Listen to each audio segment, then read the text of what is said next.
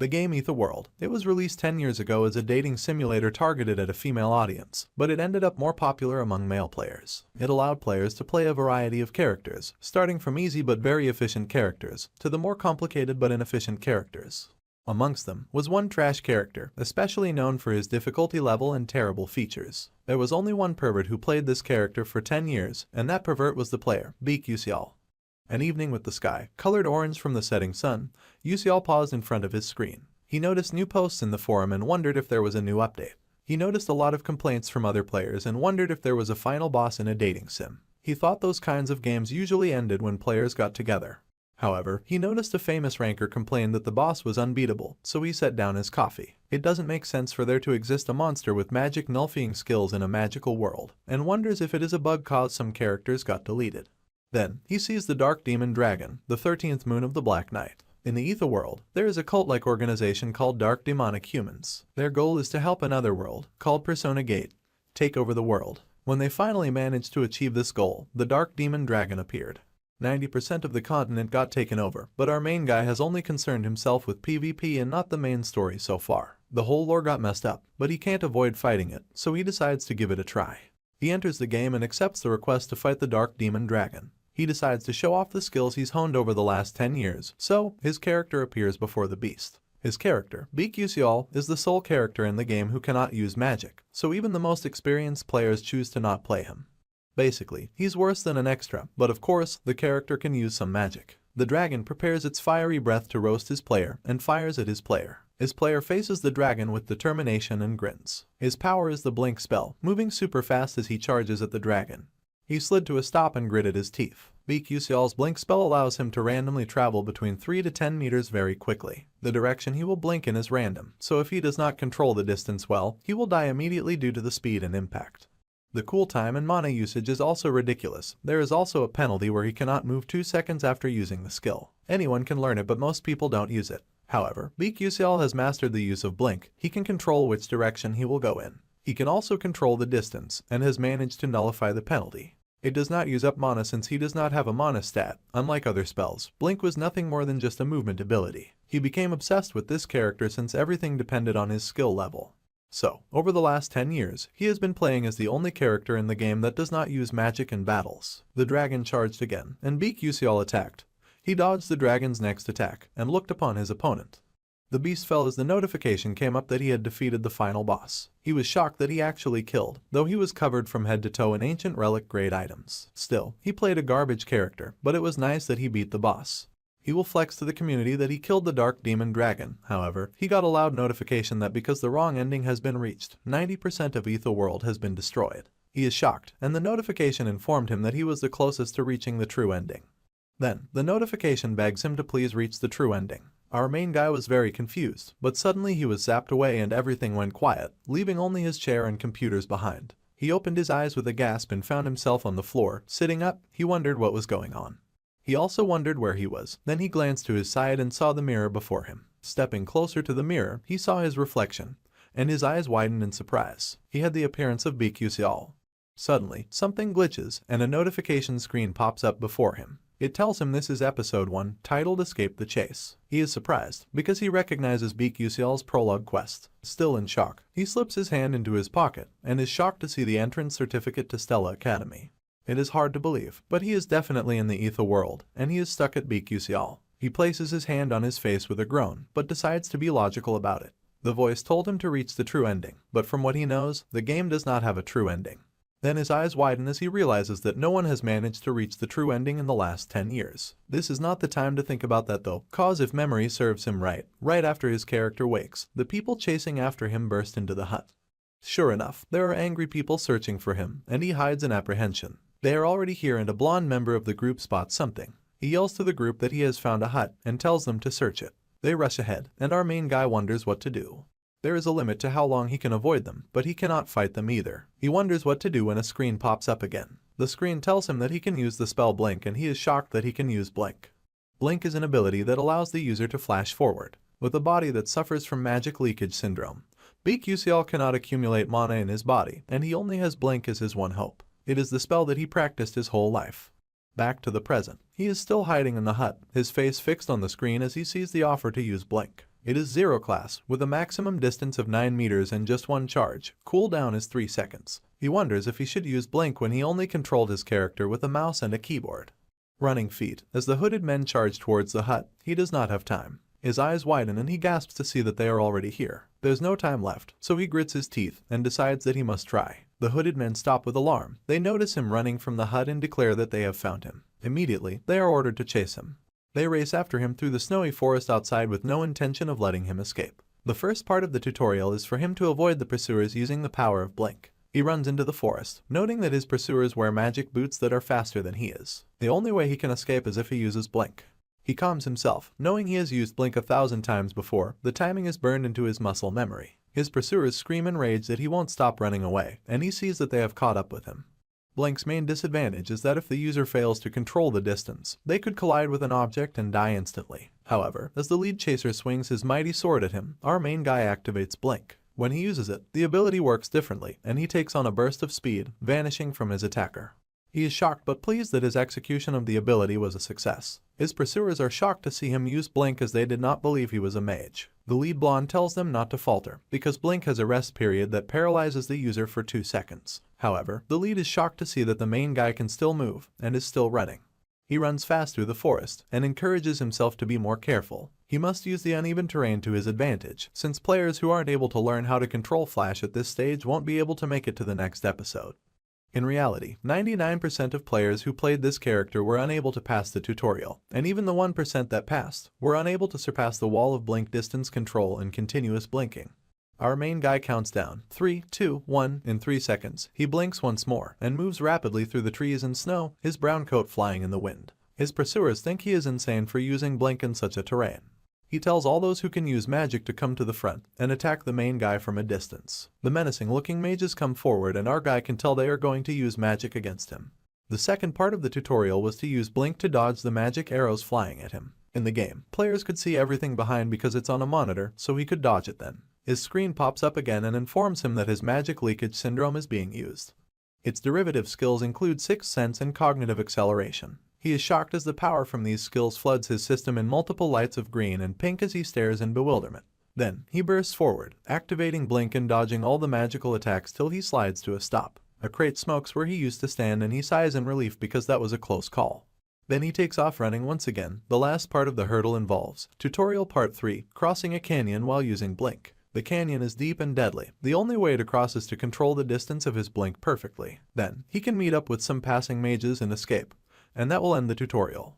To pass this part, he has to cancel his blink spell, which occurs in 0.1 second at the perfect time. If he fails, he will die. There are about 20 floating boulders. Crossing them is a lot easier said than done. He wonders what jerk made the tutorial this difficult.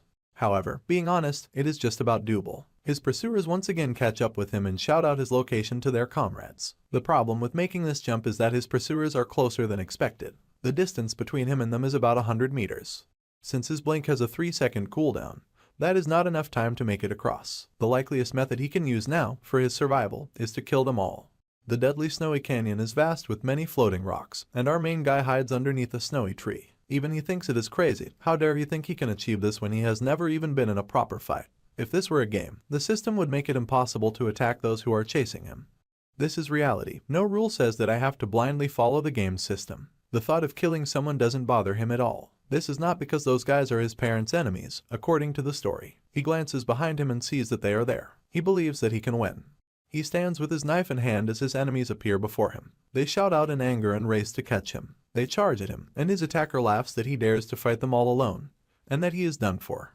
His target is 8.7 meters away, so he activates blink. His attackers are confused when he suddenly charges forward. He appears before one attacker, suddenly appearing closer than the man expected him to get, and the attacker coughs blood that splatters on his face. Our main guy has stabbed him with the knife and he feels the blood running down his fingertips, yet he feels no sense of guilt at all. After all, he is only killing them to survive. So, he yanked out his knife from the dead man and smacked his body away. The man's corpse fell into the arms of his colleagues. The attackers become alarmed and see that he is getting away. They scream that he must not escape at any cost.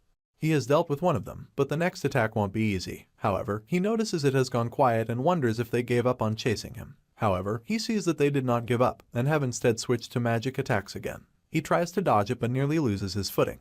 The attackers fire magic at him, and the runes glow as the magic is shot right at him. He groans as large giant orange flaming fireballs come flying right at him, and grits his teeth as he tries to avoid it. Suddenly, he sees an opening on a tree branch at the side of the mountain and activates his blink. The fireballs hit the area where he'd previously been standing, and smoke covered up the area. The lead attacker says that it serves him right for being so cocky and acting up. However, the smoke clears and they can't see his body in the crater that was made. The lead attacker is shocked that he's not there, and our guy appears above him. The lead guy looks up just in time to make eye contact with him, and our main guy grits his teeth with determination. One of the peculiarities of Blink is that it maintains the same momentum before and after use. Using the ability, he stabs the lead attacker and the man screams in pain, leaving the other attackers confused and scared. They ask what happened, but blood has already been spilt, and our main guy has sliced through the lead attacker. The other attacker stares in shock as the man's body falls and our guy stands before his fallen corpse, covered in blood. He pauses to catch his breath. Only 2 are left within his range, and he needs to end it before the 2 who fell behind catch up. The other attacker thinks he is a weird guy with an uncanny reaction speed for a mage. He asks our guy who he is. His reaction time is admittedly faster than most professional gamers, but that is only when talking about games. He cannot keep dodging their attacks forever, especially at such a close range, so he shall end it as quickly as possible. However, the second attacker says that he has already figured out his fighting style. All this guy uses is blink and a dagger. As long as he protects his face and neck, then the dagger won't scratch him. The attacker raises his large sword as our guy runs at him. He tells him to bring him on and activates Ice Wave. Our guy activates Blink and the attacker slashes a wave of ice at him. He laughs that he has got our dude, and he will make his face wrinkle in pain. However, he is shocked to hear a gurgle beside him, and sees that our guy has slashed the neck of his companion. He is horrified to see our dude slice through the throat of his teammate. The attacker curses. Earlier, our guy was running like a rat who has never fought before, but now he is acting differently. He admits that he acted like that earlier, but he thanks the attacker for helping him get better at it. He curses that he is a little brat, just because they went easy on him. He will kill our guy this time. Our main guy charges once again with determination on his face. Our guy raced at him with his weapon raised and flung it at his attacker. Using Blink head-on puts him at risk of getting counterattacked. The attacker wonders if our guy is trying to lure him into defending his front by throwing the spear, and then aiming for his side. However, he won't let our guy have his way, and he slices through the weapon with his sword. Now all he has to do is attack our guy while he is beside him. That's what he thinks, but he is shocked to see that our guy is not at his side. He stares in shock, then realizes with horror that our guy came from the front and stabs him. He was planning on attacking from the front from the beginning. Episode 1, Escaping His Pursuers, is over. He is informed on a blue information screen that he has obtained EXP. He has been promised an additional reward for uniquely developing the story by the Constellation Project. He sits on the snowy floor with a sigh of relief and struggles to catch his breath. His blood hand shakily reaches for the bloody knife, and he glances at the corpses that lay beside him, covered in red. He reminds himself that this is not a dream, and he just experienced his first blink and his first battle, as well as his first murder. He sits and thinks grimly about how he killed a person to survive. He dusts the snow from himself and gets to his feet with a sigh. He shall leave this place for now. He pauses when he suddenly recalls something and turns around. He pauses as he thinks deeply, although it leaves a bitter aftertaste. He has to think realistically since he is broke. So he rummages through the corpse pockets and finds around 2 million credit, which is approximately 2 million won. It is better than nothing. Now, the problem is how to cross the snowy cliff before him. Suddenly, he hears a voice calling out to ask if anyone is there. He sees a group of hooded figures in the distance and recognizes them as the group of mages that appear in the tutorial. He waves to them, and they shout that there is no bridge, unsure on how he will cross. However, he tells them that he is on his way, and they decide to wait for him to cross. However, they say he would need to be a third-class knight to successfully cross the cliff, and they doubt it is something a young boy can do. However, to their surprise, they see him zapping from floating rock to floating rock, using the power of Blink. He moves quickly and swiftly like the Flash, and they stare in wonder at his skill. They wonder if he is using a jumping type of magic, and realize he is using Blink. Among the mages, a blue-haired girl with deep blue eyes watches his approach. They are surprised he is using a Blink when it won't be able to control the direction and distance. They are surprised that such control over Blink is possible, and they stare in surprise when 2 more people show up at the edge of the cliff. However, they watch the other 2 charge up some spells that are aimed at the boy they are trying to aid. It's the remaining attackers, and the other mages yell at the boy to watch out. Our main guy barely manages to dodge the attack using Blink. He makes a narrow escape and turns to face those other 2 mages who attack from the distance. He figures they are with the mercenary group after him and realizes this is dangerous. His power has 3 seconds to cool down. Dodging all magic with it is not possible. He has to find the next floating stone that will work as his foothold. However, to his surprise, a mage fires up a spell and shoots at him again before he can think up a plan. He barely dodges the attack, and the stone he stands on gets a crack. He realizes he is going to fall as he slips from the rock. Unfortunately, all the floating stones are too far from him, and he hopes that he lands on just one. He uses blink and zips through the air, hand outstretched to grab a floating stone. He manages to grab it. Hanging on barely, he is relieved to have survived. However, his enemies fire yet another fiery spell at him and he realizes his survival is not guaranteed. There is no way for him to dodge with him hanging off the rock and he realizes that he is going to die. Suddenly, ice magic comes forth. The great blue spell collides with the orange of fire in a blast of wind that halts the fire spell in its tracks and the air clears to reveal that our main guy was protected from being burnt to a crisp. He looks up in surprise and wonders what that magic was just then. An ice spread covered with lightning. Someone just used 2 attributes in one magic in the tutorial. Furthermore, the caster precisely calculated the trajectory without wasting mana. He wonders who could perform such a feat. Glancing at the mages gathered at the other side, he spots the blue girl with cold eyes and a spark of magic on her staff. The mercenary mages are shocked at such a display of power that they turn tail and flee with fear. Our main dude watches them flee with relief and sighs in relief that he will survive after all. He manages to drag himself up and makes it to the mages who wait for him at the other side. However, his attention is on the hooded figure that saved his life. He thanks her for helping him, and she says that she did not do it to receive any gratitude. He thinks she has the prettiest voice he has ever heard in his life, but she seems difficult to approach. Anyway, although they are known as bandits who pillage nearby villages, in reality, most of such activities are carried out by the Dark Demon cult. However, even that ends here. The moment he escapes this cliff, he will enter the territory of the mages, and the dark demonic humans will no longer be able to pursue him, not to mention that they don't even know who he is. He is taken by surprise at the sudden appearance of another status window. It tells him to enroll in the Stella Academy, and he wonders if that is the start of the second episode. It does not sound like it will be hard, so he is not too worried. Suddenly, on seeing the academy's name, his face goes pale. He wonders how he can possibly go through school again at this day and age. A crescent moon stains the night sky as Baek-Yuseol is being transported via a carriage. The other mages escort him as they ride in silence. He, on the other hand, falls fast asleep from the tiredness of the day's battle. From slumber, he falls into a dream state, groaning as he sees a much younger version of Yuseol calling for his mom. Whilst gripping her garments, he tells her that he will be a mage when he grows up. His mom just smiles and tells our hero that she believes in him. Yuseol stares at the second-hand magic text that his parents worked very hard to get and then slits it open, promising to study very hard to make them happy. He crosses his legs as he makes use of the library until he later sleeps off on a desk nearby. His mother then shows up as she covers him up with a blanket. We're taken forward in time to a doctor's appointment where Yuseol's mom asks the doctor if he's sure her son has mana leakage syndrome. Her tone is so distraught, but our boy cannot even bring himself to react. He just stands there, expressionless, only freaking out in his mind. He refuses to believe it, telling himself that there's no way this could be his situation. This makes our hero wonder if they're his memories or Baek-Yuseol's. The little boy bursts into tears soon enough, every attempt to wipe his tears failing woefully. Our man wakes up in a frenzy, groaning as he grabs his head. Still dazed, he takes a look around and discovers that it's morning. The sun peeks out from the far mountains to confirm his conclusion. One of the mages, a redhead, exclaims that Yuseol is finally up, adding that he was about to wake him. Our boy just stares at him as the mage announces that they're about to arrive in Lezoicha, the satellite city of Arcanium. The wheels of the carriage are brought to a stop amidst the 2-centimeter deep snow and the mages reach a consensus to take a temporary break. They all step out of the carriage and Yuseol stretches for a bit. His eyes widen and his expression perks up upon the sight of something. Of someone, more like. It was the blue-haired mage that saved him. She glares at him with lifeless blue eyes, leaving our hero more puzzled than ever. His attempt to greet her fails, mostly because she turns away before he can get to it. He grins to himself, admitting that that's a cold thing to do and gains solace in the fact that things are going well, compared to how worried he was before. Anyway, Yuseol is also grateful that the era he found himself in is closer to the modern age rather than the Middle Ages. You see, although magic exists in the ether world, there are also trains, flying ships, and even warp holes set up in the safer cities. Also that long-distance travel can be more convenient. Yuseol thinks to himself that they're about to head to Lezoicha to use a flying ship. As it seems, the city is en route to Arcanium and that's where the second episode will actually begin. It's a beautiful city with tall buildings and captivating aesthetics. It's also called the City of Magic. In Arcanium, there are renowned magic towers as well as mage knight orders. It also houses 5 magic academies. Of all the 5, the academy with the most promising students and powerful mages is none other than the Stella Academy. For this one reason, Stella Academy is chock full of nobles and geniuses from every crevice in the world. With arms folded, our hero leans on the carriage as he wonders how Baek-Yuseol managed his admission into such a place. His brows perk up as he suddenly remembers that he hasn't checked his skills yet.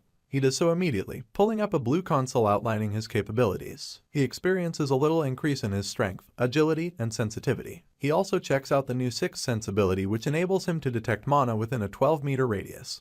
To top things off, he notices his detection acceleration skill and attributes his survival to these aforementioned skills. This doesn't stop him from remembering his predicament, being stuck with mana leakage syndrome, a cursed physique that stops him from accumulating mana in his body.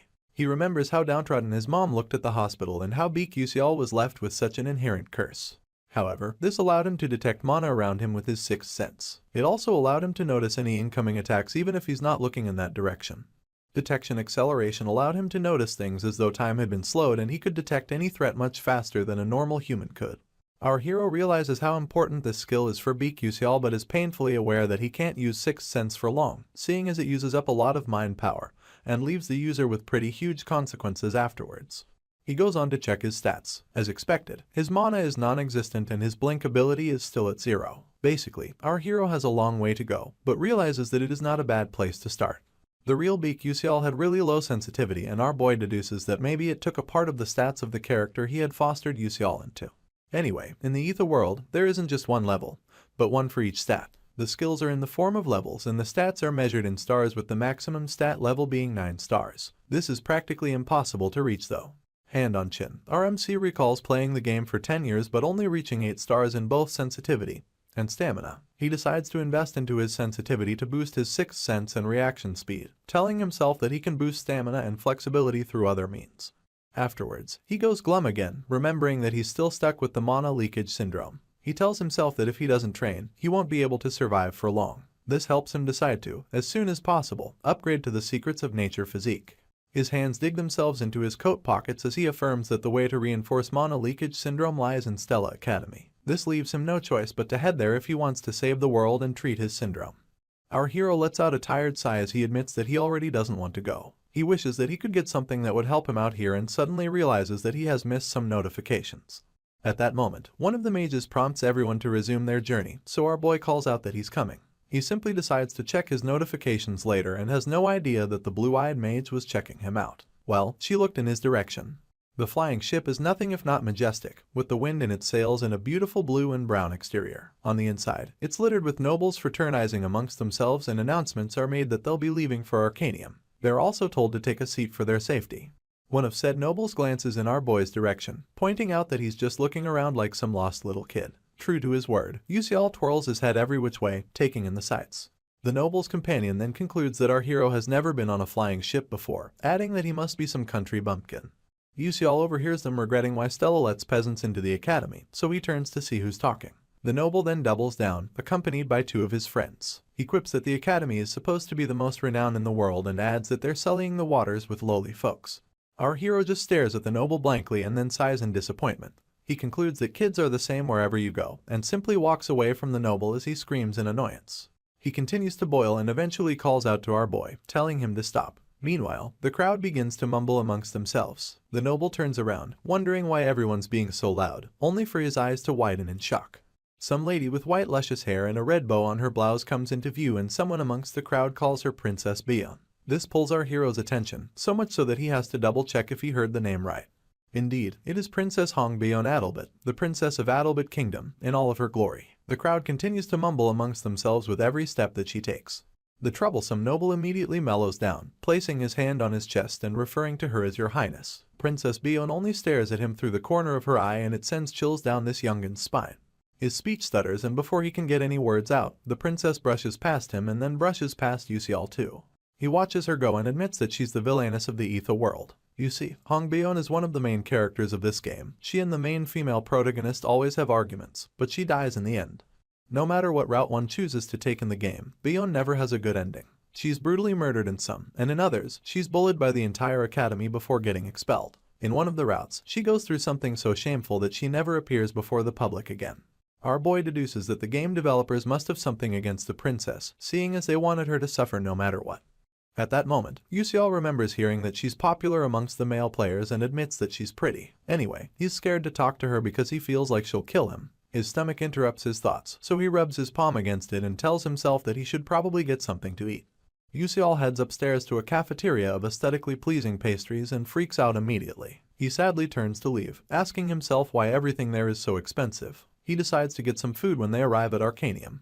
Just then, the public address system buzzes to life and everyone listens attentively as an announcement comes. Apparently, they'll be arriving at Arcanium in 10 minutes and the captain wants everyone to head to the first floor. The princess, our blue-haired mage, some dark-haired maiden, and a regal prince all hear the information even as the captain repeats it. A grin creeps onto our boy's lips as he wonders if everything is finally starting. He finally accepts that this is now his reality and he plans to face it head-on. Yusial stands as he sadly intertwines his arms. He lets out a sigh, admitting to himself that he's glad he resolved his issues.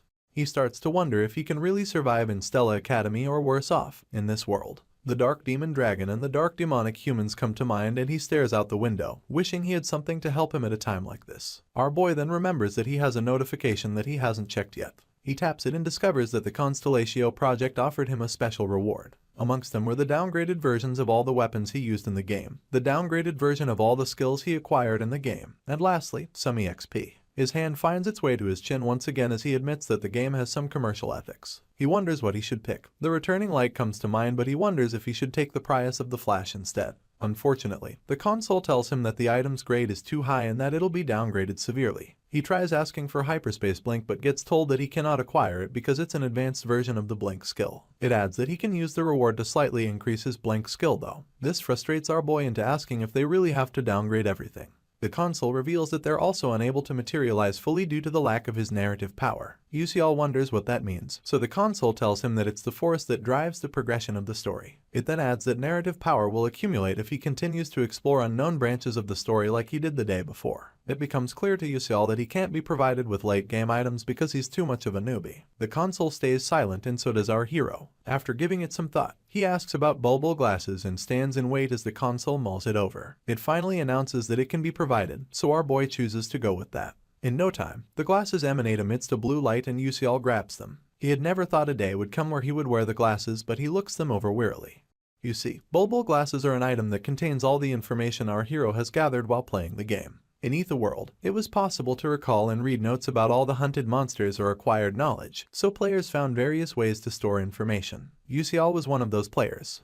He tries on the spectacles with a grin on his face and waits for the information to load. He gets a description of the glasses and the option to either open a folder or seal information. He chooses to open the folder and waits once again as the console opens up 5 folders, namely alchemy materials, hunting grounds, dungeons, monsters, and characters.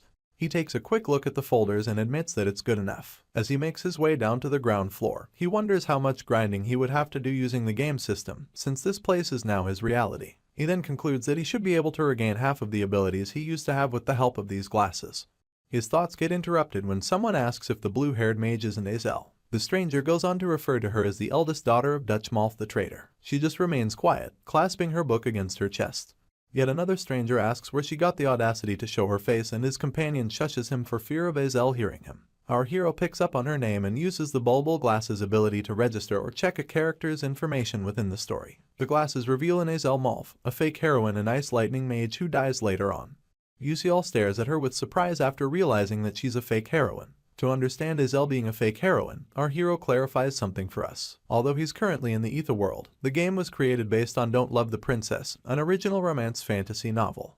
The novel is about a heroine named Azel who had lost her entire family. She grows by challenging the schemes of Bion, the villainess, and eventually ends up with the male protagonist. In the end, her revenge scheme completely disappears and the male characters protect her. Unfortunately, it had a sad ending after receiving harsh feedback from its readers. But here's the problem. Although the game's world was based off of this novel, its story is completely different. In the game, an original character named Flame was added and she took over the role of the heroine. However, Flame also has a backstory. You see, she was a woman living an ordinary life in the modern world who occasionally enjoyed reading Don't Love the Princess. She ended up getting transported into this world. So, contrary to the novel, Azel became the fake heroine in the game while Flame became the real one. Despite the efforts and numerous attempts by the players, it is said that Azel was not able to survive in any routes. This was the reason why she got pushed from the main heroine position. Our hero removes his glasses and shakes it off, admitting to himself that it has nothing to do with him. He still wonders if it's just his imagination or whether he has seen her somewhere before. The fake heroine continues to walk away and our boy concludes that it has to be his imagination. He then readies himself to hop off the boat. We're transported to Stella Academy, a place for geniuses, a place for nobility, a place for excellence. The students, well-dressed and attentive, listen to their headmaster as he states the obvious. He mentions that dark demonic humans are the mages who have embraced otherworldly powers and transformed into monsters. He goes on about how dark demonic humans continue their invasion even as they speak. They open persona gates and even liberate dungeons to encroach upon the magical world from the back world. He then makes it clear that their destiny as mages is to protect the world from the forces of darkness. One of the students secretly calls his speech boring and his mate concurs. Meanwhile, Yusial stands in the back, looking dapper in his new uniform. The headmaster announces that they'll be conducting an oath ceremony for the 4 students who were admitted based on their high scores as well as the freshman representative. He calls all 5 of them to the podium and our boy walks up alongside Princess Bion, Azel, and 2 others. He can't help but think that everyone's faces are shining, fitting their positions as main characters. However, the brightest one of them all is Ma Yuxiang, the freshman representative. He happens to have entered with the highest score, leaving people wondering how he's so handsome and intelligent at the same time. Our hero just takes a glance at him, acknowledging that he's the famous Ma Yuxiang. You see, Ma Yuxiang is best described with the phrase throughout heaven and earth, I, alone, am the honored one. He possesses a mana status of 9 stars and potential close to the realm of deities. He's also a natural genius with the ability to control all the elements of this world. As our hero checks him out, he realizes that although he cannot reach the good endings, he'll aim to avoid the bad ones by bringing the class rep to the good side. However, that's completely up to Flame, the last but not the least of the 4 exceptionals. Yusial concludes that it all depends on how she acts from here on out. He concludes that it's a good idea to befriend her seeing as she's also from the same reality as him. He becomes worried about the possibility of things getting complicated if she considers him an enemy, and he faces rejection. Our hero concludes that he shouldn't risk anything since he has the upper hand in terms of information. It turns out that Flame is a romance fantasy novel possessor while he's a romance fantasy game possessor. While the oath goes on, our hero accepts the fact that his importance in the story can't even be compared to a shop NPC. His expression becomes glum once again, remembering that the heroine, Flame, in this case, has the special ability to cleanse the dark demonic humans. She also has an ability that enables her to weaken those around her, so Yusial admits that being near her will definitely affect him. His role is to support the main characters from a distance and to try his best not to get involved with them as much as possible. At this point in time, the headmaster declares that the entrance ceremony has been concluded and all the students clap in unison. Our hero then gets a notification that episode 2 has been completed. On to the next chapter, we witness the elegance of Stella Academy accentuated by the calming morning sun.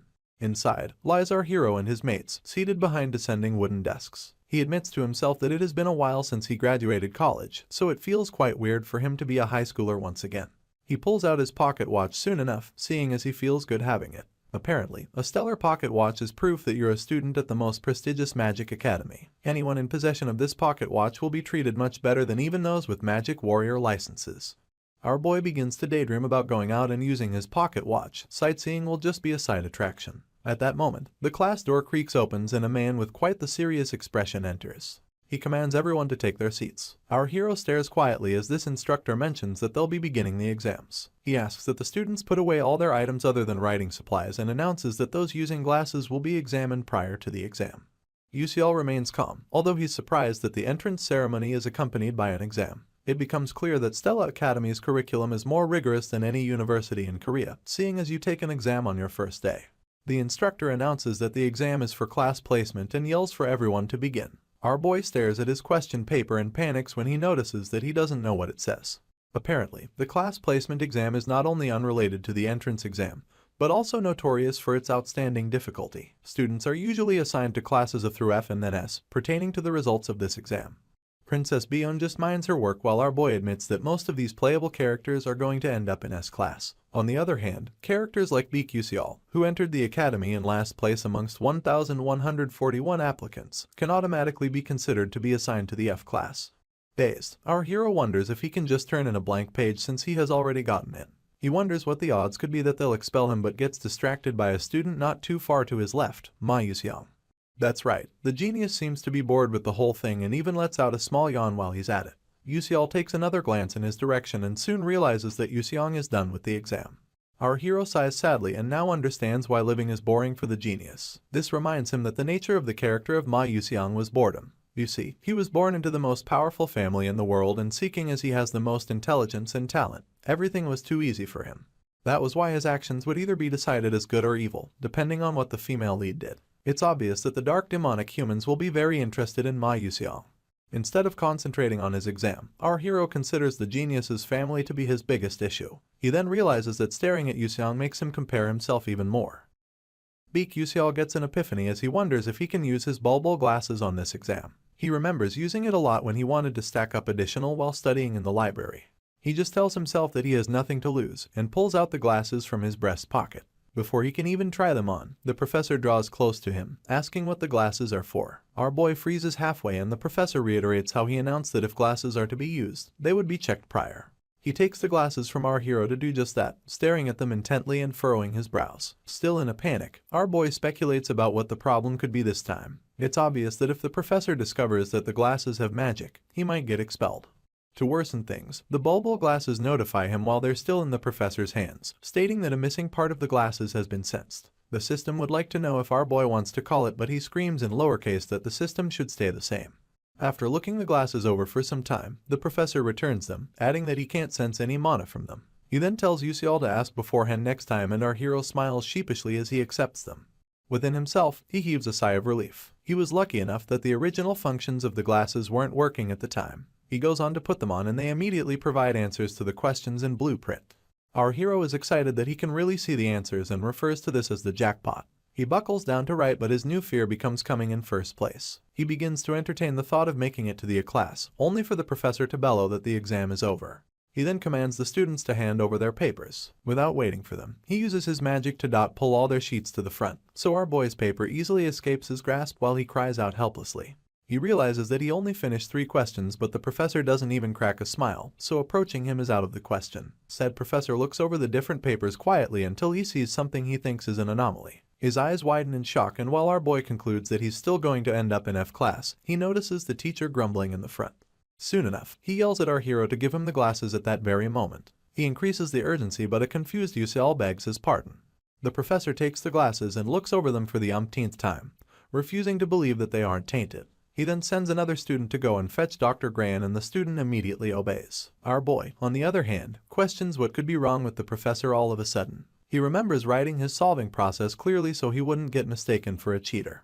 Our boy is left wondering if he was caught. Dr. Gran joins them in the hall and the professor asks him what he thinks. The doctor inspects the glasses as a magic engineering professor that he is, and still doesn't find anything. He just admits that it's quite suspicious that our hero could solve a particular problem. The professor is only interested in knowing if Yuxiao cheated, but Dr. Gran confirms that he didn't. He then adds that he can't feel any magic tool energy coming from the glasses or any of our hero's items for that matter. Yuxiao just stands there as the doctor commends him for solving the question with his own ability. He laughs and pats our boy's shoulder, confessing how interesting it is that he got to see such genius in his lifetime. He proceeds to tell Professor Lee Hanwell to apologize to our hero and guide him well. Mr. Hanwell quips that he understands and wastes no time rendering an apology to our MC for the misunderstanding.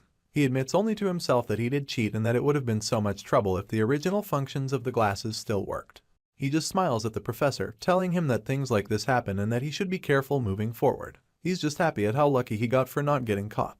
To say any part of Stella Academy is anything short of standard would be blasphemy. That afternoon, in the professor's lounge, Mr. Hanwell and his assistant go through the recently concluded exam papers. He's especially interested in Beak Yuxiao's script, so he stares hard at it like a dyslexic man waiting for the letters to rearrange themselves. Just then, someone calls out to him from behind and then approaches him, asking if he's working on the exam papers for this year's freshmen. He stoically confirms this, but the lady is so full of life that she smiles from ear to ear, announcing that she heard about many interesting freshmen being admitted this year. She's Professor Edeltamen of the Stella Academy Council of Elders.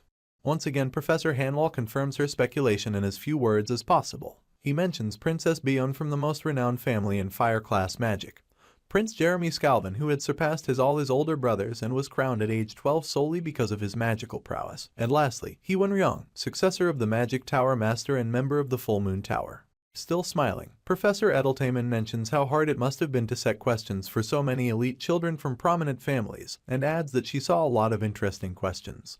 Hanwell smirks as he claims to be glad that she likes them. His brows then return to being furrowed almost immediately. True to Professor Edeltamen's words, the questions for this year's placement test featured something new. The first 3 questions were ones that would be difficult for any student who studied in an ordinary manner to solve. The intentions behind them were as follows. The first was a flexibility test to see whether or not a student can move to the next question when they realize that they can solve it. The second was to test for how the student would solve a question that did not appear in any of the textbooks they've studied so far. Professor Hanwall keeps staring at our boy's answer booklet as he bears in mind that the era when rote memorization and theory prevailed is over. Now, it's the era of combat using quick judgment and creative thinking. In truth, those questions weren't meant to be solved. Worse off, over 1,000 out of the 1,141 students left them blank, and out of the 100 that attempted them, most of them couldn't answer a single question correctly. Only 3 out of the new students actually got all 3 questions right. Ma Yuxiang, the prodigy of unknown origin; Flame, a commoner recognized by the principal because her talents are close to that of Yuxiang; and lastly, Beak Yuxiao. The professor can understand how Flame and Yuxiang got excellent grades, but he's certain that our hero got the worst admission score. He really didn't expect him to answer those 3 questions right, especially because he couldn't solve any of the other problems. Professor Edeltamen intrudes on Hanwall's thought, voicing her concern about why he's so interested in the scores of the new students. He then admits that there's a student whose scores don't make any sense. Edeltamen smiles once again as she points out that although countless formulas and equations couldn't solve the problems, one could as well solve it without knowing anything. Professor Hanwall then asks her if she thinks our hero could be a genius, only for her to reiterate that it could totally be a coincidence too. She turns to leave and Mr. Han watches her leave. He lets out a sigh of confusion and stares at our boy's girl. In it, he finds a note attached and pulls it closer for inspection. It turns out that Yuxiao had been granted special admission because his control of Blink was held in high regard. Hanwall's features stay frowned as he acknowledges that the child granted admission by the principal is different. His lips finally curl into a small smile. He plans to find out soon enough whether our hero is special or it's just a coincidence. Some other students are busy murmuring amongst themselves, and our boy returns to class to hear them talking about the results being posted on the bulletin board. Some students are stressed out about the class they'll get, and another reiterates that his mother threatened him not to return home without getting into the class. Meanwhile, all Yuxiao is bothered by is the fact that he has to check his result in person. In the game, he could just check his result with one click. Anyway, on the bulletin board, the different classes are mounted in shiny purple columns as students gather round it to check. Our boy's arrival draws some attention, and one of the other students asks if he's the one approaching. Another mentions that our hero got a 0 on the magic section of the entrance exam. Yuxiao just states at the ground as they keep talking about how someone like him managed to get into Stella Academy. They even question the school's standards because of him. Our boy decides to swipe off their mindless comments and approaches the board to quickly check his new class and leave. He tells himself that it doesn't really matter and searches for his name in the F class. He's surprised to discover that it isn't there, and surprise soon turns into panic as he concludes that they might have failed him for answering only 3 questions. He begins to wonder if he's going to die now, only for a student to mention his name after seeing it on the board. Well, the student is more pissed than happy, declaring that it must have been a mistake. His colleague quickly agrees with him, and they go on to talk about a certain Uslike from Marquis Checkbale getting into class with rank 29. Yuxiao stares in their direction from the side of his eye as they contemplate why someone like him would do well when Kyle came in 17th place and got out in a class. Our boy has to accept that something weird is going on over there, so he walks over to check it out for himself. His eyes grow wide with surprise and he freezes in place. For some reason, our hero's name got placed in the S class. Still in shock, he begins to ask himself why his name is up there. He refuses to believe it and wonders what is going on. Why would he get placed in S class, the most special grade that all students dream of? You see, Class S is a place where the most special students of the academy gather. It's different from the other grades with multiple classes per grade because Class S has only 41 students and only one class. It still doesn't sit well with our hero that he's been placed in Class S. He closes his eyes and itches his head, all in about to understand. It even dawns on him that he'll run into the main characters of the game more often in Class S.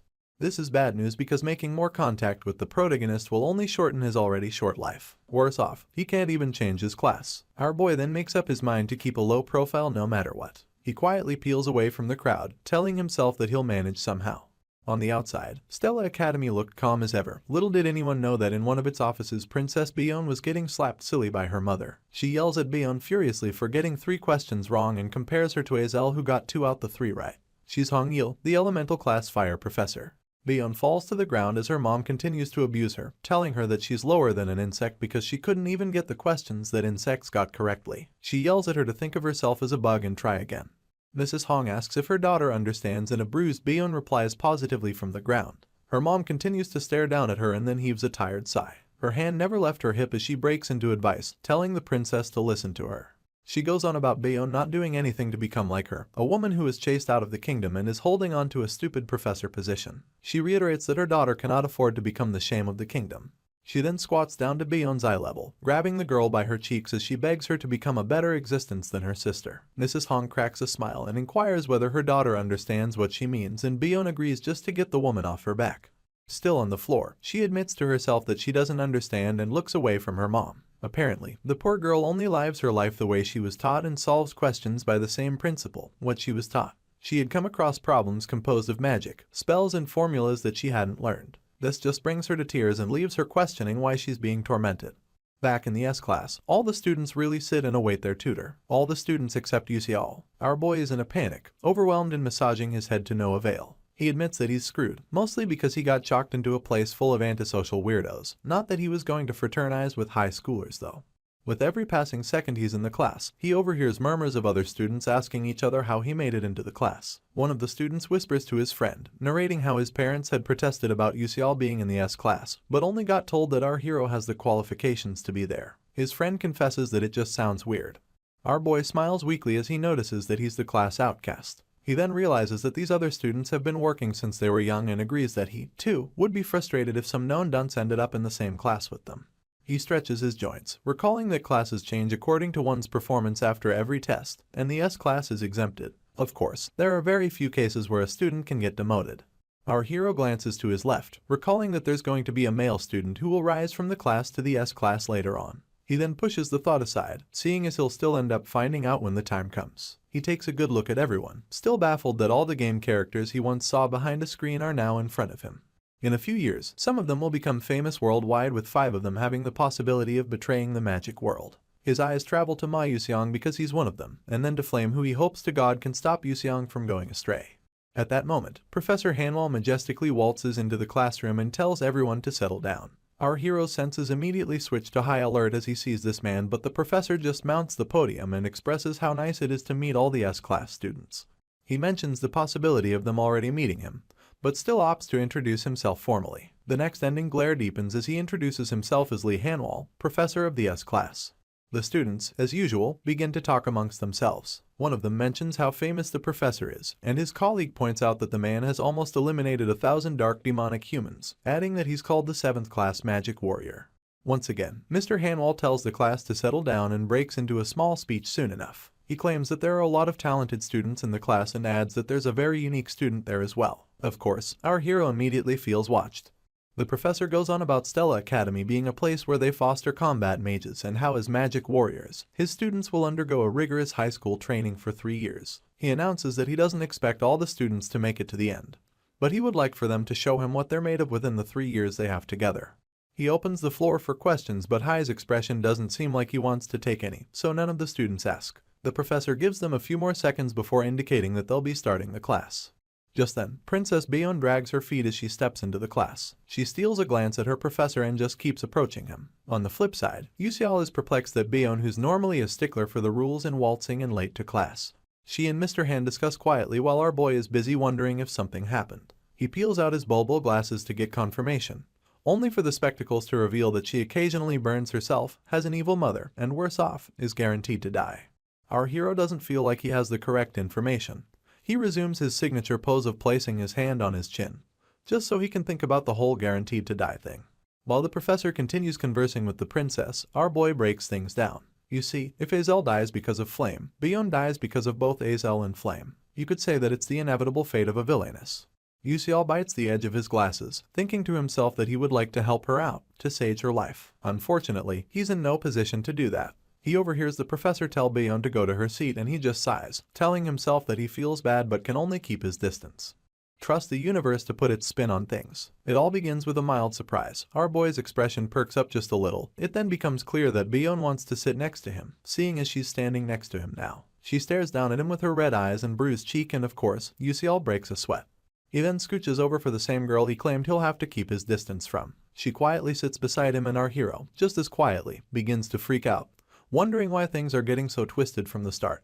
With his arms folded, the professor declares that before they start the class, they'll be having a staff succession for the staves that they'll be using while in school. He goes on about how the S-class and the A-class will have their staff succession together, while our boy seems intrigued about the upcoming ceremony. He smirks as he admits that it's quite annoying, but he's also looking forward to it. Undoubtedly, there are 2 big events in the prestigious Stella Academy. One of them is the familiar contract ceremony, and the other is the staff succession ceremony. As expected from a special academy, its staff succession is equally special. The professor leads his students to a room made entirely of blue crystal and asks if everyone is present. Without waiting for confirmation, he points out that there are staves ranging from the lowest class to the middle-high class already prepared. Our boy listens attentively as he's told that all they have to do is walk up to a staff they like and grab them. Mr. Hanwell rounds up by warning the students about how complicated it is to switch an already picked staff. He then announces that he hopes they'll choose wisely. UCL stays quiet but can't help but think that the professor is wrong. Contrary to what he said, the students won't be picking the staves, but the staves picking them. In the ether world, the staves only respond to mages they seem worthy to possess them, and this causes a resonance effect. It basically means that one can't use a high-level staff just because you want to. Our boy wanders around the room in search of a staff that will pick him. He comes across 2 different ones soon enough and the hunt for a staff begins. Usually, he would pick a staff meant for an F-class mage, but now that he's in the big leagues, he has to take a different approach.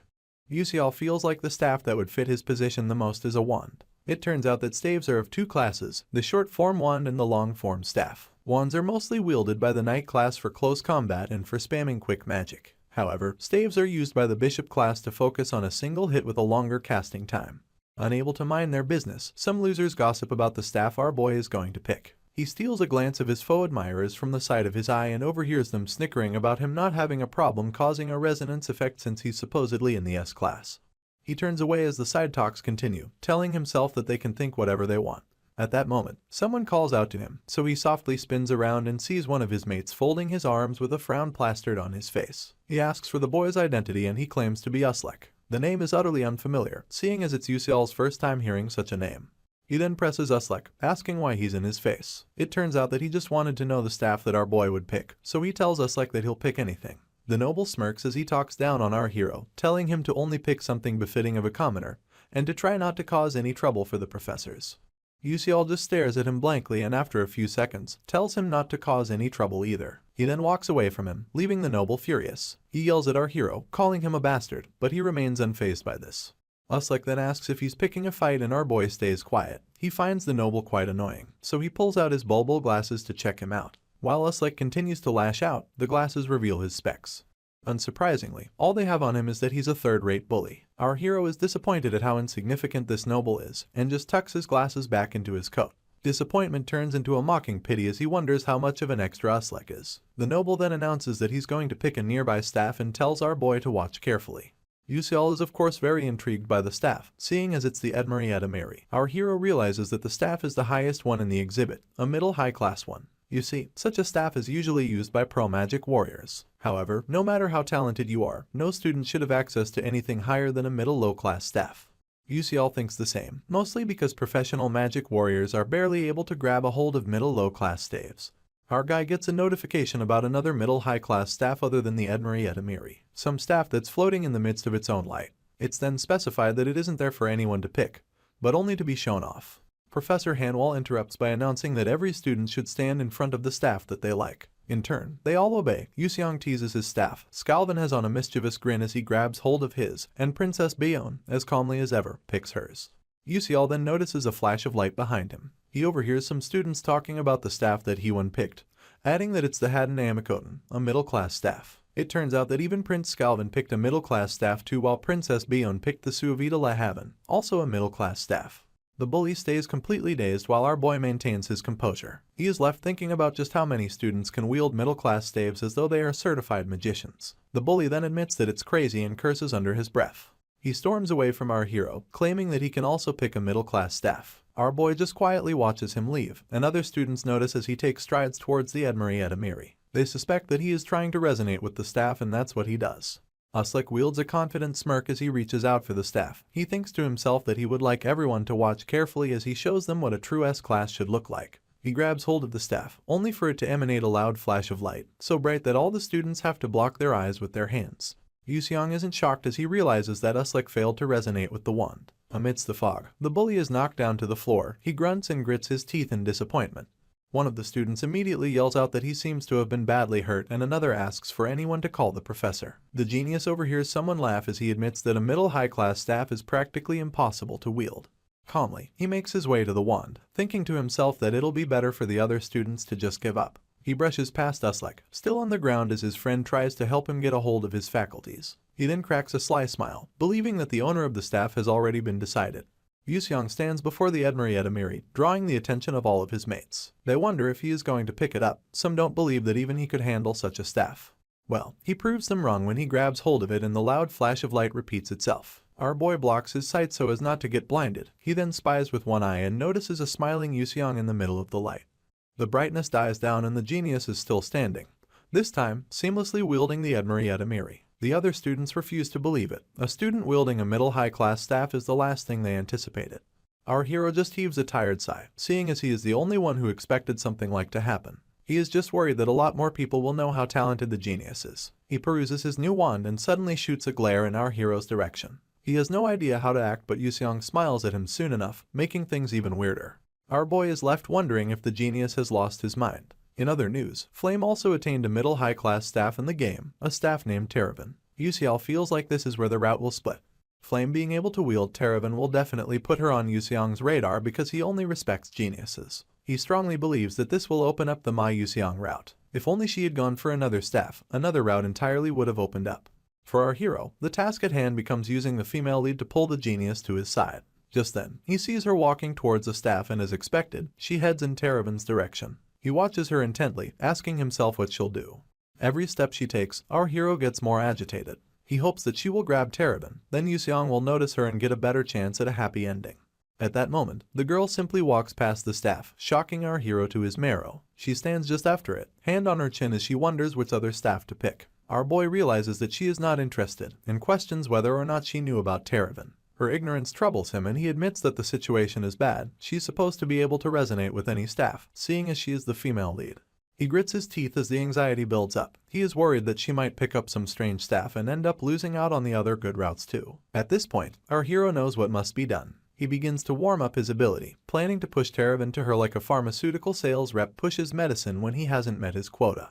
He activates his blink and in a split second, he arrives right behind Flame. She catches him with the side of her eye, and she turns around in a panic, wondering how our hero got behind her so fast. A nervous laugh escapes his lips as he says hi. He then confesses that he just wanted to know which staff she was going to choose. The female lead immediately folds her hands and asks why. In turn, our hero claims that he wanted to help her because she looked lost. She claps back, telling him that it's not his business. She then bids him goodbye and spins around to leave. Yuseong stretches his hand in an attempt to stop her. He tells her to wait and then wonders what could be strange about the current situation. Normally, the Flame he knew was supposed to be friendly with everyone because she is a social person. He questions why she would be so cold, and then realizes that he doesn't have the time or the luxury because his life kind of depends on it. He yells for her to wait, and she glares at him as he reiterates that he just wants to help her pick a staff. She also repeats that he should mind his business. Of course, our boy is too determined to give it a rest, so he goes on about a staff that is perfect for her. This only infuriates the female lead, so she screams as she asks what he knows about staffs. Another nervous laugh escapes our boy's lips. He is starting to understand that he may have either done wrong or that the female lead is unfriendly with extras. He just claims that he has heard a lot about her and openly reaches for Terravan in an attempt to show her a good staff choice. She recognizes the staff instantly and asks if it's Terravan, just so she can confirm. Our hero simply laughs as he agrees with her. Suddenly, he begins to hear a strange noise. It gets so bad that he begins to stare intently as a bright light approaches him. He squints when it gets too close, groaning and admitting that he was scared by the light. It then takes him a few seconds to realize that Terravan is already in his hand. Looking down as if to question the situation, Yuseong is shocked. He immediately freaks out, wondering why the staff is with him. He recalls that the female lead was supposed to wield it, so he curses under his breath before trying to call out her name. He can feel the deadly energy now emanating from her, so he nervously tries to talk to her. Her deadly energy becomes more furious as she asks him why he did it. Dumbfounded, our boy claims that it's nothing, and admits to only himself that he has messed up royally. The sky is stained yellow by the sunrise as Flame makes her way to school the next morning. All she hears from others is news about 2 students being able to resonate with middle-high-class staffs. She looks in the direction of the voices and overhears them talking about how there were only 5 people in history who have been able to grab those, and now it has increased by 2. They go on about how strange it is that one of the students was only able to use blink in the magic manifestation exam. His friend quips that it's not supposed to be possible, seeing as blink is basic magic. Even his parents have told him that blink was a rare garbage magic. The female lead keeps her ears peeled as her mates wonder aloud if something went wrong. Anyway, she just continues in silence. Later on, at the self-study hall, she heaves a sigh of relief only because the whole place has gotten quieter. She just stares at the ground, slightly annoyed that the two middle high-class staffs were all people talked about wherever she went that day. The news spread instantaneously, but the female lead doesn't seem to understand the outcome. She was utterly shocked when our hero grabbed Terravan the day before, and it made her question his identity. Apparently, she had read the original novel 3 times before coming into the game, but never has a character like Beak Yusial appeared, not even once. She remembers vividly that no one is supposed to have the ability to just grab Terravan, but our boy waltzed in and did it. This really pisses her off, so she thinks Yusial just wanted to show off to her. She imagines him with the staff on his shoulder and a mocking grin on his face, and then swipes the thought aside, telling herself that it's pointless to think about that now. She angrily tucks a tuft of hair behind her ear in a bid to walk off into silence. Unfortunately, her mates call out to her, asking if she wants to go study by herself. Flame forces her expressionless face into a strained smile and then asks if the girls think that she is some kind of nerd. One of them immediately denies this, reminding her of the numerous times she claimed that there was nothing to do and just ended up studying. The female lead reiterates that it's not like that.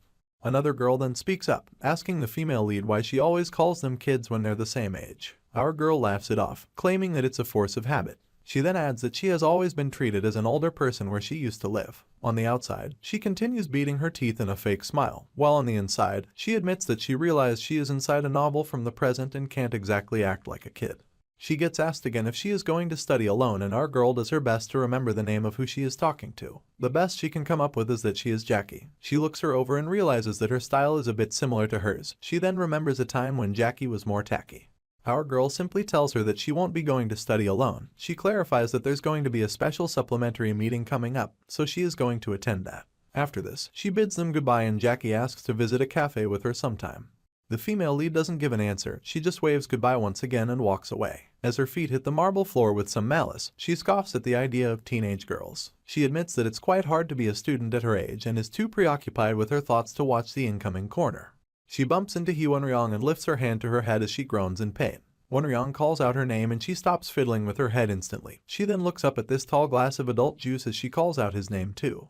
They stare into each other's eyes for a little bit before the boy asks if she is okay. Instantly, she claims that she is, but he doesn't believe her. He points out that her expression isn't a good one, and asks what is up a second time. She wonders if he is worried about her and then tells him that nothing in particular is happening. The boy switches the topic as he inquires whether or not Flame is going to self-study. She accepts that she is and points out that he is on his way to an S-Class exclusive training hall. He talks down on her, claiming that no one can be lazy when it comes to training every day. In turn, she tells him that he is unnecessarily sincere.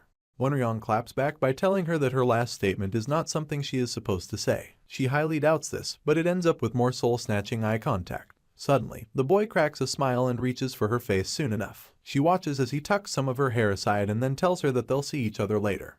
Now flustered, our girl continues to watch the hunk as he makes his way to training. She then turns her gaze away, stubbornly claiming that he is a bland person. She notices another surprise spying at her from just around the corner. It's Jackie from earlier and the girl stays staring at her, so she waves absent-mindedly.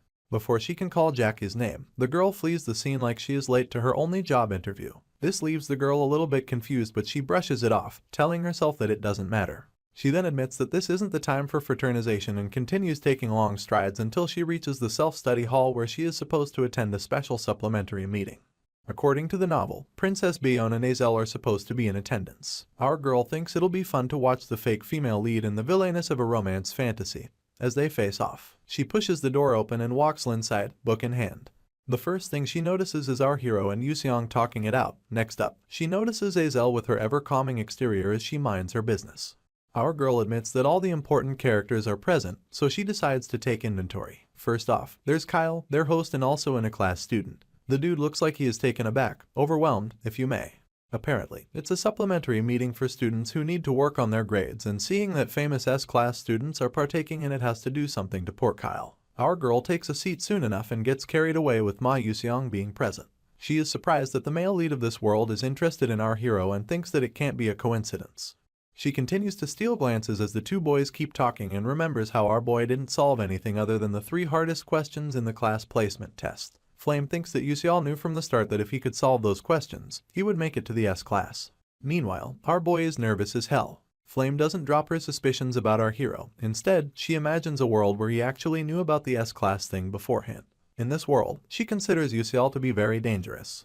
And over here, our boy is in hell with no one to give him water. He sighs for the umpteenth time, hoping to God that someone would come by and take his current seatmate, Yuseong, off his hands. Unfortunately, the universe never liked him. His seatmate flashes an unnecessary smile as he questions him about why he came to the meeting, adding that he doesn't need to listen to this kind of stuff. The genius proposes that our boy may have come to the meeting for a special reason, so he quickly intervenes to save himself. He tells Yuseong that there's no special reason, and then admits to himself that he is only here because his grades are poor. Our hero wipes off the smile on his face faster than he needed to, but the genius keeps his smile up. This makes him wonder why he is so interested in him anyway. Kyle's voice filters into the crowd as he declares that they've had enough time for chit-chat. From the podium, he announces that they'll be looking over the pavement exam problems. He goes on about how the exam had problems with very high difficulty that the students nicknamed the 3 questions from hell. Princess Byeon keeps her eyes peeled on him. Of course, she wouldn't like to replay what happened with her mom the last time she failed. Anyway, the class tutor smiles shyly as he admits that he was only able to solve one of the problems. In his heart, he curses our hero for being in his class. He had hoped to expand his influence in society by teaching a bunch of stupid noble bastards. He catches a glimpse of Yuseol and sees this as his chance to downplay him. He had heard that our boy got the lowest grade in the placement exam, and a smile emanates on Kyle's lips as he sees this as an opportunity to prove that he is better than our hero. The tutor grabs some chalk and his notepad and announces that he'll first show everyone how he solved it. He gets to writing on the board and admits that the problem is kind of like a trap, one purposely trying to lead its solver to make errors. As he explains, some students jot down points. Not Yuseong though. He just keeps staring at our hero with this unsettling smile gracing his features. Anyway, he asks him if he thinks Kyle is right, and this question catches our hero unawares. He has no idea about how to respond, seeing as he doesn't even understand what he is trying to achieve on the blackboard. To worsen things, our boy doesn't even know what they mean by the 3 questions from hell. Immediately, Yuseol kills his nerves and throws caution to the wind by planning to be honest. His hand rests on his chin nonchalantly as he tells the genius that he doesn't know. Kyle, who's still going at it, overhears some students talking about our boy. They mention that he claims that what the tutor is doing is wrong. The news infuriates said tutor on the spot, making him grit his teeth. Our hero realizes that he is being stared at and swirls his head from side to side as he wonders why. The chalk breaks in the tutor's hand and he turns around to ask Yuseol what he means by he is doing it wrong. Our boy shudders, seeing as he never expected the confrontation, only for Kyle to smile mischievously and request that our hero comes to the board to solve it himself. On the outside, our MC keeps his cool, but on the inside, he cannot freak out enough. He keeps wondering the type of trouble he has gotten himself into, only for him to glance at the genius sitting beside him and see him smiling. Yuseong encourages him that he can do it, and our boy realizes that he was setting him up from the start. He accepts his fate and begins his journey down the stairs, eyes pasted on the floor like he is looking for the dollar he lost. At that point, Flame also stares him down from her seat and Byeon steals a glance as he walks by hers. Upon reaching the board, he stands beside the tutor and pulls out his bulbul glasses. He puts them on and realizes that the 3 questions from hell are kind of like a pun quiz. Take an earth spell for example. Say a sorcerer cast a spell willing the earth to shed tears and there was double the amount of dirt than before. Why would that be? Our hero believes the answer is simple. He believes that if the dirt cries, it's in a state of decomposture. When this thought comes, our boy feels like a pun king, so he flashes a smile. He soon feels stupid when he realizes how ridiculous the question actually is. It even makes him wonder who came up with them. Anyway, he swipes away the feeling as he stares at Kyle, who now has a frown on his face and his hands folded as he awaits our boy's failure. Meanwhile, Yuseol just thinks about how the dude solved the problem with math, talking about the soil splitting when it cries. That aside, our hero acknowledges that the tutor's method was wrong, but he came to the answer via a stroke of luck. He knows full well that if a similar question were presented to him, he would get it wrong. After looking the question over, our hero declares that he can't really show Kyle how to solve it, but he can show him where he is wrong. The tutor is perplexed, but our boy goes on. He explains that the problem mentioned earth and asks what would happen if it were wind or water, whether his method would still work then. The tutor loses his composure and stutters that he'll just use another method then. Our hero counterattacks by telling him that he'll have to do everything differently in that scenario, and this makes the tutor grit his teeth. Yuseol makes it clear that he only got it 8 due to dumb luck and adds that it was not what the test maker intended him to do. Kyle tries to defend himself, but the words don't come out. He ends up admitting that our hero is right, making him hope that he didn't kill his colleague's confidence that much. He then returns to solving the problem, explaining how things should be. As he explains, the tutor takes notes. Even the students jot down his words anxiously. Only Flame is shocked at the outcome. Her eyes grow wide as she wonders how this is possible. She doesn't understand why the other kids are writing down our boy's explanation, nor does she get why Azel and Byeon haven't stopped to correct him. She then realizes that both girls are too distracted by the problem to care about something so petty. The girl returns her gaze to the board, wondering if things are okay. The next chapter starts with the evening time in Stella Academy. The lights in different rooms have been turned on, and they leak out through the windows. In one of them, Yuseong flashes our MC a big smile as he hopes to see him tomorrow. He then waves him goodbye, so Yuseong lifts his hand, returning the gesture. Immediately after the genius leaves, our boy buries his face in his palm, already regretting what life will be like if he gets involved with someone like him. He doesn't even want to see the genius tomorrow or ever again. Our hero peels off his hand from his face and heaves a tired sigh. He stares at his palm, wondering if it's because of the Terravan. Anyway, he complains about not even being able to use it at the moment but still catching Yuseong's attention. He keeps getting troubled, wondering why the genius is interested in him. In the game, there weren't any instances where other characters, other than Flame, used the staff. Our boy makes his way to the exit and catches a glimpse of Princess Beyond by the door. She just stands there quietly, and it makes our boy deduce that she must be waiting for someone. He instantly shrugs it off, seeing as it has nothing to do with him. Our hero simply watches the ground as he walks past her, only to hear her mention his name.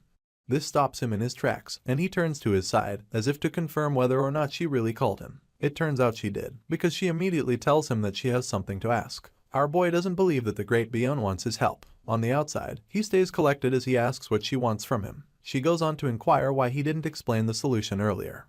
Our hero freezes in place, thinking to himself that there was no way for him to explain a nonsensical quiz. He fidgets for a few seconds, rubbing his neck nervously, as he realizes that the princess must have misunderstood him. He simply reiterates that he had nothing to say, and Beyond just as quickly claims to understand. She thinks that he didn't want to expose his process at a place like that. Our boy knows that she is absolutely wrong, but he stays quiet.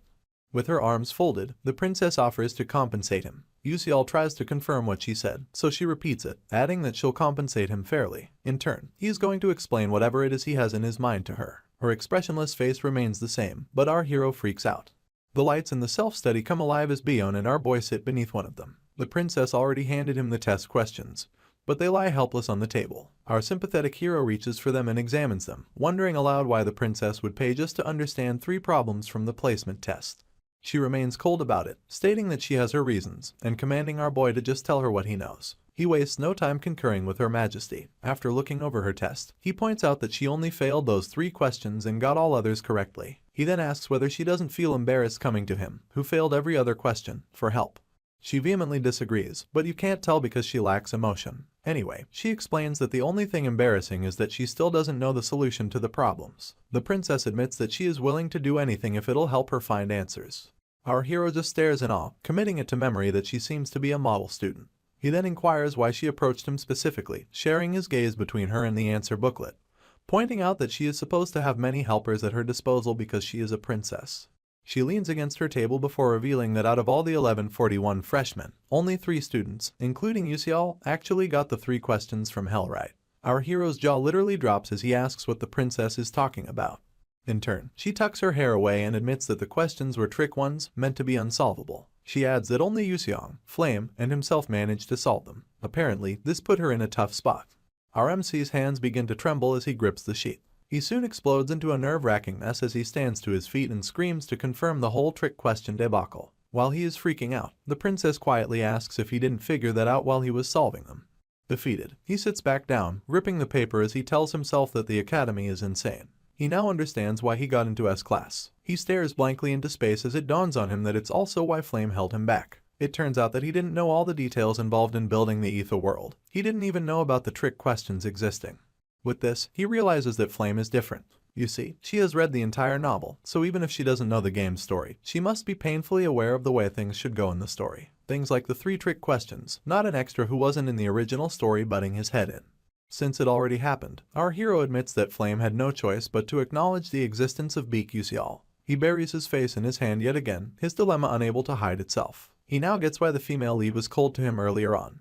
Just then, Princess Beyond intrudes his thoughts, asking why he looks downcast. He tells her not to worry about it but goes on to worry himself. He then reminds the princess of their deal, which binds her to listening to any request of his after he teaches her the answers. She immediately concurs, so our hero asks her to alter his sword and turn it into a magic sword, adding that the blacksmiths of her kingdom can easily get it done. The princess objects to this, pointing out that only low-level mercenaries use those kinds of weapons. She asks why he would use such a weapon when he is a mage. Our hero cuts her off as he reinforces that it fits his style. In truth, he just doesn't feel like explaining how powerless he really is. With a steady exterior, he asks whether the princess is going to get it done or not. Bayon takes a moment to mull it over and then announces that it should be easy enough. A small smile visits our hero's features as he admits how nice that is. Afterwards, he points towards her answer booklet and tells her that he'll begin with how to solve the first question. He then plainly states that the way to solve it is through a change of perspective. The princess does not know what he means, so she asks again, only for our boy to repeat his answer. You see, Hong Bayon's weakness is that she uses textbook magic strictly, and the girl is also stuck in a rut. Unfortunately, according to the game sequence, she only discovers this in her second year after losing to Flame in a significant way. For these reasons, our boy believes that he can't give her significant insight at this moment, but he feels he can push her in the right direction. He asks her if she knows what a nonsense quiz is by any chance, leaning in. Bayon's eyes finally open wide enough to show her slight surprise. She then admits that she thinks she has. Our boy offers to give an example, asking her what's between a knee and a knee. The princess is left to think it through, and the best she can come up with is the back of the knee. He then tells her that she is wrong. Apparently, the answer isn't. She still doesn't get it, so she requests an explanation. Our boy tries breaking it down with a smile, reiterating that it is literally between both words. The princess is still blank. Soon enough, her expressionless face takes on a frown as she glares daggers at our hero. He begs her not to glare at him like that, and then laughs nervously as he tells her to calm down and take a look at the question again. He explains that it has formulas and techniques that she is not aware of, so she has to solve it using only her creativity. Our hero then asks if creativity can be memorized. This question stirs the princess's curiosity. She looks away as realization washes over her, and then answers in the negative. Our MC lets a soft smile fly as he points out that having many spells and techniques is important. But for a mage, the most important thing is to look beyond the boundary of your thoughts.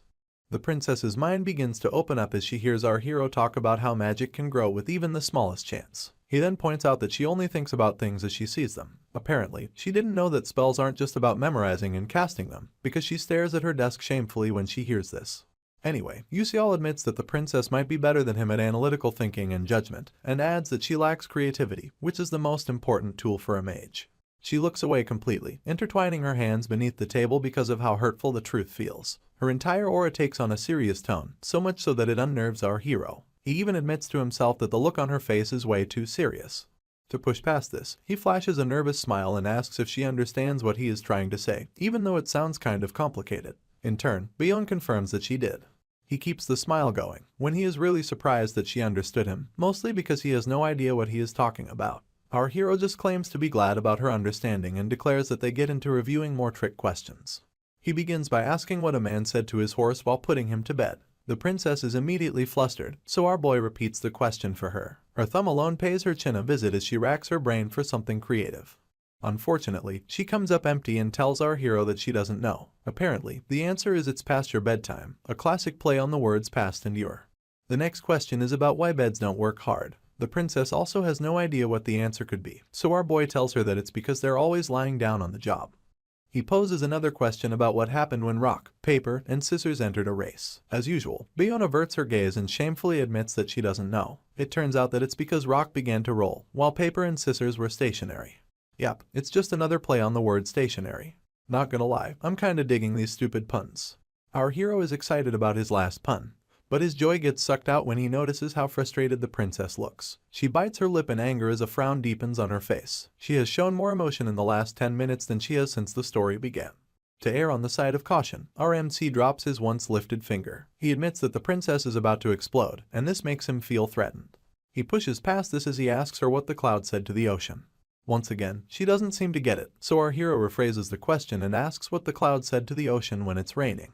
Her hand returns to her chin in thought, and as she mulls it over, our hero begs the universe to send him a win as he anxiously watches her struggle. And at last, his prayers were answered when she finally replies correctly that the cloud said it was getting emotional. A nice play on the word emotional. Our boy's eyes widen in a pleasant surprise before he tells her that she got it right. It was a joyous moment indeed. Even for the lady, the surprise washes over her, and it's accompanied by the most beautiful smile that she has been hiding away this entire time. My guy can't help but stare as he realizes that this is the first time she smiles, both in the game and in reality. He cups his chin and flashes her an equally encompassing smile. He then tells her that the creativity of a princess is on another level.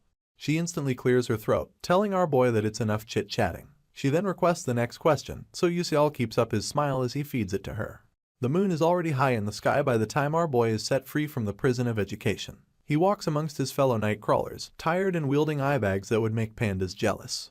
Sighing for the umpteenth time, he remembers how he spent 3 hours on some stupid questions with the princess. His smile is one of shame as he refuses to believe all the rubbish he said. He is then swarmed with memories of the blunders from his past. Anyway, our hero is now certain that Hong Byeon is undoubtedly an excellent magician with a sharp mind to match, but her problem is her rigid way of thinking. He begins to feel guilty for exploiting this rigid mind of hers, even though she is the villain. His staff comes to mind, so he is left thinking about how to quickly modify it into a sword so that he can do more with it. Our hero pushes everything else aside, seeing as there is nothing he can change about what he has already done. Up next is shopping for the books he'll need for class that day, so he walks around trying to find where to get them. After walking for a while, he finally arrives at a small house and announces that he has found it. The house is quite aged, and the inside is covered in cobwebs, shelves and all. After taking a look around, our hero admits that it's pretty rundown. He steals a glance at a cloaked man sitting nearby, and this is all the proof he needs to know he is in the right place. You see, in the game, this bookstore is said to be owned by the man who has a perverted habit of pretending to be asleep just so he can watch his customers on. In this nameless, decrepit bookstore lies the study notes of Mela, the student who graduated at the top of Stella Academy 10 years ago. Lore has it that it is hidden in this bookstore. If it were the game, the player would only need to click a button to take a major, but since this is real life, students will have to source out textbooks for the courses. In addition, your grades will increase at different rates depending on the textbook used. Our hero continues to peruse the bookstore as he recalls a time when he only bought textbooks from the famous ones. Luckily, he later found out that there were good textbooks hidden in stores without signage. He continues to search for the notes of Mela, imagining how guaranteed he would be to pass if he used them in his study of magical engineering. At this point, he remembers the bulbul glasses and how they will get him decent grades if he uses them, but he wants more. Our hero would like to be able to figure out secret recipes. Just then, he gets distracted. A simple aversion of his gaze reveals the notes he has been searching for. He reaches for the book at that moment, only for another set of hands to reach out for it too. In slight surprise, he turns to see who it is. Apparently, it's Hazel, so he calls out her name. She just stands there staring before finally asking if he knows who she is. He doesn't hide that he does. In fact, he points out that she is quite famous. She then admits that she remembers him from the supplementary group and calls out his full name. Our boy falls silent with a panging feeling in his chest as he realizes that she doesn't even remember meeting him before the academy. She innocently continues talking about enjoying his debate in class and adds that it was a shame that he couldn't finish explaining. This reminds our boy that Hazel also couldn't finish all 3 questions from hell. She interrupts his thoughts with a farewell and turns around to leave. Yuseol reaches for Mela's notes as he watches Hazel leave. He then thanks God that she didn't take it. Holding what he came searching for, he is left wondering why the fake heroine would be in an unnamed bookstore. He watches as she picks up a book, stares at the price tag of 78,000, and then quietly returns it after heaving a sigh. His mind begins to run scenarios through his head, but the most likely would be that she is broke. The bookstore is known to sell used books, so the students that come to it are the poor ones, just like our hero. It becomes apparent that Hazel, having come from a fallen family, has no choice but to join the category of poor students. The thought of her father probably being killed by the dark demonic humans just spells sadness for our hero. It's even worse that a princess like Hazel is coming to buy used books and is still worried about the price. Sadly, it doesn't get better. She also faced an unfortunate end in the original novel, dying before Flame, who became the heroine of this world. You could say that Hazel is the most unfortunate character in the game, and you would not be wrong. She spies as our boy drops a couple of books on the counter. He then flashes a smile at the creepy man in a cloak as he asks him to sell him the books. The store owner is quite startled by the number of books and he stutters in agreement, keeping in mind that our boy is much stronger than he looks. He smiles menacingly at Hazel, and she holds her tongue as she looks at the books he chose. Our boy finally pokes the bear by asking her what's going on. The fake heroine almost insults our hero, but she stops halfway, claiming that it looks like he picked out some interesting topics. He could sense that she was about to call him names, and doesn't know whether to be amused or offended. He continues poking the bear, so she asks why he is reading topics like the advanced sealing theory. She adds that the theory of sealing is an ancient magic involving the use of an item. So, in the current world where alchemy and magical engineering are already advanced, sealing has become a skill that is rarely used. RMC easily agrees that the subject is one that doesn't have much use. Hazel then pastes an ostentatious expression on her face as she discovers that he already knew. It quickly changes to one of surprise when our boy reveals that he is taking the course because people think it's useless. She turns to face him, asking what he means. Our hero's smile returns as he explains that everyone thinks like her, and that's why it'll be easier to get higher grades in the sealing class. He then tells her that he'll be leaving first, and she just stares helplessly as he does so. Yuseol agrees with what Hazel said, seeing as most students don't want to take on the sealing theory class, and that's why he can spend less time on it and still make a good grade compared to other classes. With this, our hero looks forward to not having any issues this semester. Regret laces the eyes of the fake heroine. so much so that she can only stare in silence as our boy struts away. The next day is a shy sunny day. Azel shows up for her first class, and it's about the study of nihility. She grips her notepad with both hands as she walks down to the class, keeping in mind that the subject is easy to get good grades on, so it shouldn't be too bad. Well, it is. Upon stepping into the hall, she sees a multitude of students and hides her alarm pretty well. She overhears two girls talking as one asks the other if she is also taking nihility. Her colleague admits to taking the class and adds that she thinks she messed up. She had signed up because people were saying the class was an easy one that she could get good grades on. Apparently, the rumors have already spread, and she is worried that all the smart kids are also taking this class. Azel stays silent as usual, telling herself that it can't be helped. She then promises to do her best in the other classes. The class comes to an end soon enough, and the second student out the door complains about being hungry. His friend right behind him wonders what she'll eat for lunch. They just decide to pick out what they want when they reach the cafeteria. In all of this, Azel is right behind them. She sighs dejectedly as she thinks about how troubling her situation is, scared that it'll be difficult for her to get a scholarship if so many people are signed up for all her classes. The growl from her stomach intrudes on her thoughts, and she looks over her meal tickets, wondering whether to get something to eat first. She begins to calculate her means, seeing as she has only 60 meal tickets left for this semester. She then decides to just get some bread. At that moment, she catches a glimpse of the boy from yesterday, Beak Usial. With his bulbul glasses on, our boy also catches a glimpse of the fake heroine. Azel is moved to almost ask him what he is doing on this side of campus. Her eyes then follow him until he enters a nearby classroom for a lecture. The lecturer had already scribbled a few things down, and the classroom looked scanty. The fake heroine notices this alongside the fact that they're all students with low grades. She continues lusting for the class, afraid that it might get cancelled. She then welcomes the possibility of signing up for the class and being able to make good grades without putting a lot of her time into it. She thinks about using the time saved to study for other subjects and being able to earn more scholarship money. She clasps her book against herself, and a fresh wave of motivation washes over her. Azel then takes another look at our hero, wondering if he already knew that the class would be easy to score in. It dawns on her that our boy might have planned out all his classes in a way that makes his life easier. It breaks her perception of him instantly, and she forces herself to look away. She refuses to believe that he is that smart and just concludes that it must have been a coincidence. Next up, it's an unusually sunny day in Stella Academy, but students are in class nonetheless. Our hero pays rapt attention as their professor talks about the origin of magic. He goes on about the founding mage, also known as the White Mage, and how he spread magic around the whole world for humans and other species to learn to handle. Their professor is one Mr. Layden, and he's a specialist of divine moon studies. You see, the White Mage had taught the elves nature class magic, the dwarves matter magic, and finally, he taught humans elemental magic. Afterwards, the White Mage traveled to the heavens, and this is where Uciel stops listening to his professor. He's more dejected as ever and is left wondering how he's going to keep up with stuff like this for the next 3 years. He almost buries his face in his desk as thoughts of being too old for high school visit his mind. He feels like it's torture and remembers that he could have skipped all of this with a click if he was playing the game. Something on his left catches his attention, so he takes a look, all while realizing how important this course is. He now believes that it can give him clues as to what the true ending of the game is. He rests his head on his hand as he reminds himself that it's all an assumption. Our hero is distracted once again, but glances to his right this time. He has to ask himself if Azel was always in his class, because the girl suddenly appears in it, concentrating on the lecturer as though she didn't just pop in.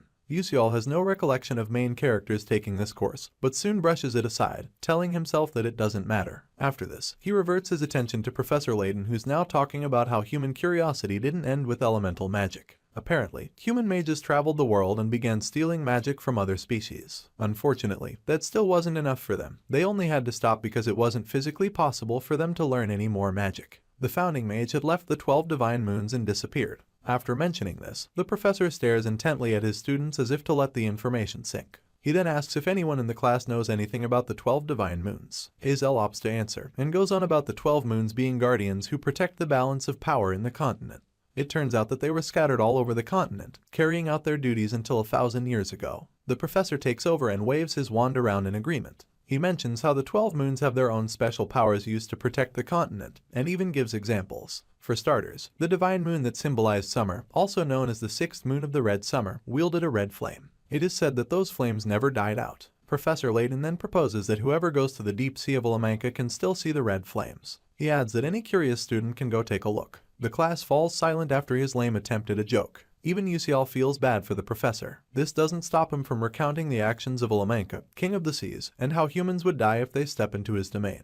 The professor points at one of 2 drawings of the sea he had up on the wall. He announces that it's called Levian's Coast and that a great whirlpool that appeared in the middle of the ocean has been frozen solid by the 12th moon of the blue winter. Apparently, each moon possesses a particular power, and it's said that a miracle will happen if you gather all 12 of them. One of the students raises his hand as he interrupts the professor with a question about what type of miracle will happen. Mr. Layden's posture slumps as both his hands rest on the table. He then admits that he has no idea because all the moons fell asleep 1,000 years ago. Our hero immediately agrees with the professor's assessment, seeing as he recalls meeting some of the Divine Moon while playing the game. Strangely, he had met only 5 out of 12, and it was through limited time events. This was only possible because our boy stayed peeled to his computer as he gathered information from various layers in the community. At the end of the day, there weren't any other players who met as many Divine Moons as our MC did. Back to the present, and our hero's expression takes a serious turn.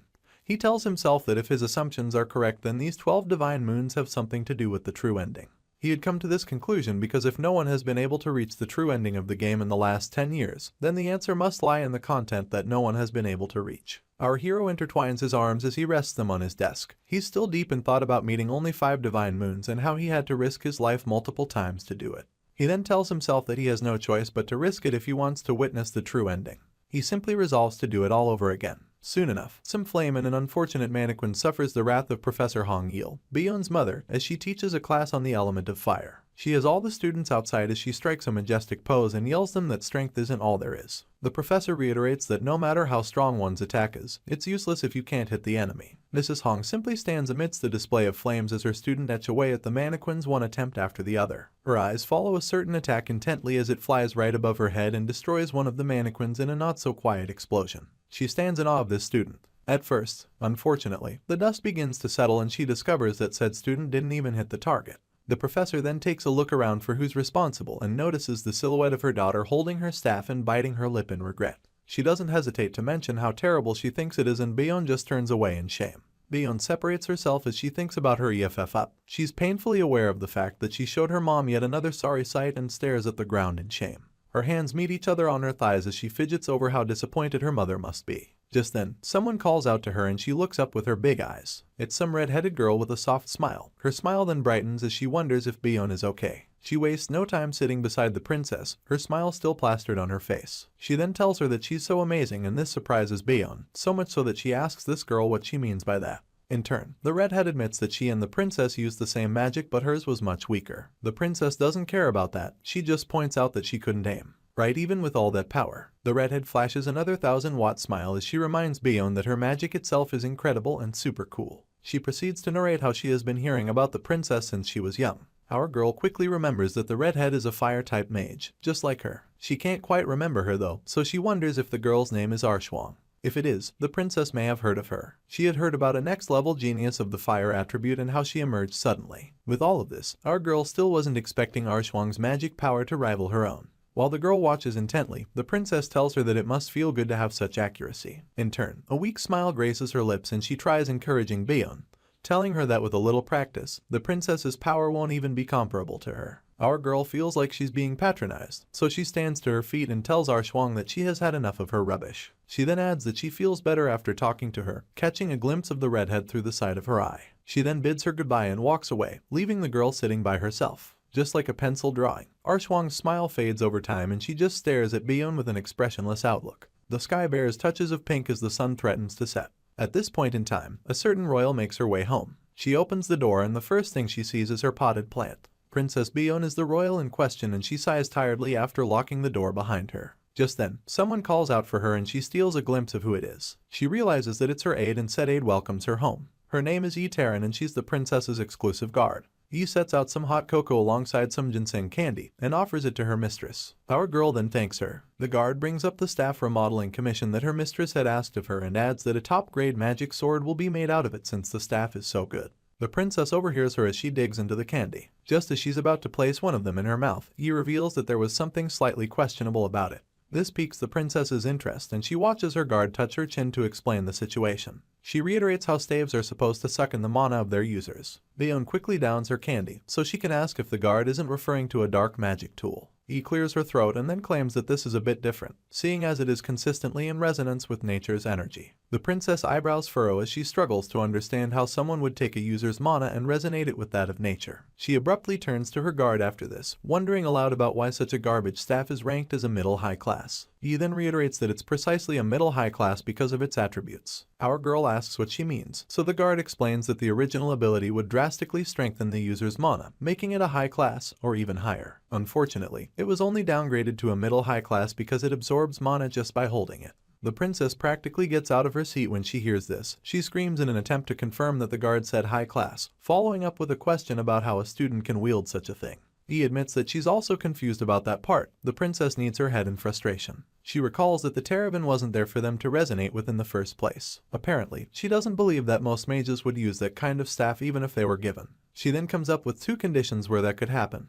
One would be where a mage had too much magic, and the other, he would have none at all. The princess expresses her confusion to Yi and declares that she's sure our hero will figure things out. After shrugging it off, she takes a sip of her tea and admits that our boy is quite unique. A few days have passed since the semester began. It's now a beautiful morning with clear skies and an almost bald professor teaching our hero's class. Yusial has on his bulbul glasses as he pays rapt attention to the lecturer. He overhears him mention how attack magic needs to be manipulated in more detail than any other type of magic. This is why mana orbitory class is important. The professor's name is Karlam, by the way. Azel is also laser focused as the professor declares that for the PvP battles, all students will be learning orbitology with a focus on shooting, which means exuding magic from one's body, and target, which entails creating magic with a fixed target. The professor draws something on the board and announces that they're going to discuss the orbital formula. He poses a question concerning the orbit and predicted observed distance covered needed to hit a mage using water-type magic. Mr. Karlam then opens the floor for the students to attempt it. Instead, they immediately start to complain. One of them wonders why the professor had to pick water out of all the available attributes. His colleague even adds that someone who isn't a water attribute major can't handle such a question. All this while, our hero stays quietly seated, overhearing his mates thinking about whether or not the professor is trying to bother them. A yawn comes along soon enough, indicating how bored our hero is with the class. Just as he wonders why these classes are harder than Korean, the professor locks eyes with him and his bored expression. Well, the expression becomes one of caution, but it doesn't help his case. Mr. Karlam calls our hero out to solve the problem. He panics on the inside, regretting that he got caught.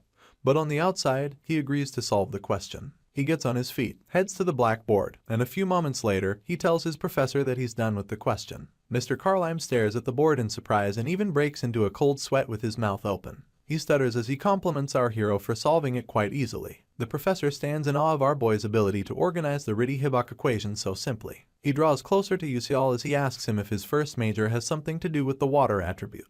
Our boy flashes a shy smile, throwing his hands up in denial. On this note, the professor announces that they'll continue with similar questions in their next class. Meanwhile, Azel continues looking at our hero whilst keeping her thoughts to herself. Afterwards, everyone including our MC makes their way out via the exit. He then hears someone draw his attention, so he glances towards the person. Apparently, it's the fake heroine. She just stares at him intently before declaring that she has a question for him. Our hero is taken aback by Azel's approach, so he wonders aloud about what she wants to ask. You see, the fake heroine thinks she has determined something about him during the time she has watched him. She found out that he's definitely smart if you put his grades aside, and this is even in comparison to the top rankers. At this point, the memory of him rounding up Mr. Karlam's question plays in her mind. How she was shocked that he did it when she was certain that the question was one that only professors can solve. She had troubled herself thinking about Beek Yusial's identity, even if she was told that Stella Academy is a place where geniuses gather. At first, Stella had brushed a possibility concerning our hero aside. But now, she's certain that he has a course registration strategy. On this note, the fake heroine gathers the courage to ask our boy what his next class is going to be. Determination heavy in her voice as she promises herself that she must get the information. Once again, Yusial is left in shock, not knowing how to respond. He simply asks her why she wants to know and whether she's interested in him or something. This immediately pisses her off and she wastes no time telling him how gross he sounded. In turn, our hero admits that he was more grossed out by saying it. He centers himself, running his neck and reminding himself that he's actually an adult. He then repeats his question about why she wants to know. Azel opens up about all the research she did about the classes our boy is taking, and she reveals that they all seem like classes where students can easily get high grades. A mix of surprise and amusement shows on our hero's face as she goes on. The fake heroine promises to be straight with him, so she asks where he learned his strategy from, passing that it's really important to her. Yusial puts up a false front after finally learning what she wanted to ask. He then laughs at the whole strategy talk and claims that it was all a coincidence. He doesn't give her a chance to think it over and announces that he'll be on his way if she doesn't have any other questions. He turns to leave while Azel is left gathering her thoughts. He has already gone a few ways down the hall when she tells him to wait. She's not audible enough, so our hero doesn't hear her. The fake heroine just stands there contemplating what to do next. She stares helplessly until she can force herself to move. She then yells for our boy to wait up, and this time, he hears her and averts his gaze to her. She covers the gap, clasping her book tighter than ever as she tells him to hold on for a second. UCL complains about her, asking why she would follow him. He then tells her to go and learn the whole strategy thing from someone else, adding that there are a lot of smart people at Stella. For option's sake, he advises her to just follow what he has been doing, since she claims to have looked him up. The girl tries to object, stating that anyone who takes Divine Moon Studies gets an A+, so it won't matter if she also takes it. The problem now is that Azel registering for other classes that our boy is also in could impact his grades negatively. Our MC realizes that this girl will lose out the most if she doesn't get her scholarship, and even in such a situation, she's still worried about the grades of others. While he's thinking about this, the fake heroine is as disturbed as ever, sweating and staring at her feet. In turn, Yuseol admits that she may be a bit annoying, but a female lead is a female lead. He waits until she lifts her eyes to see him, only for her to act all cute and request for his help. She then pleads with him to suggest a class where she can easily get a good grade. Seeing through her facade, he inquires whether she thinks her looks will convince him. In turn, Azel reiterates how her stress gets taken away when she looks at her face. This perplexes our boy though, so he asks if she's serious. The heroine bursts out laughing and admitting that she was joking. Apparently, she expected our hero to be wound tight, so she prepared some compensation. Upon hearing this, our boy gets thrown off balance. He wonders why most of these kids offer compensation, and is also disturbed by why they're all so snobbish. Azel interrupts his thoughts as she asks whether he knows about the ghost story of the 7th tower. Yuseol's eyes widen in surprise before he admits that he knows. Even the heroine didn't expect a positive answer, so she points out that there aren't many people who know the story. Anyway, she mentions that it's an abandoned building that disappeared and that it has a bunch of barriers preventing people from even getting close to where the building used to be. She's about to continue when our hero stops her. She looks at him to beg his pardon but ends up asking if everything is alright after seeing our boy grab his head. G admits only to himself that he might go insane. You see, he perceives this to be big news, seeing as this information can help Flame greatly increase her affection with the male protagonist. The fact that Flame knows this also means that Azel must have known it in the original novel. Worse off, the fake heroine is supposed to give this information to the male protagonist, not some extra like Beak Yuseol. To cut her off, he mentions that the story is a scary one, so he doesn't want to hear it and thinks it's not interesting. He swipes her story away with a gesture of his hand and then makes his way out of there. The fake heroine stops him again, mentioning that it's not as scary as he claims. She then asks if he's scared of ghosts at his age. In turn, our hero agrees to give her a strategy top for free. This confuses the poor girl though. She begins to analyze what made our boy refuse to tell her in the beginning, only to change his mind in the end. Our hero then makes it clear that it's his mind to change. His eyes well up with consideration as he admits to himself that it's enough for Azel to want to sincerely give him something. Her book never leaves her arms, nor does her look of determination waver. Our MC explains that the information he's about to divulge isn't related to grades but will help her immensely. He then tells her to take the class on a meditation journey into the abyss as her liberal arts class. Azel is more confused than grateful. She wonders why he would be taking meditation classes alongside the Divine Moon course. This makes her ask if he's into cultivation, and our hero blatantly denies this. He averts his gaze as he thinks up a good way to explain the situation. The best he can do is talk about his master being in a bishop position just like the fake heroine is in, and adds that she was able to greatly raise her magic power through the use of meditation. She's now interested, so she confirms if only meditation can increase her strength. Our boy seamlessly agrees because it may not be known yet. But in reality, bishops who wield large-scale destruction magic find meditation to be extremely important. You see, precise casting comes from formulas and equations, but it ultimately comes from your mind, which moves mana. Our hero announces that he doesn't usually give out such information but claims that Azel is an exception because she's cute. Her expression is as deadpan as it can ever be as she reminds our boy about calling her ugly just moments ago. She then lets a small smile fly and thanks him for the help even if it won't improve her grades. She bid him goodbye and they parted ways. Our hero watches her leave, only to be in his feelings about the information he gave could change the future. The other option would be to leave her be, but this would make the girl die a tragic death in this life as well. Our boy hopes that meditation will be helpful to her. At that moment, he remembers that he's also a mage and wonders why he never thought of training until now. The Beak Yuseol in the game trains his body strictly, awakens his magic revelation delay physique, and grows immensely. He remembers how one could gain experience by clicking a button in the game, but now he can do it directly. Unfortunately, it's been quiet for ages, and our hero hasn't gathered any experience, so he simply smiles and admits that he should be grateful to Azel. Having pulled off his school coat, our hero declares that his dorm really is very large. In Stella, all the students reside in the dorms. The dormitory system was a fun addition to the game so that players can decorate their rooms as a little extra content. But for Baekhyun, it was his only home because his village burned down. Anyway, the dorms are assigned according to the class you are in, and although the size of the rooms are the same, the number of students sharing them differs depending on the class. Of course, the S classes get the highest floor to themselves.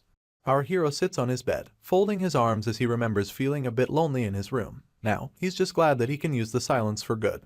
He takes a deep breath and then exhales loudly, telling himself that he'll begin his meditation at this moment. His hands drop to his thighs, he closes his eyes, and he tries his best to concentrate. Our hero reminds himself that stats aren't the most important thing, and that he has to get used to his body, seeing as this is now his reality. He's covered by a bluish hue as he deepens his concentration. Undoubtedly, Baekhyun was a genius in the game. This was because he managed to manifest sword aura by utilizing the fact that mana is always circulating in and out of him. He never drew anyone's attention, so nobody knows that Yuseol is a genius swordsman who was the only one in the ether world to attain the pinnacle of swordsmanship. Our hero keeps maintaining his focus as he tells himself that he needs to walk down the path of excellence once again. His breathing is what dictates the flow of mana through his body, so our boy thinks that slowly increasing the amount of mana he takes in with each inhalation will enable him to eventually take in enough mana at once. Since skills don't level up by just collecting EXP, one would need to continue using the skill in order to level it up. Our hero is now encapsulated by a golden glow as he admits that all he has to do is train. The clock on the wall announces that it's just a little past 4 AM, the skies are barely bright. But our boy notices none of this because of how deeply focused he is on his meditation. The golden glow around him now exudes like stray smoke, and our hero's eyes shoot open with realization. He stares at his hands in awe as he realizes that this must have been the way Baekhyun felt in the game, like a strange essence is moving in and out of him. This is what someone who had accepted the mana leakage syndrome as part of him at a young age would feel. The feeling wasn't far from base because at that moment, his console pops up, notifying our hero that his mana leakage syndrome skill has been leveled up. That, and his blink skill too. Our boy just watches with excitement until the upgrade is complete. He then yells out in celebration, loud enough for the whole dorm to hear. Anyway, he balls his fist in determination, accepting that he's now a step closer to fulfilling his mission. With this, he promises to find the true end of the game no matter what. Later that day, the wind blows stray leaves in every direction, and students gather beneath the bright sky, including a scheming flame. Well, that's what it would seem like to outsiders. You see, the grass field and the wind are both artificially created with magic, but they both feel real. This is because the students are gathered in the Stella Dome. The Stella Dome is similar to a pocket dimension and is set up on the Academy campus. This dome allows you to freely manipulate the size of its space and even its features. For this reason, almost all Academy events are held there, including sports, dungeons, gates, and monster training. Meanwhile, a total of 141 students gather under instruction, 50 each from Class A1 and A2, and 41 from the S class. The female lead thinks that if this was anything like the novel, it would have been 39 students from S class. She expected it to be 40, including herself, and never expected another student to be added last minute. This gets her thinking about where Baekhyun came from. Apparently, there were only 1,140 students in the first year. With the addition of the lead, it became 1,141. This only reveals that Yuseol was in the original novel too. Instead of admitting confusion, Flame promises to slowly figure things out, reassuring herself that she can do it. She then reminds herself that she's the only person in the ether world who knows the novel, so she balls her fist in solidarity. Afterwards, she gets a sense that the class will be starting soon, so she covers the gap between herself and the group. Upon arrival, she overhears someone asking a certain Master Jeremy if he's done with class registrations. This instantly piques her interest and she watches as Jeremy answers positively. A nearby student then adds that they signed up for soft magic research just because they heard that the young master will be taking it too. Jeremy smiles with all of his teeth as he tells the student that they'll have fun together. Meanwhile, Flame keeps checking him out like he's food on the stove. She remembers Prince Jeremy from the novel. Unfortunately, he was in love with Azel, obsessed even, but she never loved him back. This became the villain arc that nobody wanted. The female lead realizes that the young master looks kind. She also remembers that each of his actions are carefully calculated. For this reason, she plans to watch out and not get close to him. At this point, Jeremy catches a glimpse of her, so he turns to face her, smiling ear to ear and waving like she's his long-lost love. In turn, Flame smiles and waves too, pretending not to be cautious of him. She does admit that he's good-looking though, and adds that she understands why he has so many people sucking up to him. The young master goes back to talking with his friends and the female lead concludes that his clique is the most conspicuous in Stella Academy. She walks away from him soon enough, reminding herself to get her act together. Since this world is her reality now, she realizes the need to prepare for her future. Jeremy watches her go and a smile creeps onto his lips as he thinks about her. At that moment, a tutor calls the attention of all the students. This is none other than Professor Manhwa. He then announces that they'll begin with simple training before moving to the lesson of the day, adding that he needs to know the skill level of the students so he can teach them properly. With his usual stoic demeanor, he goes on about being the one to direct their training and yells that if no one likes it, they should keep it to themselves. He makes it known that as a professor, he reserves the right to add to or subtract from the points of any student, and reminds them that they'll be expelled if they fall below a certain number. The professor finally announces that he'll explain the nature of the training. Apparently, it's going to be a mock dungeon, so Mr. Manhwa alerts everyone that he'll be using phenomena that occur in real dungeons, as well as traps and monsters, to test each and every student. Anyone who takes down a risk level 1 monster will get 4 points, and 8 points will go to whoever eliminates a level 2. The professor tosses a short golden stick around called the point stick, and whoever can catch it will get a whopping 20 points. It turns out that the top 5 students will get a small reward, alongside shop privileges, but those who score 0 will have their points taken from them. The professor adds that whoever is scared of failing or taking up the challenge alone will have the courtesy of forming teams. Unfortunately, points will be divided amongst team members. Here's the dicey part. Whoever is able to defeat their fellow student gets to take all their points. With this, the professor bids all of them good luck and disappears into thin air. Soon enough, the Stella Dome begins to manifest.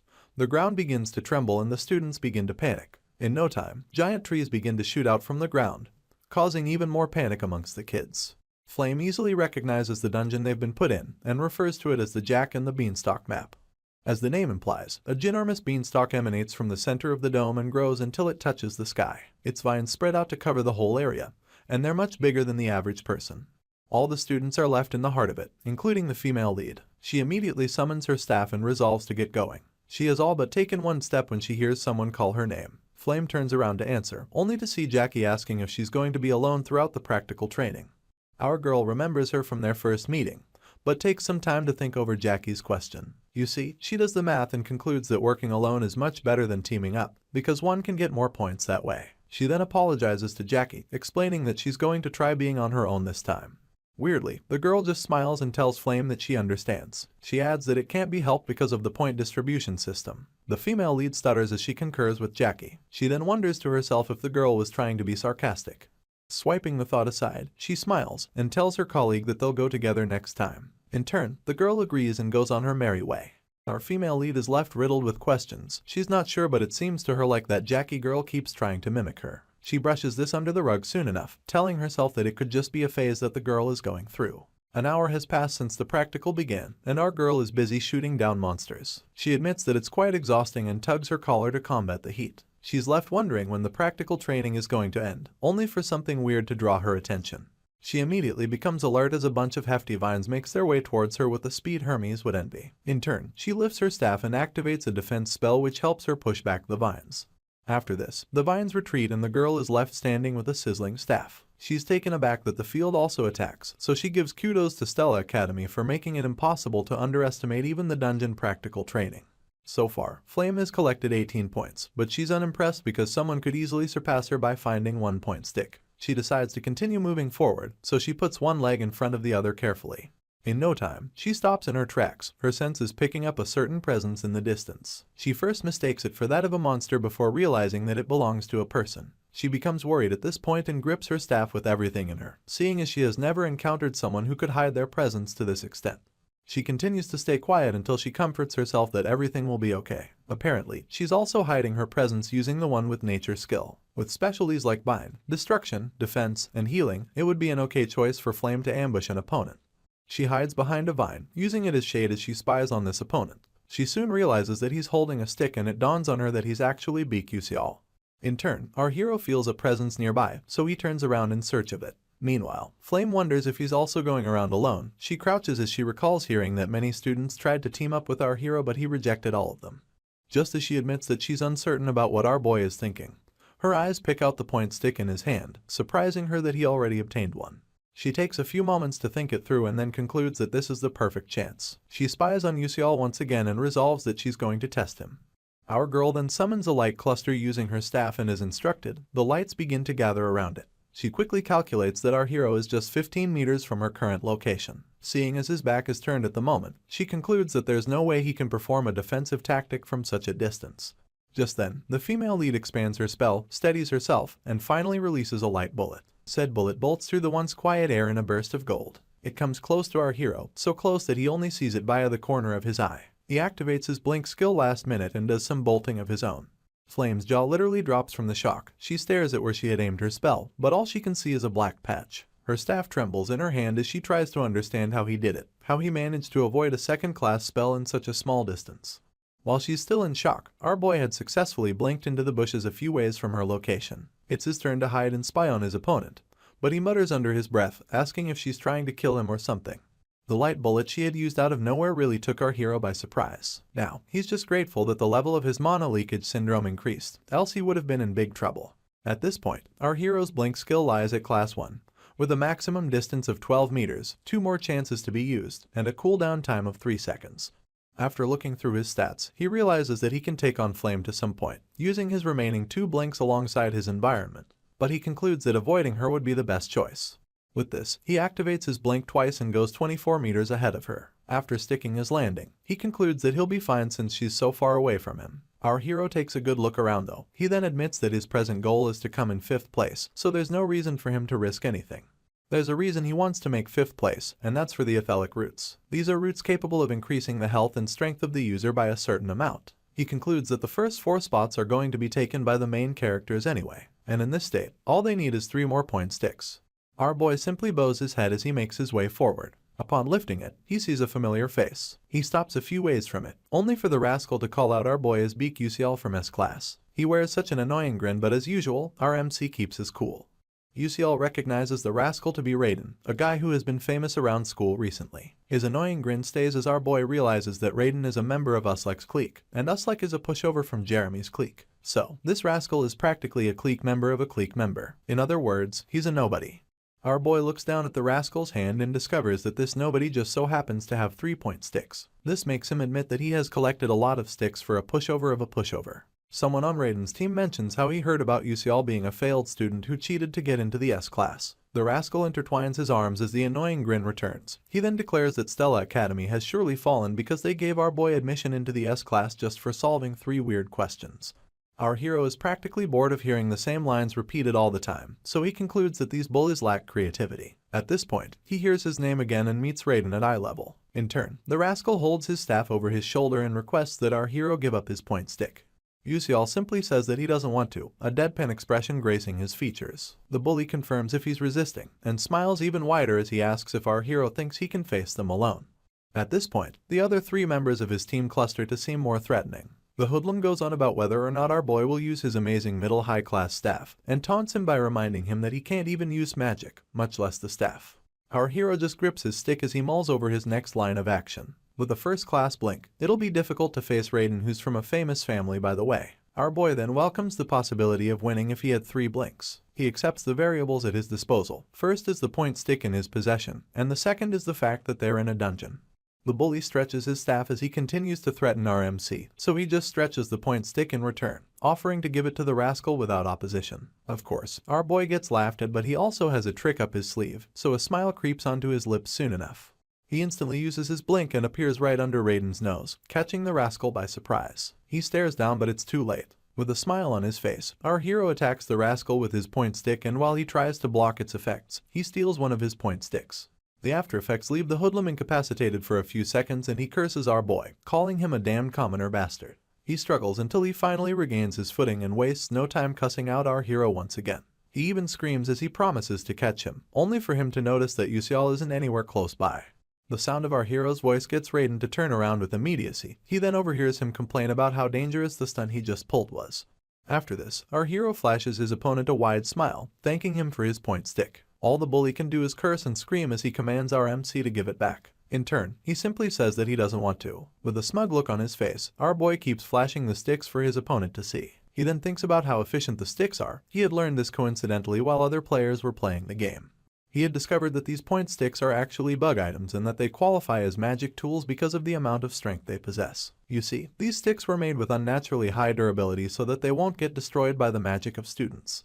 Although it's more helpful for other mages to use magic, for our hero who fights physically, a weapon with a strong attack power can be very effective. For For the millionth time, Raiden curses our hero, adding how perplexed he is because he has the audacity to swipe his point sticks. He then yells at the rest of his clique for standing around and sends them to attack Yusial. At this moment, the entire dome starts to tremble like it did in the beginning of the practical training, leaving the bully no choice but to curse his bad luck. Amidst the trembling, he still yells at his team to load up their magic and adds that they shouldn't let our hero get away. Fortunately, our boy is sneaky enough to slither away and only gets noticed after putting a reasonable distance between himself and his pursuers. One of them alerts the others, so they all line up and fire water elemental attacks at him. He glances behind and notices 2 attacks rushing towards him. This makes him admit that his opponents are better than expected. Not good enough to catch him though. At that moment, he activates Blink and evades both attacks simultaneously. Raiden yells as he asks where our hero went, but his teammate can only complain about how fast he's moving. Our hero keeps blinking from place to place, seeing as he has more experience in player versus player, and also has the advantage of using terrain features as he pleases. The bully's eyes dart from side to side as he declares that all they have to do is hit the hero once. His friend then points out that the dungeon is trembling, but Raiden shouts at him to calm down because he believes our boy is nearby.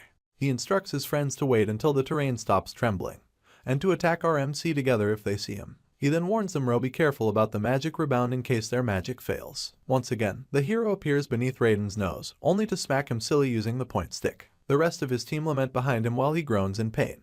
Unfortunately, our boy's disturbance messes up his opposition's magic and a magic rebound ensues. The rascal is the first to curse as his staff emanates cackles of blue lightning. Soon enough, the lightning increases and falls down on him and his team from multiple locations. All they can do is lift their hands to shield themselves.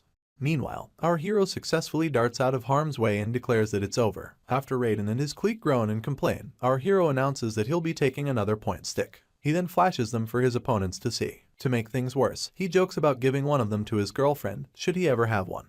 Our boy just keeps smiling as the bully yells at him to give the point sticks back. He's considerate enough to leave the last one with the rascal and then bids him goodbye. Before Raiden can complain, our hero blinks himself out of there, leaving his opponent to scream curses into thin air. All this while, a mystery girl has been watching everything unfold. On the other hand, our hero chuckles and celebrates the fact that he struck the jackpot. He reminds himself that if he had fought normally he would have been robbed. But since this is a dungeon, things are different. As he struts, he begins to feel weird, almost as if something is coming at him from somewhere. And of course, a quick glance behind him reveals a large fireball approaching him at full speed. Upon noticing the magnitude of danger that he is in, our hero grits his teeth. He begins to cuss loudly as the heat increases, but in no time at all, the fireball makes impact, licking dry everything in its path. It is almost like a comic god would use to punish puny humans. However, Yusial does not get punished. Instead, he activates his blink skill at the dying minute and darts out of harm's way once again. He admits that he came really close to death and can still feel the heat from 12 meters away. Gripping his 3-point sticks, he stares at the aftermath of the fireball and announces to no one that it was almost trouble. The once vibrant vines are nothing but char at the moment and our hero has a sense of who to thank. As though summoned, Princess Bion's silhouette forges its way out of the smoke until she comes face to face with Yusial. She then yells at him, referring to him as a commoner. In turn, our hero grants her audience. She then continues yelling at him for leaving 1-point stick with the riffraffs from earlier, revealing that she is indeed our mystery girl. Her brows furrow even deeper as she puts him on the spot and her staff stays ready to attack if he does anything stupid. He does not. Our hero just looks her over and wonders why she is in front of him. They stay staring at each other for a few seconds before our boy declares that there must be a misunderstanding. He adds that he did want to take the last point stick, but couldn't do it. Our boy then follows up by questioning Bion about how it is her business whose point stick he leaves or takes. This immediately shuts her up and the silence becomes deafening. It is as if our hero uses this moment to realize what's going on, because soon enough, he gets an epiphany. He goes on to point a finger at the princess, accusing her of lying in wait for him to collect all the point sticks, just so she can collect them all from him. He even reminds her of how he taught her before and asks how she could do such a thing to him. All this while, the princess stays quiet and stares at him like he is a 4-year-old struggling to make a full sentence. In a response devoid of remorse, she only claims to be royal blood, adding that if our boy is aware of her scheme, he should come at her.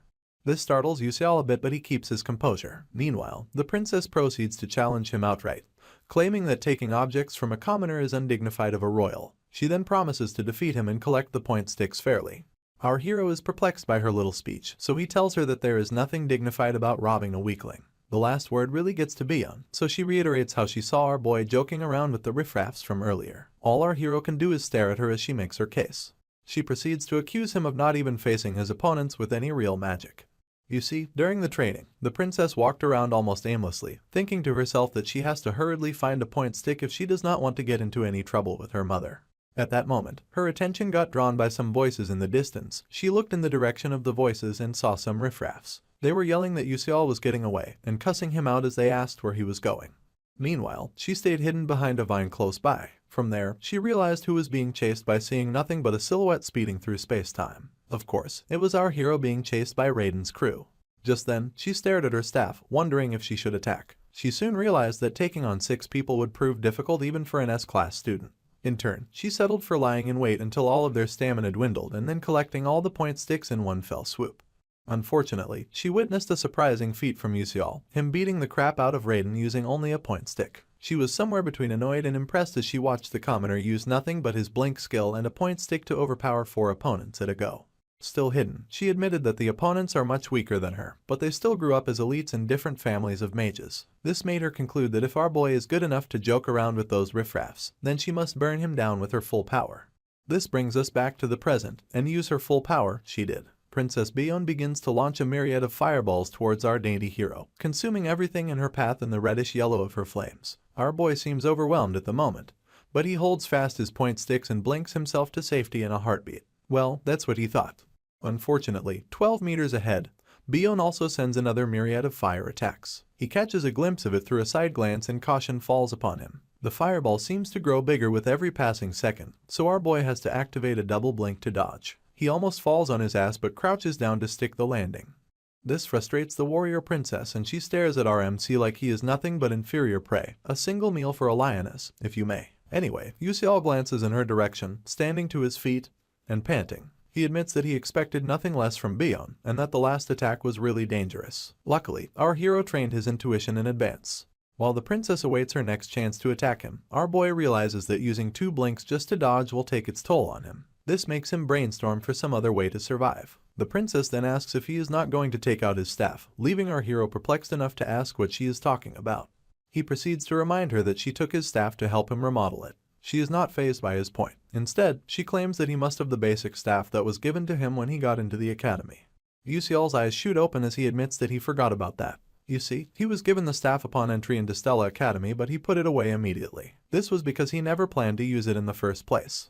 The princess does not believe him, and after some seconds, she proclaims that he is up to his jokes again. Her eyes burn with anger as she glares daggers in our hero's direction. He literally stands to take the heat while Bion thinks to herself about how desperate she is, hating every moment that she thinks our boy is joking.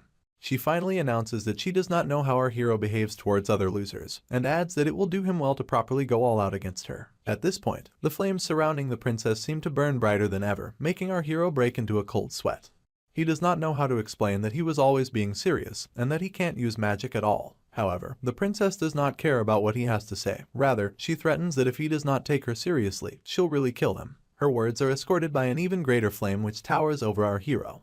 As both opponents face each other, Bion raises her staff, keeping in mind that she'll definitely crush our hero today. Once again, she sends multiple fireballs his way and our boy is mortified as they approach. One of them grazes his uniform, leaving only a hair's breadth for him to escape. He uses blink at the last minute and slides as he makes his way to safety. Unfortunately, the princess is relentless. All of our boy's senses warn him of the impending danger, and a look in the opposite direction reveals a mountain of flames. Our hero seems like a miniature soldier before this fire, so he curses under his breath, admitting that even if he manages to dodge it with blink, the attack scope is much too broad. He stops staring up at the inferno as he wonders what he should do.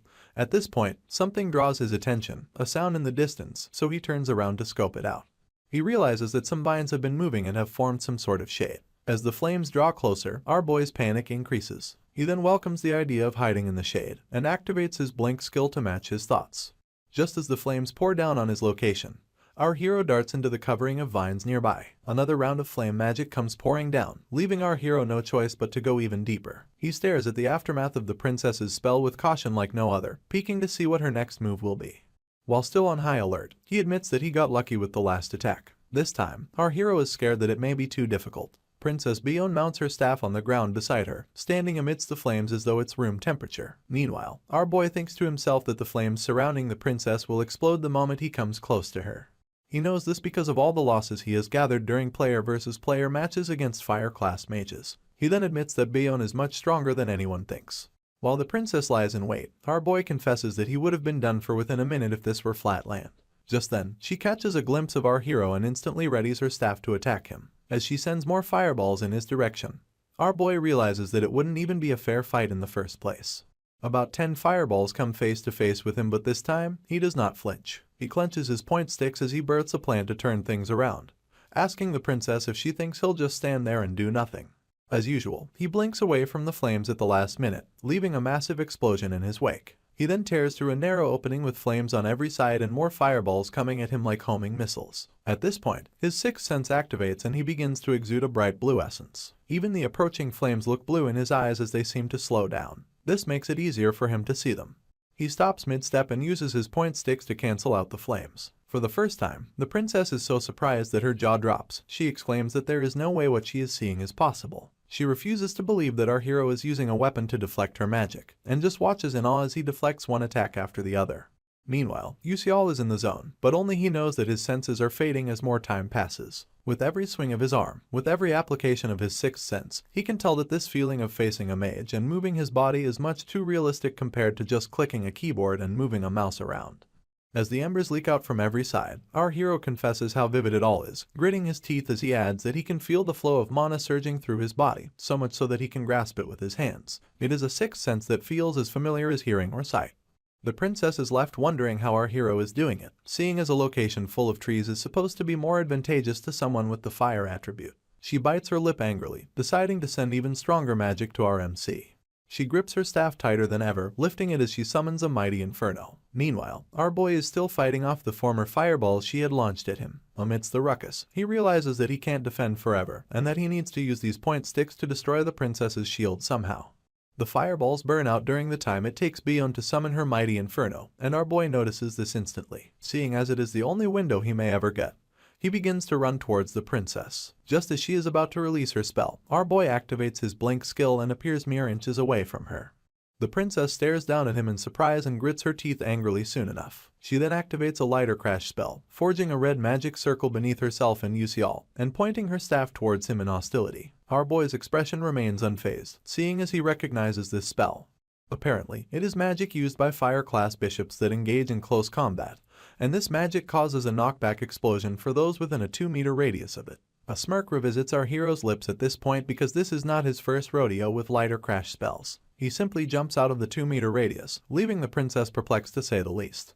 She opens her mouth to complain, but our hero wastes no time blinking his way back into her radius. He then uses the surprise launch to attack her shield with everything in him. As the barrier begins to break down, the princess just can't accept her fate. Unfortunately, it is not up to her. Our boy then delivers the finishing blow to her shield and it shatters accordingly, leaving the princess no choice but to deactivate any of her ongoing spells. Bion drops to her knees from the after effects, groaning upon impact. Our boy then walks up to her, still wielding all 3-point sticks. He drops to his knees just to be on eye level with her. He then smiles and announces that he won. This makes the princess blush with embarrassment, but she is mad at the same time. Anyway, our hero gets back on his feet, only for the princess to ask about his true identity. He plays it cool as he claims that he is nothing other than a normal student. At this point, he diverts his attention to someone behind him, yelling that she can stop hiding and come out now. True to his words, a silhouette behind a nearby tree finally reveals herself to be Flame, the female lead. Having been caught, the female lead takes gentle steps towards the other two. Upon reaching earshot, she announces that she was not hiding, and proceeds to ask our hero how he knew she was there. He just lets out a nervous laugh, lying that he just had a feeling. In truth, it was a result of the mana revelation delay physique's sixth sense. The girl's features soften upon hearing his reason, but she asks how he broke Bion's shield with only a training tool like the point stick. Our boy becomes cautious of her at that moment, seeing as she follows up by asking if the feat he performed was also a feeling. This makes him realize that this kind of bug, one allowing strengthened devices to be used as weapons, wasn't in the original novel. He then concludes that he can't just tell Flame the truth. Instead, he smiles awkwardly, pointing at the sticks as he claims that they're really sturdy. She does not buy a word of his story, so she clapbacks that training devices have their limits. She then asks if our hero thought he could use the point sticks to break a magic shield. She follows up with yet another question, inquiring why our boy thinks normal knights disappeared from this world. Her questions strike a chord in Yusial, making him admit to himself that the female lead is right. Worse off, he does not know how to respond to any of her questions. Flame goes on about always thinking he was weird, but now, all she is interested in is knowing who our hero really is. Princess Bion also stares quietly from behind, awaiting our boy's answer. Drops of sweat make their way down his face as he realizes that he is in a tough spot. The bad part is that it hasn't even been a month since he arrived in the game. The situation makes him mull over the option of revealing his identity, but he quickly swipes this aside because of how dangerous it is that Flame has no reason to keep him alive. He finally speaks up, reiterating that he must seem suspicious to the female lead but isn't actually a bad person to her. She does not understand what he meant by that, so she asks him about it. In turn, our hero's nervous smile returns and he explains that if anything, he wants to help her. This does not clear up her suspicions, but just as she is about to ask our boy who he is for the second time, he takes it as his cue to make an exit. He lies that he would like to tell her more but does not have the time. In that vein, he waves the girls goodbye and they watch him leave. Bion's eyes are still full of malice, so as our boy celebrates internally about his escape, she throws all 3 of her point sticks at him, causing him a great deal of pain. She is surprised that they actually hit him and our hero turns around, trying to soothe his pain by rubbing the spots she hit. He then laments that she should have used her words if she had any complaints. In turn, she admits that she thought he would catch them, and asks how he can't catch point sticks but can dodge other types of traps and magic. Our hero is still nursing his head as he thinks about the Mana Revelation delay physique having a limit. He says nothing about it to the girls, and only laments about how much his head hurts. You see, how long our hero can sustain the sixth sense solely depends on his mind power, and since his mind power has bottomed out, his migraines are now very severe. Yusial proceeds to question Bion about why she threw the sticks at him. She only claims that she lost their tiff and adds that they're now his. Our hero wonders if it is the princess's pride talking and fears that his ranking will rise too much if he accepts the point sticks. Worse off, the other prizes are worthless to him. After thinking it through, our hero squats and picks up just 1 point stick. He then flashes Bion a smile as he tells her that he is fine with the one, and adds that she can keep the others. With this, he turns to leave and waves them goodbye for the second time.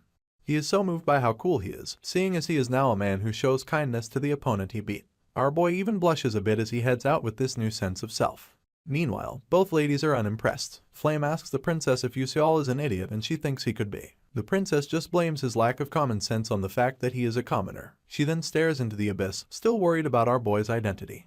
Meanwhile, a magic device placed in a boardroom reveals the location of every student taking part in the practical training, representing them with nothing but red dots on a screen. From time to time, each student takes center stage as they battle whichever opponent comes their way. In the boardroom, Professor Hanwall looks back, half disgusted, as his superior declares that the S-class students are incredible this year. This superior is none other than Elder Telix of the Magic Council of Elders. He even admits that the training was worth coming to watch. Beside him stands Jarina Aeon of the Blue Mage Tower Board of Directors, and she also concurs that it was fun, adding that she was more impressive when she was younger though. Mr. Hanwall can only stay quiet in the midst of so many superiors, seeing as so many big shots have come just to watch the new students in a practical exercise. His eyebrows stay furrowed as he realizes that they have to come if they want to recruit new talent, and concludes that most of the other professors are also watching the exercise.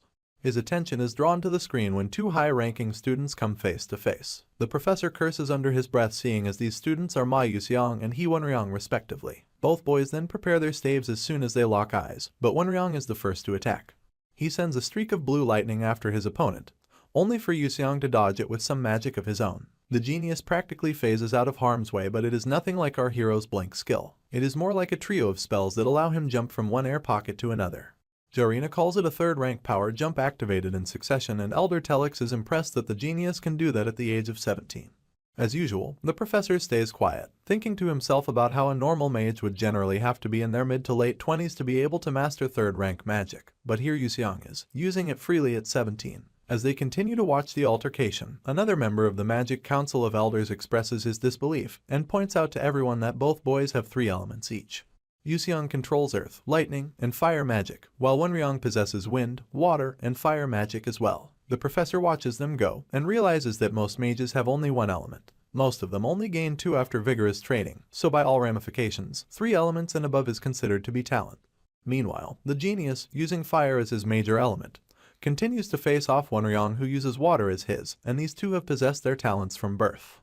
For the first time, Mr. Hanwall's expression switches from stoicism to panic as he hears a loud cawing sound. At this point, he and all the other visitors witness a large winged beast with flaming blue eyes and talons the size of 2 children as it lands in the middle of Yuxiang's battle.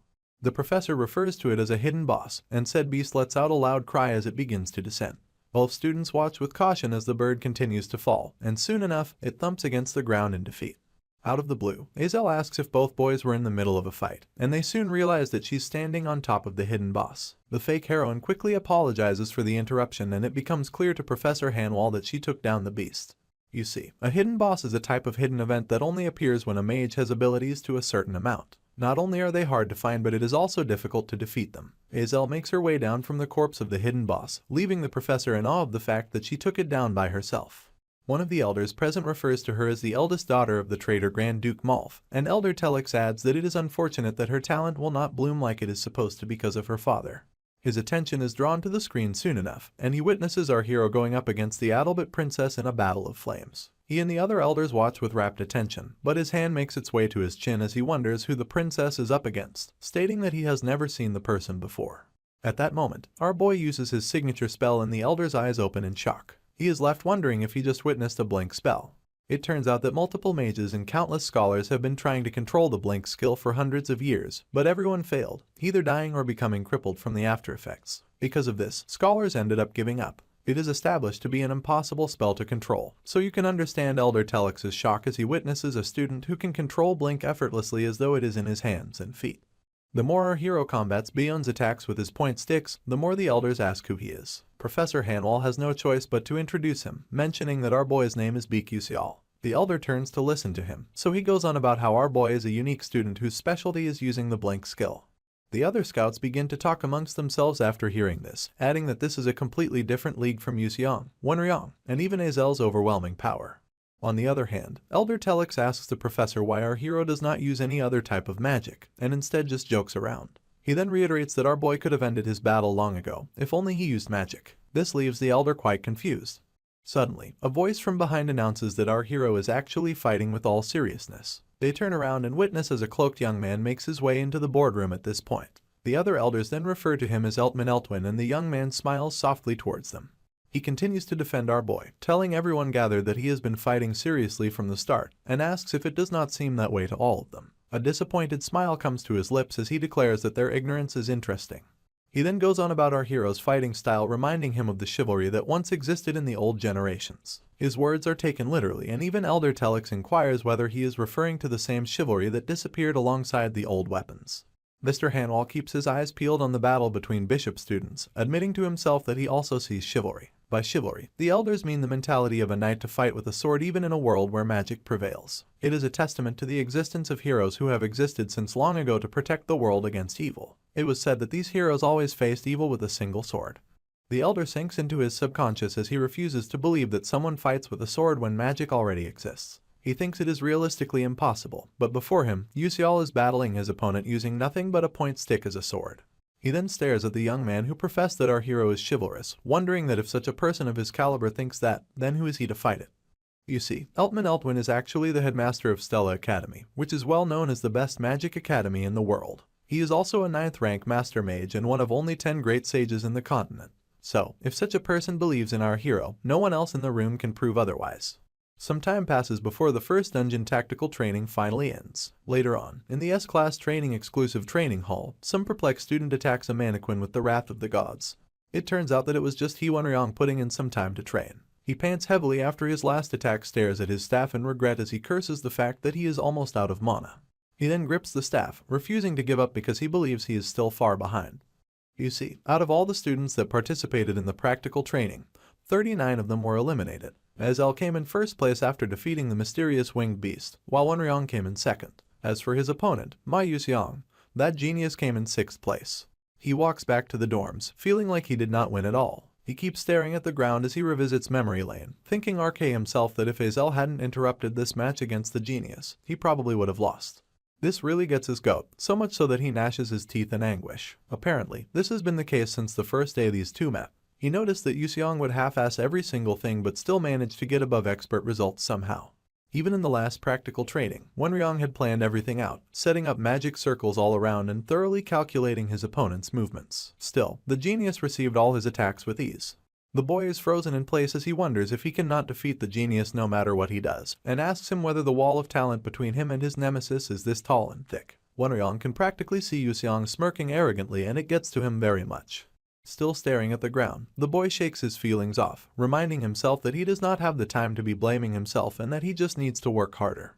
At this point, Byeon and her staff make their way to the training ground, and she is surprised to see Wonryong letting out his wind magic as though he is fighting the greatest foe ever. She remembers him as the guy who's usually calm and wonders why he is full of spite today.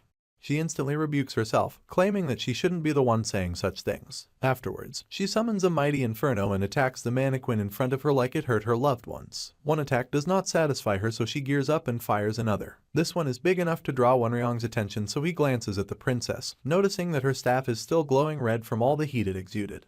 Her anger refuses to be quenched as she remembers that she still came in third place after our hero yielded her point sticks. She recalls that her mother was quite satisfied, but peradventure Yuseol had taken the sticks, she would have been punished like she was just another student. Her flames just keep burning brighter as our hero comes to mind. She hates the fact that he is a commoner who thinks that he is worth something. As she unleashes her next attack, Wonryong is almost blinded by the brightness, and afterwards, she breathes heavily in a bid to vent her frustration. As the dust settles, her fellow trainee is left dumbfounded and quietly wonders if something happened to the princess too. He just stares at the still angry princess, confused as to whether it is just his imagination or her magic has actually gotten more accurate than earlier. Seeing as the princess's fire magic is extremely explosive, Wonryong had concluded that it is almost impossible to control it precisely. He still refuses to believe that Byeon has improved so much in such a short amount of time, and is left wondering if it is just a coincidence. As for the princess, she quietly cusses as she thinks about our hero once again. She may hate to admit it, but his classes have been quite effective for her. Apparently, after switching to the pun quizzes, her magic has increased tremendously. This basically means her creativity has improved. She cannot see Yuseol as anything other than a commoner, one with terrible grades and the worst personality under the sun. But she is certain about one thing: he is the only one who knows the method to supplement her weaknesses. The princess looks away, telling herself that it does not stop her from being upset. At that moment, she hears someone call out to her, and aptly twirls to see who it is. She soon realizes that it is her guard, Yi Taran, so she asks her what the problem is. Yi wields a box in her hands and promptly stretches it out to her mistress. She then announces that the remodeling of the Terabin staff has been completed per her request. As a follow-up, the guard inquires whether or not to hand it over to our hero immediately and opens it up for the princess to take a look. In turn, Byeon gives her the go-ahead, so the guard readies herself to leave. For some reason, her mistress grabs her shoulder and tells her to hold on. Yi then asks the princess what the problem is, only to get glared at in return. It is high noon in Stella Academy. It is either that or the sun is out to smite an enemy. Anyway, Princess Byeon arrives at the second main tower that afternoon with the remodeled Terabin staff in hand. Apparently, she had collected it from me to deliver it personally, and is now at the main tower because she heard it was our hero's last known location. Normally, this tower houses the faculty's research facilities, and it gets her thinking that Yuseol may be there to see a professor. A wave of realization washes over her and she blushes in embarrassment. She backs up as she asks herself why she came over, since she can just hand him the sword at the training hall. The new feeling is shame as she notices that giving him the staff at the facility makes it seem like a royal is following a commoner around.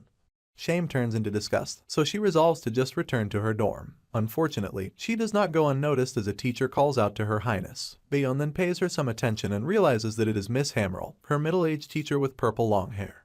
Anyway, the princess admits that it has been a while, and almost refers to Miss Hammerl as a teacher when she is actually a professor. In turn, the professor quips that the princess has already gotten so old, but it still seems like just yesterday that she was teaching her magic at the castle. She then segues into asking what Her Highness is doing in the facility. Byeon hesitates before commenting that she had some business to handle but is returning at the moment. The professor lets her know that it is better that way, seeing as the facility is a bit disorderly. Her statement piques the princess's interest, so she asks about it. Miss Hammerl wastes no time revealing that it is hectic because some magic officials have come due to a student named Baek Yuseol. The mention of our hero's name strikes a chord that leaves the princess wide-eyed. Her Highness is now very interested in the matter, so she pays close attention as the professor reiterates how our hero fought battles without using a lick of magic, adding that Byeon should know this since she fought with him. Her Highness averts her gaze to the ground shamefully, realizing that her former mentor watched her fail. She regrets showing something so unsightly to the teacher she respects the most. The professor notices this almost immediately, so she tells her student that she does not need to blame herself, adding that her opponent tried his best. This does not do anything for Her Highness. Instead, she asks if her mentor feels the same way even if Yuseol did not use any magic. In turn, Miss Hammerl claims that it is because of our boy's creed. This is news to Byeon, so the professor reiterates how the headmaster saw our hero fighting and proclaimed that he was doing so with a creed, adding that the headmaster mentioned our hero's efforts to revive chivalry, which was lost many generations ago. Her Highness almost loses her bearings as she raises her voice to repeat her mentor's last words about chivalry. She then admits that the theory makes sense, and soon enough, she slips into her subconscious, replaying how our boy had used his point sticks as a sword during their battle. She stares at the remodeled sword in her possession and wonders if chivalry is also the reason why our hero wanted it. A gulp of saliva ensues for the princess before she goes back to talking with her mentor. She reiterates not using magic in a magic academy will only attract penalties for our boy. Worse off, he'll end up receiving penalty points during magic practical training, amongst other things. Miss Hamrill intertwines her arms as she concurs with her highness, adding that our hero has decided to walk that path despite the consequences. She thinks it's incredible that Yuseol is still pushing himself after the great achievement that is blank. Bayon, on the other hand, just quietly stares at her mentor as she adds that she thinks our hero's creed must be the real deal. Later on, the princess stops by an alleyway to sulk, thinking to herself that everyone would mock anyone who said they dreamed of chivalry, and wonders if our boy wants to be a knight in this generation, whether he is doing it as a joke or seeking it sincerely. Just as she starts to feel guilty about getting mad at our hero and telling him to stop joking around, he shows up. He wastes no time asking what the princess is doing in an alleyway, all while chewing on the ethelic root he got as his prize for 5th place. Bayon's cheeks stain red from embarrassment and she quickly clarifies that she's not there because of him. Confused, our hero also makes it clear that he never said she was. It becomes a stalemate as the princess stares daggers at our hero and he shoots her a dumbfounded look in return. She just gives up, looks away, and stretches his remodeled staff at him, yelling at him to take it. Our boy gets excited immediately and thanks the princess for it.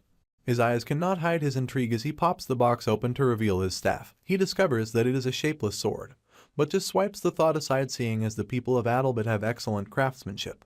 At this point, our hero bears no regret over helping the princess. Riding the wave of his excitement, he asks Bayon if he can keep the box, mostly because he thinks he can fetch a good price if he sells it.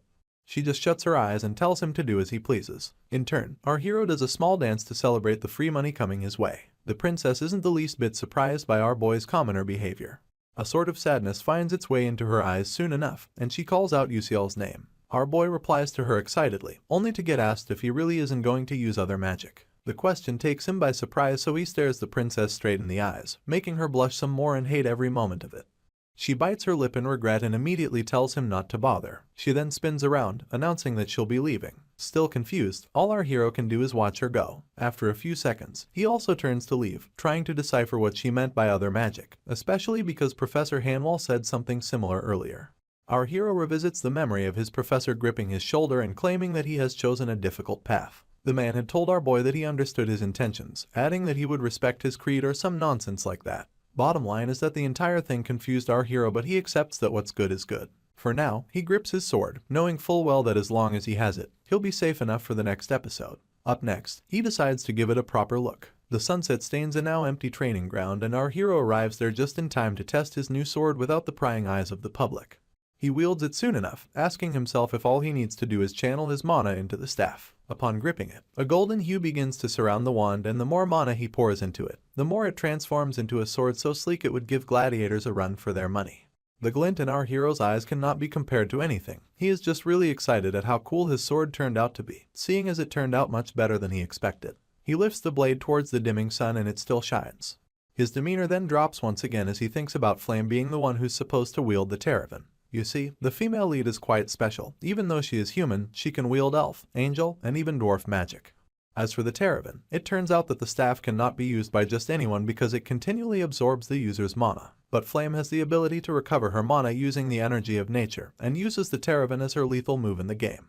On the other hand, our hero does not have any mana to begin with, seeing as it cannot accumulate in his body even if he continuously absorbs it. The mana just gets directed to the mana revelation delay physique. In simpler terms, the concentration of mana in our hero's breathing is used as the output of the staff. He becomes excited again, this time because he seeks to check his stat window. The blue notification bar pops up in accordance and reveals that our boy's strength has gone up by a small percent. His mana revelation has also become a level 2. Yuseol looks everything over and confirms that the ethelic roots he won from the practical training is the reason for the strength increase. A small smile graces his features as he acknowledges that he now has a weapon that he can use to directly increase his strength and other factors, rather than do it by using EXP. Up next, our MC resolves to try using the sword, so he fires it up, telling himself that he'll be busy from now on. Days pass, and the students gather for a mandatory class where the lecturer announces that they're going to learn actual magic. The students just line up a small ways from him and listen as he yells at them to spread out and hold their staves. This professor is none other than Virion, the magic defense lecturer. Mr. Virion does laps around the training ground as the kids practice their magic shields. A quick glance around makes him admit that there are quite a lot of talented students in his current group. He's even happier because he lined them up according to their ranks. At this point, something sticks out like a sore thumb and the lecturer shoots questioning looks in its direction. It's our hero, Beak Yusial, and the lecturer wonders if he's the infamous S-class that everyone is talking about. He only sees our boy as a commoner who managed to resonate with the middle-high class staff and got 5th place in the dungeon practical training. After concluding that he doesn't like Yusial, the lecturer approaches him and asks why he isn't doing anything. Our hero nervously picks his face as he explains that he doesn't need to learn basic magic because he's learning a different defensive technique. A forced smile comes to Mr. Virian's lips as he feigns interest in our hero's methods. In truth, he finds our boy to be arrogant and practically hates him for not, at least, learning the succession magic of Adalbert like Princess Bayonne. On second thought, the lecturer concludes that a commoner like our hero couldn't learn something like that. He heard that our boy can't use any magic other than blink, and for this reason, Mr. Virian puts him on the spot, asking him to show the other students an example of this incredible defensive technique that he's talking about. Our hero remains silent as the lecturer scans the room for a suitable opponent, and finally, the man chooses Morso from B class. In response, the brown-haired scrawny kid flashes our boy an arrogant smirk. You see, Professor Virian believes that connections are important for a magic defense lecturer like himself to stay at Stella Academy, and Morso Dordan, who's from the Scalvan Empire, will prove to be useful if the lecturer leaves a good impression on him. In turn, he asks our boy what he thinks about the duel whilst mulling over how good it'll be if Morso shows impressive magic against an S-class student. Yusial doesn't see any reason not to duel the boy, so the professor tells both contenders to step onto a platform. They obey almost immediately and stand face to face while the other students watch from down below. Some rascals in the crowd yell at Morso, telling him to kick our hero's butt, and another rascal announces that he should embarrass our boy publicly. A smile visits the noble's face as he assures his friends that he will. This little show of classlessness opens our boy's eyes to the fact that his opponent is part of Uslak and Raiden's crew. None of this dissuades him. In fact, he thinks it's good. It turns out that our hero is only taking the class because it's mandatory, and there was nothing to do since he can't use magic. A glance in Mr. Virian's direction reminds our boy that the lecturer has been notorious since the first year episode. Anyway, he flashes a soft smile and resolves to check the results of all his training up until this moment. As Morso wields his staff in preparation, the professor declares that the duel will be based on attack and defense turns, and adds that the contenders cannot use any magic outside of the two. The noble gets the first pick and his friends begin to talk among themselves. One confirms from the other if Morso will win, adding that he may be good at defense, but has also learned offensive Earth-class magic. In response, the other boy admits that it'll be difficult to defend against that. Jeremy just stays smiling as he eavesdrops on their conversation. At this point, Mr. Virian asks if both sides are ready, and then indicates the beginning of the duel. Morso instantly uses offensive Earth magic and his classmates recognize it to be second rank. Yet another classmate announces that it's the unspoken rule to only use first-rank magic during a basic magic practical, leaving him wondering whether Yusial will be okay. Meanwhile, our hero seems unfazed by his opponent's theatrics but stays vigilant nonetheless. The noble thinks of him as an arrogant S-class and then attacks him with the Dordan Stone Pierce technique. This sends a big rock encapsulated by the lime green essence of his magic towards our hero. Yusial watches as it covers the distance, grips his staff-turned sword, and cuts the rock into two. As the remnants disintegrate on either side of our boy, Professor Virian is left in shock. Jeremy stays as quiet as he's always been, but Morso twitches as he refuses to believe his eyes. The fact that his magic disappeared just doesn't sit right with him, but our hero stands there awaiting his opponent's next move. The same students who talked smack about him begin to analyze the situation. One of the girls proclaims that our boy cut his competitor's magic with his sword, and her friend wonders if such a thing should make magic disappear. The professor who had overheard them thinks to himself that it would make no sense for magic to just disappear from a slash, but it's exactly what happened. Apparently, all magic has a path of mana, and in a case where you accurately cut that path, the magic will be extinguished. It baffles the professor so much that he still asks himself if our hero did that. Afterwards, Yusial stares at his sword with hints of excitement, admitting that it works better than he thought. Although he can barely manage to cut through third-rank magic now, he feels like it was good that he practiced in the training hall for a few days without rest. With the vigor from his first defense, he now feels like he might actually win the match. Morse's features turn red in annoyance as he asks how a mere commoner would have the audacity to cut his magic. As he continues to grit his teeth, the professor is worried on the sidelines because it'll also be annoying for him if the noble loses. For this reason, he speaks up, telling our hero that his defense is good, and adding that there's a limit to just hitting aside everything one by one. He gives an instance using an abundant attack and this strikes a chord in Morso, bringing a smile of mischief to his lips. Our hero easily deduces that the professor just gave his opponent a tip, and it really annoys him. In turn, he stares down the Dordan as he prepares multiple attacks simultaneously. The mischievous smile has come to stay and the noble raises his staff in retaliation. The cackles from his attack seem to be increasing. making the bystanding students worry that he's doing too much. Some even fear that he'll hurt our hero at this rate, and wonder why the professor isn't stopping the duel. After concluding that his spell will end things, the rascal finally unleashes the Ballier Stone Pierce, sending multiple magic-infused rocks towards our hero at full speed. Yusial's eyes pop open as he just stands there, wondering what to do. The rocks cover the distance soon enough, but our boy is fast enough to count a total of 11 rocks. He then deduces that there's only one method left if he can't blink or slice them, and that is to block them all. In the presence of everyone, our hero begins to rotate his wand in a way that none of the rocks make it past its axis. Morso almost explodes from the ensuing anger of seeing his spell being dismantled like that. He never expected his strongest one to be blocked so easily. Even Professor Varian grits his teeth in annoyance, cursing in his mind as he asks what Morso is doing. The poor boy has no idea that things will be difficult for the lecturer if he ends up losing.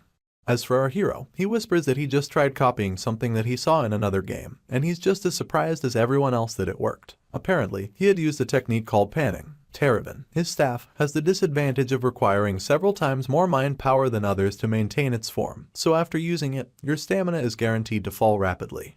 It becomes obvious that things would have been difficult in an actual fight, seeing as Terabin's defensive power is weaker when blocking multiple attacks than it is when blocking one. He's relieved that it's just a duel, and while he awaits the perfect time to strike, more murmurs emanate from the onlookers. Some of them proclaim that they've never seen the technique our hero used and they wonder if it's a variation of Magic Shield. Others ask if there was a technique like that in Magic Defense class, and the rest conclude that Morso is going to lose if things continue like this. The noble overhears this and it fans the flames of his anger anew.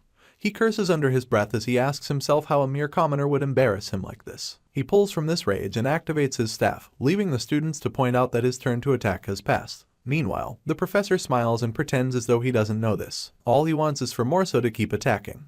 In turn, the noble screams at our hero as he tells him to prepare himself. He then adds that he won't let him go this time. At this point, a voice calls for the lecturer and the man diverts his attention to the direction of the voice. It turns out to be Jeremy, so the professor asks him what the problem is. The prince just smiles softly and then asks why Mr. Varian isn't giving Yusial his attack turn. This makes him nervous, so he begins to stutter his reply. Right on cue, he realizes the dirty stares he's now getting from the other students as they complain about the duel. Some of them point out that the duel is no longer a first-year basic one, while others proclaim that if it goes on, our hero might end up getting seriously hurt. The cherry on this blame cake is when one of the students proclaims that Mr. Varian isn't suitable to be a teacher. It then dawns on the man that he was too focused on the duel to notice the reactions of the other students. Still face to face with Jeremy, the boy puts his teacher on the spot, making him break into a cold sweat. Meanwhile, Morso tries to pull a fast one on our hero by activating his magic shield to block his attacks. Unfortunately, he's much too slow. Our boy successfully maneuvers through his opponent's defense and points his sword at the noble's neck. With this, Yusial gets declared the winner and his fellow contender remains frozen from the shock. Jeremy smiles soft as usual, acknowledging that our boy still won the duel in the end, and admitting that he's more impressive than he thought. His soft smile then becomes one of mischief. Later on, the grunts of a student rise into the air as he gets the beating of his life. Vera Jane just watches as the poor student struggles to breathe and begs for forgiveness. This is none other than Morso, and he lays in a mixture of his own blood and spit after Jeremy is done roughing him up. With a remorseless look on his face, he wipes his hands and calls out to Vera Jane. She instantly responds and the prince tells her that his friend seems to be pretty hurt. He then asks her in the softest of tones to take a look at him, adding that he'll be sad if anything goes wrong. She quips that she understands and Jeremy thanks her. Vera Jane just watches the prince as he leaves and realizes that he referred to Morso as his friend and not his loyal subject. You see, in the Scalvan Empire, the heir to the throne is decided solely by magic ability, and Prince Jeremy Scalvan became the crown prince after defeating his brothers at the young age of 12. The fact that he did not refer to Morso as his loyal subject means that the Dordan family has automatically been thrown out of the political world. Vera Jane realizes that it's not just Morso, but our boy. Seeing as he has caught the eye of the prince, she fears that our hero will no longer be able to have a comfortable school life. The next day, the wonderful Stella Academy houses a bunch of students and they all make their ways to their various classes. Our hero, on the other hand, makes his way to the lab for an alchemy class. There, some of his mates gossip about him and how he chose to follow the oath of chivalry. They mock him for his choices and proclaim that he's doing it because he's desperate for attention. One of them then points out how our boy won his battle against Morso of the Dordan family, and his friend reiterates how the Dordans are influential in the Scalvan Empire. At this point, Flame can't take it anymore. She's utterly irritated because she hears about Yusial everywhere she goes. The girl slams her hands against her desk, deceiving herself that she doesn't want attention. Instead, she tells herself that she just doesn't like our hero getting so much of it. Just then, the alchemy lecturer announces that the class should focus. She's none other than Professor Maysentyre, and she breaks into a small speech about how alchemy requires accurate measurement and timing, as well as perfect temperature control. The experiment for the day involves practicing the Tyrant Fatigue Recovery Potion, one of the professor's original concoctions. She once again asks them to focus, but Flame seems worried. Apparently, she finds the practical annoying because everything will go wrong if she messes one thing up. Still wielding a tube of purple liquid, she admits to herself that she tries to avoid alchemy because it's particular and difficult. She stares slyly at the professor as she yells at someone called Atlesia, telling her that what she's doing is too dangerous. It turns out that Atlesia is just another unfortunate student, and the professor spares no expense correcting her. In turn, the student bows her head and apologizes. Flame, who has been watching the whole thing ensue, acknowledges that Professor Mason will one day blacken and go out of control. For her to prevent this canon event, she will have to keep taking the alchemy class. On the other hand, the girl remembers that she needs more ingredients, but before she can head up to get them, she overhears someone laughing like a maniac in the corner. A quick glance in the direction of the laughter reveals Yusial wielding a tube of liquid and smiling into a concoction as he declares that he has gotten it right. Flame becomes uneasy as she watches our boy work. She had thought that he took the class to get close to Azel, but now she thinks that he might just be sick in the head. She simply exhales in a bid to brush aside what she just witnessed, and resolves to go get her ingredients. Later on, she rounds up making 2 vials of the recovery potion and wipes the sweat off her forehead as she acknowledges that she finally got it. She then gives kudos to the fact that her host body's academic achievement is high and attributes the swift creation of the potion to it. Soon enough, she glances in Azel's direction, wondering what the girl is doing. She sees her going about the experiment at her own pace and mumbling the instructions to herself. This makes Flame conclude that the girl seems decently good at it. Some seconds pass before it hits her that in the original novel, Azel coincidentally comes across Mayla's magic engineering books. She even recalls that the girl created a high-rank compatible product to the Tyrant Fatigue Recovery Potion in this very class. This leaves her wondering why Azel is making the potion the normal way this time. Her hand stays on her chin as she glances in our hero's direction once again. She then questions how he knew to change the experiment ingredients as he wished.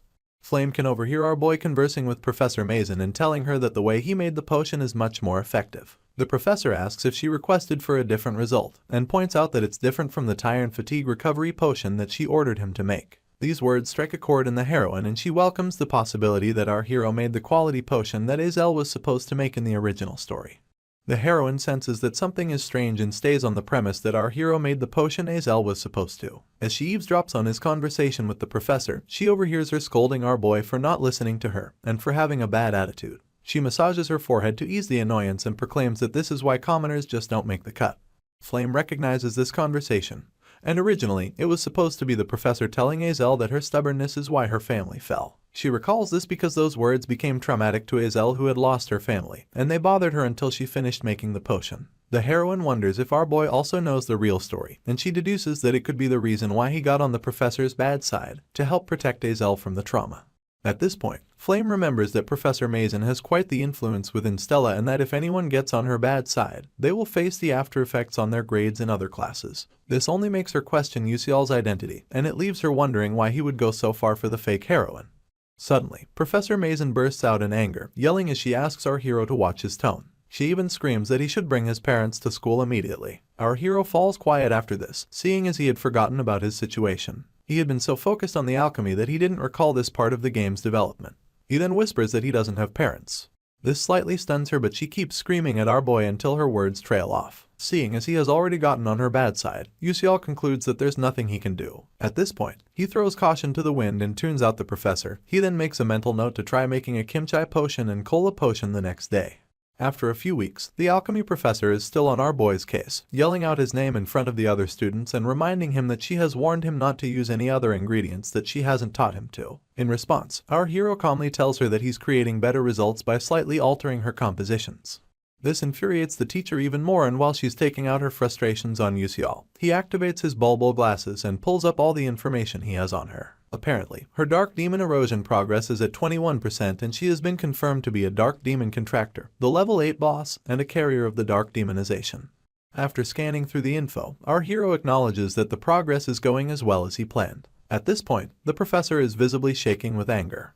You see, Maysentyre, also known as the Episode 8 boss, is unable to defeat her dark emotions and ends up undergoing dark demonization. This turns her into one of the villains. Once her dark demon erosion progress reaches 90%, she'll completely become a dark demonic human. But while it's under 50%, it's impossible to find out through magic. Our hero reiterates that she's at 21% currently, making it impossible to report her or prove that she's a dark demonic human. For this reason, he needs to continually provoke her until it surpasses 50%, after which he'll call in the Dark Demon Assassination Squad.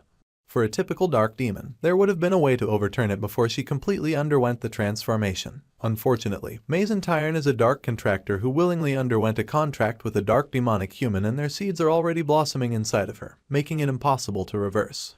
Back to the present, our hero glares at his professor, acknowledging that the 4th episode hasn't even started yet, and that he has to prepare beforehand because she's a very strong boss. If he doesn't prepare, the professor will turn other students into dark demonic humans and also threaten Stella. In turn, Miss Mazen intertwines her arms as she reiterates that our hero's attitude is still the same as ever. She then tells him not to expect a good mark in alchemy. He remains unfazed, and it's evident in his expression. He even thinks this is better, seeing as there won't be any additional damage if he continues to receive attention. He then resolves to focus on building his muscles rather than doing assignments. Sadly, he gets blindsided when he discovers that the practical exams are going to be a group project. Worse off, that he's stuck with Azel and 2 other awkward boys in his group. Both boys just stare at each other in silence, and Azel staring at the desk doesn't help matters either. The atmosphere feels like someone died, so our hero takes initiative and introduces himself to the group. The first boy introduces himself as Ka Sehun, the other one is Mal Lewin, and finally, Azel introduces herself. Lewin immediately buries his face in his palms as he whimpers about their group being screwed. He then proclaims that the professor always gives bad marks to students she dislikes, and that it doesn't even matter if they do the exam. This makes our boy feel sorry for infuriating the professor, only for the fake heroine to finally speak as she points out that they can't just give up. She goes on about how the alchemy exam is assessed by at least 3 alchemists from the alchemy castle, making it difficult for Miss Mazen to ruin their grades all by herself. Both Lewin and Sehun brighten up upon this realization. They then smile at each other as they announce that they'll try their best, and admit that they always wanted to work on the project at hand. In turn, our boy smiles softly at Azel, and she averts her gaze as though she didn't just turn the tides on their project. Anyway, she explains that it won't be that hard to create the devitality potion given for their assignment, only if they combine their knowledge. She then announces that they have to begin by gathering the ingredients properly. The first and most important ingredient on their list is the tail of the fire lizard, and our hero volunteers to get that. Azel points out that the monster corpse is the most important part of alchemy and makes sure our boy understands that he needs to carefully select it and bring something fresh. Yusial quips that he understands, and his confidence doesn't go unnoticed by the fake heroine. She's left wondering if she can trust him though. Meanwhile, our hero just smiles slyly, knowing full well that he'll simply dropship the fire lizard to his location. Upon nightfall, our hero turns up for a one-on-one meeting called by Professor Mazen, only for her to hand him a piece of paper with instructions to give it to the C Group first-year alchemy students. As she specifies that Team 12 will be exempted, a sinister smile accompanies her statement. In response, our boy quips that he'll do as she says. You see, the alchemy practical exam is done in front of the alchemy castle's official alchemists, and per adventure our hero shows a pathetic sight in front of them. His path as an alchemist will be blocked forever.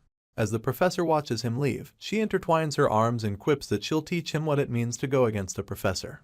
The next day, Flame is busy making use of the S-Class training hall when someone calls out to her. She twirls to see who it is, only to realize that it's Beak Yusial. He goes on to hand her the piece of paper, telling her that it's an alchemy assignment. The heroine accepts the note with thanks, and he adds that they were instructed not to tell anyone about it. Apparently, the professor thinks Flame will understand when told to keep it a secret.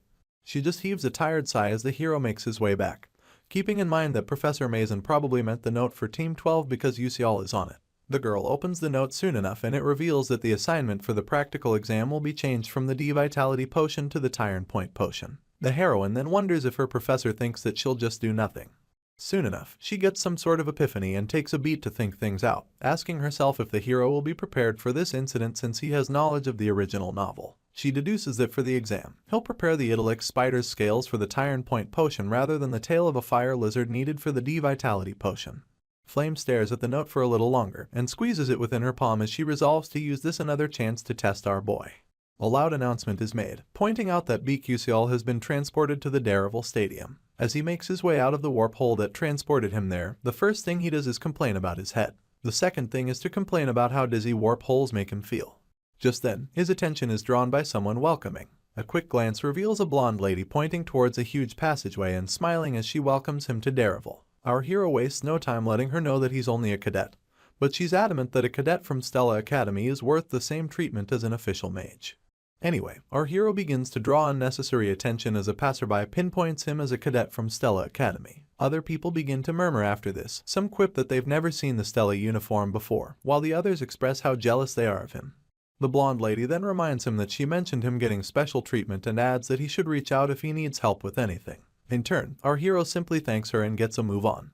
He thinks to himself that as long as he has a pass and a Stella pocket watch, he'll get treated as an official mage no matter where he goes. A soft smile then crosses his lips as he admits that his academy sure is nice. In addition, he gets to use a warp hole for free when it would cost 100,000 credits on a normal day. Thanks to this advantage, our hero has been using the warp hole every weekend to go around the city, and has confirmed that the information he has is mostly the same.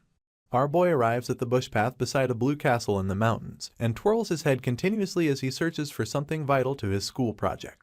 You see, the goal for the day is to get a hold of a fire lizard which is known to have a risk level of 2. This creature's stamina and power are stronger than that of most beasts, so any mage would have to use nothing less than second rank magic if they plan to catch it. This is also because of its quick movements and resistance to magic.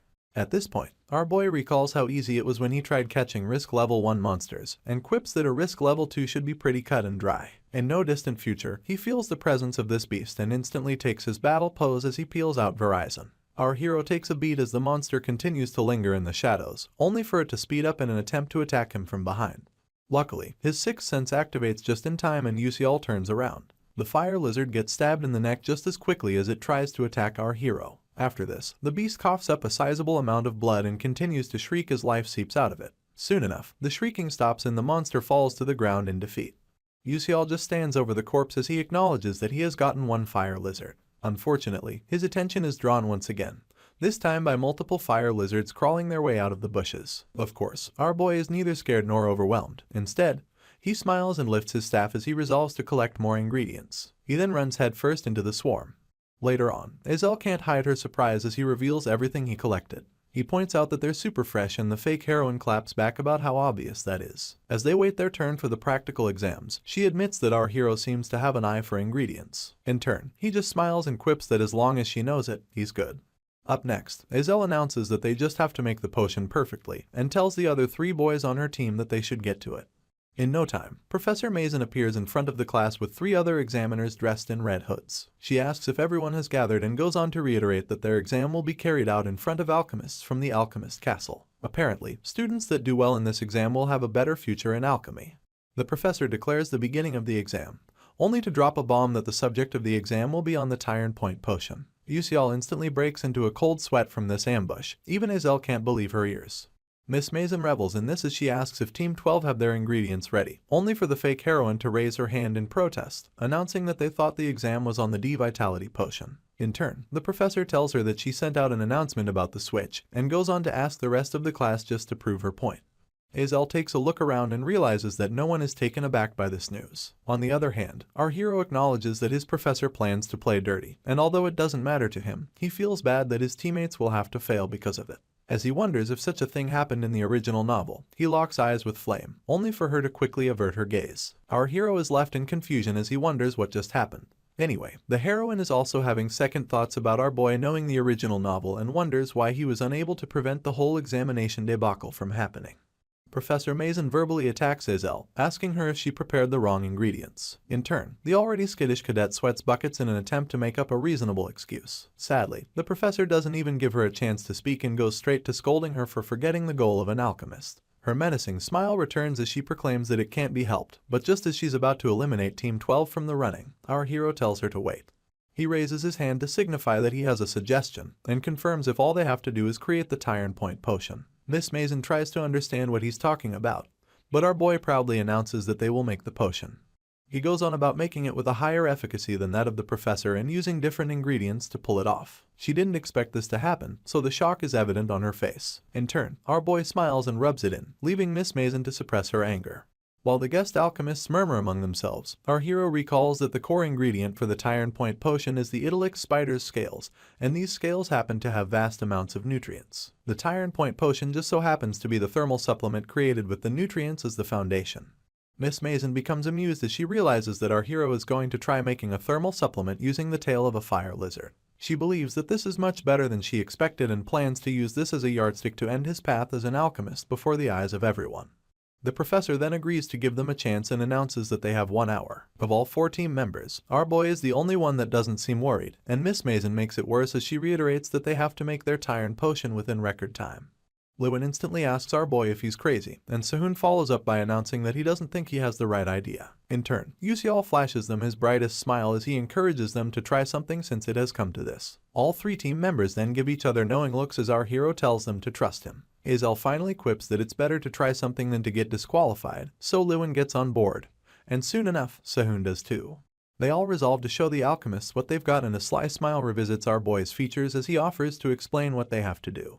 One of Yuseol's main interests while he was playing the game was gathering all sorts of recipes, and kept gathering them no matter how trivial they seemed. Luckily, amongst these recipes was the one for Tyrant Point Potion Type B. Back to the present, our hero thinks to himself that he wasn't going to use the recipe because it's one that the professor came up with down the line. He goes on to explain that the reason the Idyllic spider's scales have a lot of nutrients is so that the monster can hatch its eggs. Apparently, it has a similar feature as the tail of a fire lizard, and our hero goes on to point out a certain blood vessel. He explains how the Ilaker tribe in the southern desert is said to use these blood vessels to improve the health of their leaders. Our boy then tells his teammates that using it also results in a longer life expectancy, and adds that they can switch it out with that part of the fire lizard's tail. At this point, Lewin indicates that he has some knowledge about the Ilaker's process, and asks if he can handle that part of things. Our hero happily lets him and returns to explaining the process. It turns out that the spike mulberry mistletoe is a vital part of the end product and should be dehydrated using the desert style of mana release. He questions the remaining 2 members of their team if they know how to carry out the process, only for Sehun to admit that he learned the dehydration method from going around with his dad. He even humble brags about being able to dehydrate all the blood vessels given to him in 5 minutes. Yuseol hasn't finished calling out the next necessary step when Azel steps up and offers to take care of it, and so he simply thanks her. After this, our hero just watches his people work. Lewin and Sehun go hard at it, and the fake heroine refuses to be outdone. This brings a small smile to our boy's lips, and he admits that his teammates are much better than he expected. After they all carried out their respective parts, Yuseol instructs them to blend the ingredients as meticulously as he taught them. Later on, Professor Mason wears the most distraught look in life as she stares at the finished product made by our hero and his team, a purplish liquid sitting pretty in a glass vial. In turn, our boy flashes her a sly grin as he declares that it's the Type B version of a Tyrant Point potion. This gets the guest alchemists murmuring again as they express their disbelief over some kids pulling off such a feat. The professor is nothing if not bitter and furrows her eyebrows as she concludes that the kids before her must be clowns. She goes on about preparing her Tyrant Point potion after years of research and refuses to believe that these kids completed theirs this easily.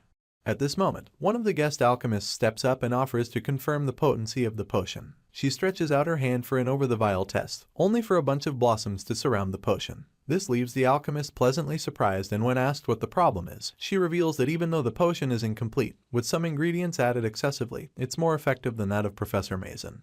The moment she says this, our hero and his team immediately beam with smiles. The guests continue their mumbling about how incredible they find the potion and how the students sure possess unique knowledge. This annoys the professor beyond what she can stomach, so she yells at the alchemists to hand over the potion, and adds that she'll check it personally.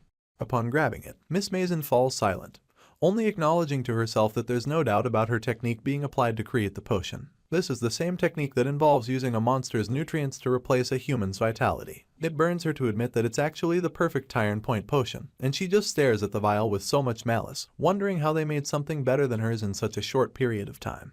The professor squeezes the vial even tighter, telling herself that she's still the one who gets to grade these students. She then resolves to disqualify them for not having the necessary ingredients. Meanwhile, our hero and his team await their fate as Miss Mason finally announces that she has finished inspecting. Just as she's about to decree a negative result, one of the guest alchemists cuts her off and announces that Team 12 deserve more than an A+. The professor stares at her angrily, but the guest just smiles from ear to ear, asking her if she doesn't agree with their assessment. Miss Mason just curses in her heart, calling the alchemists old bats and gritting her teeth as she struggles to announce that Team 12 have passed.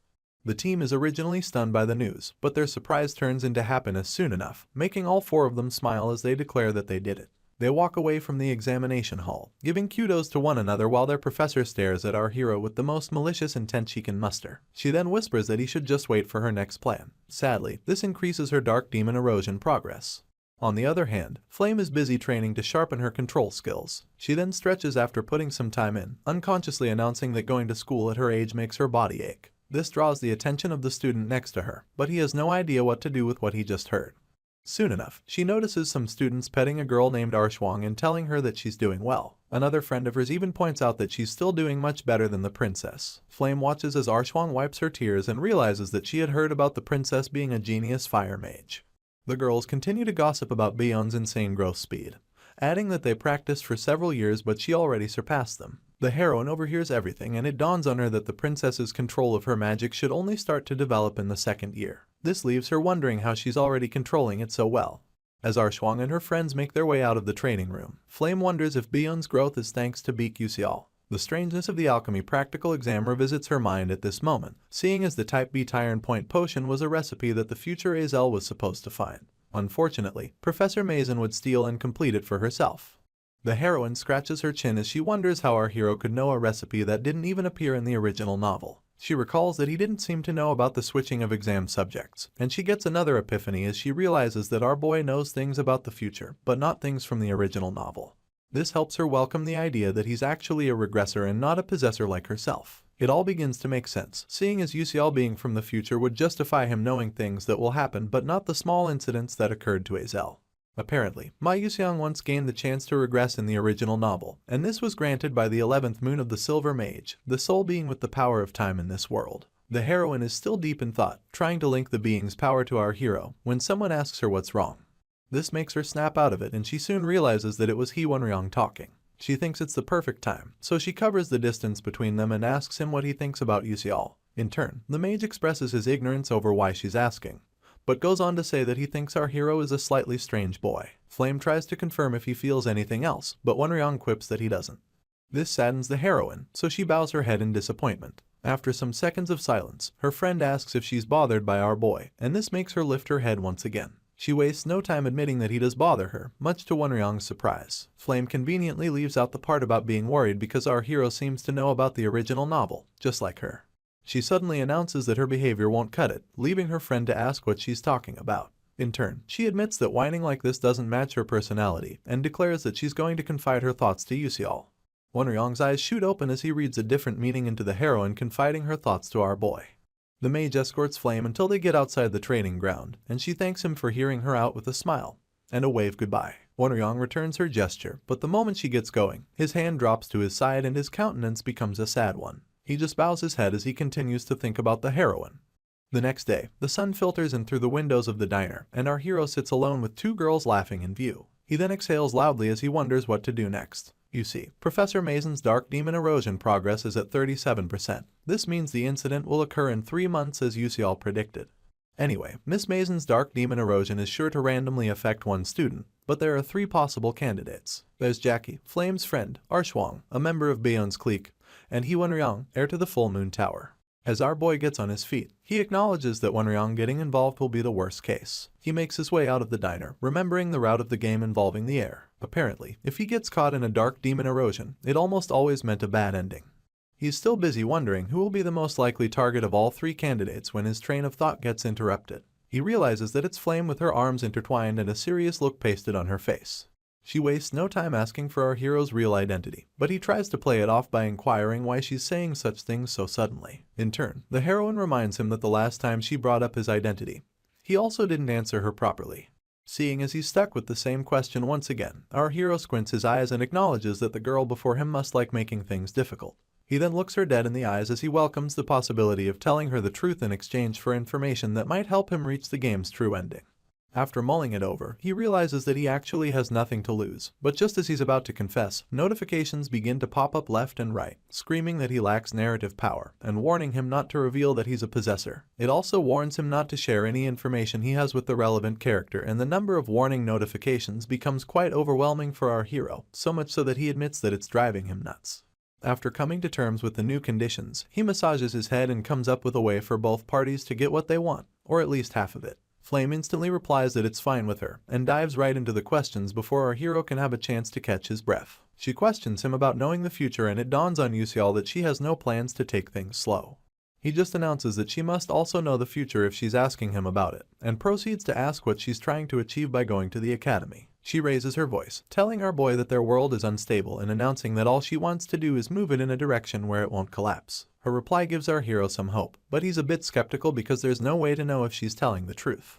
Flame tags in with her next question and asks why Yuseol is acting like that. The question seems too vague, so our hero decides to give a vague answer too, and tells her that he's acting that way just because. He later adds that all he's doing is for the best, and this catches Flame's attention, so much so that she begins to tremble and ultimately accuses our boy of lying. Beak Yuseol never expected Flame to accuse him of lying, so he is taken aback by it and begins to sweat nervously. In turn, the heroine quips that there's no way he is that kind and goes on to scream that there's definitely some goal he wants to achieve, or something he wants. Once again, our hero clarifies that he doesn't want anything, and when asked what he means, he buries his face in his palm. He then explains that he is honestly not sure of what he wants, so it's practically pointless to even ask him such a question. She still doesn't understand how he is not sure, so he makes it clear that all he wants to do is laugh. It's Flame's turn to be surprised and her eyes shoot open as she repeats his last statement to herself. After this, she simply apologizes for overstepping, leaving our hero to wonder if that's all she can do. Unfortunately, things take another turn as the heroine clasps her mouth shut and runs away crying. Yuseol then realizes that it's actually his turn to ask a question, but he is also too distracted by why she is crying. At this point, someone calls out his name, so he turns his head to see who it is, only for a pissed-off Hyunryong to take malicious steps in his direction. This scares our boy into sweating even more, and the scholar yells at him to explain why Flame ran away crying, adding that he won't let Yuseol rest if he gives him a false answer. Our hero freezes in place, admitting to himself that he feels scared because the rival of the world's strongest person is now glaring daggers at him. It's at this point that he remembers Wonryong's unrequited crush on Flame, so he realizes that if he gets misunderstood, things will end up being tough. For this reason, he tells the scholar that nothing happened with his girl. He even takes it a step further as he asks why Wonryong wants to know. This does nothing to throw off the scholar, seeing as he doesn't believe a word our hero said. In turn, he smiles nervously and clarifies that nothing like what Wonryong is thinking actually happened. He then urges the scholar not to worry, keeping in mind that his words should be enough this time. Unfortunately, the frown doesn't leave Wonryong's face at first, but after a few moments of mulling things over, he apologizes to our hero, claiming that he initially asked a pointless question. In response, Yuseol flails his arms and tells the scholar that he doesn't need to go that far. Before he can even finish his sentence, Wonryong turns around and bids him goodbye, leaving him to display a fake smile and wave. In his heart, all he can think about is how different the scholar's character is from the original story, mostly because he is supposed to be calm and cold, but is being unstable instead.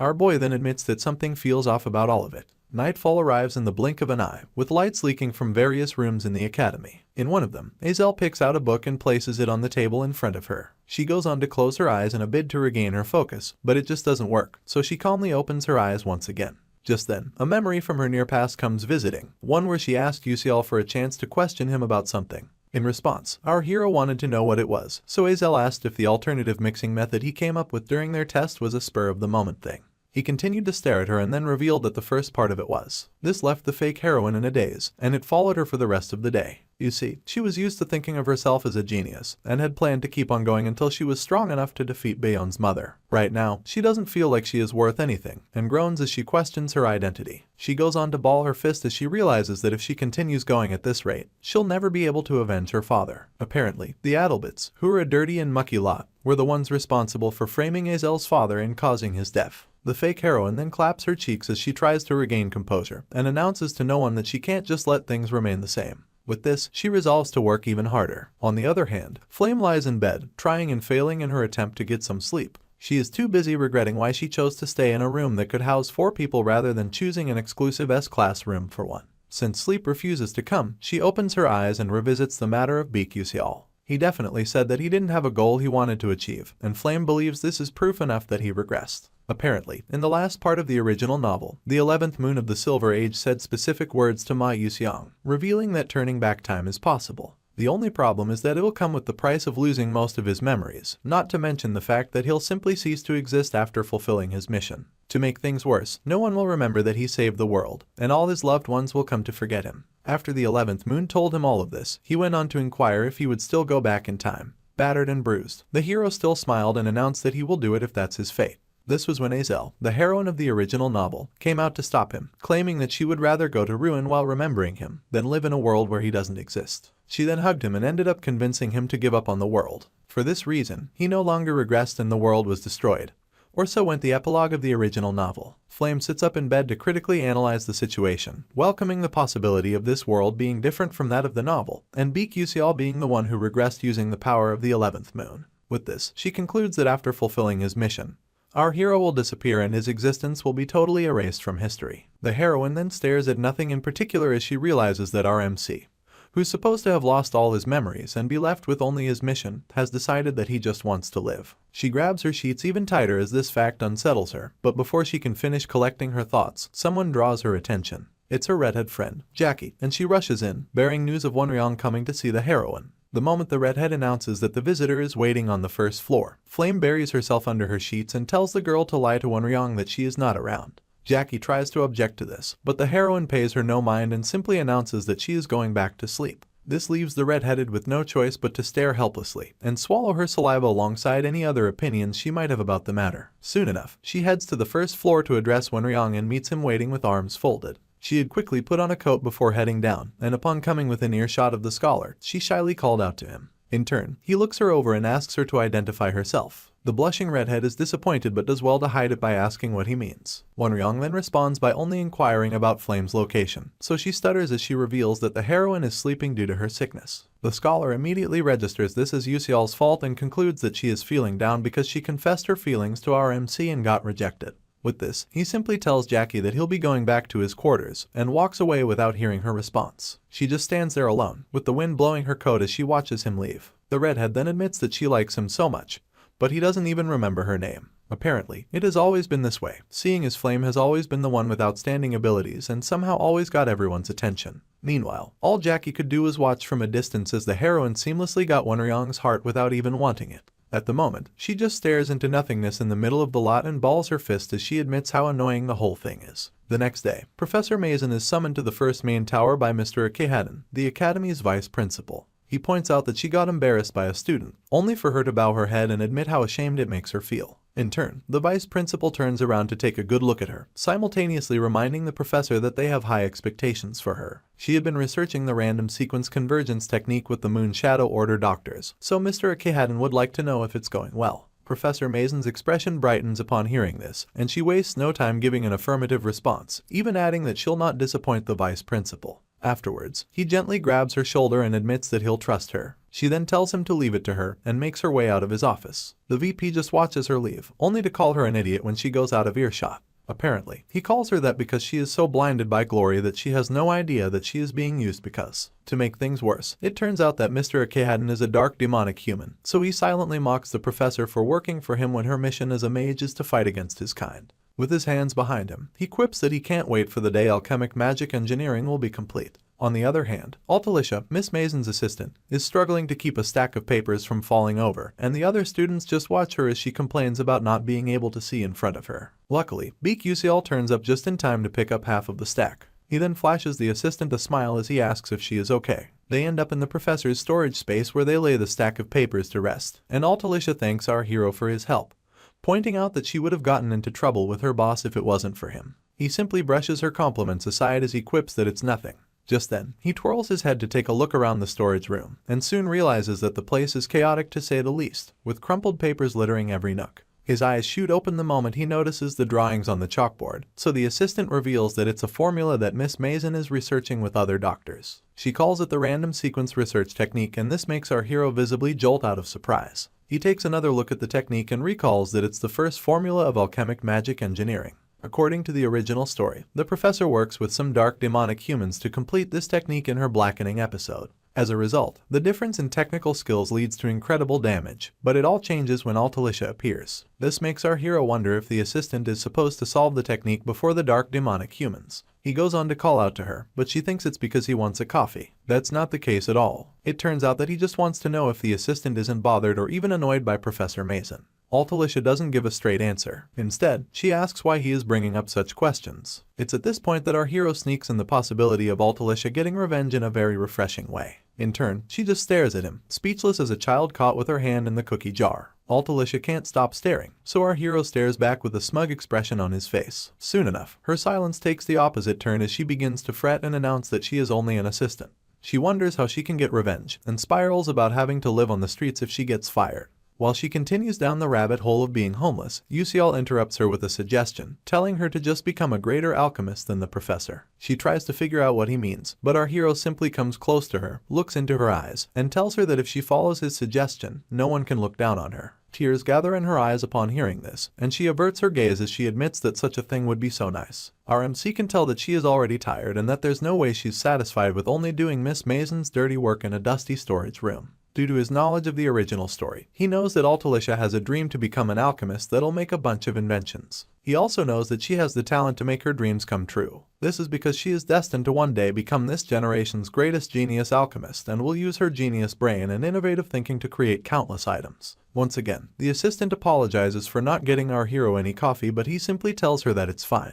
He realizes that the lady before him has been discouraged by reality and had to put her dreams aside. For this reason, he resolves to help her make them come true as soon as possible. Some time passes and so does the first round of Stella exams, after which Yusial pays constant visits to Altalicia. Their most recent meeting is going on at the moment and the assistant is overjoyed as she listens to our hero's opinion of her latest idea. She then tells him that she was thinking of adding a function where the user could change the color of a pen just by pressing a button. In response, our MC chuckles and suggests that she adds an eraser while she is at it.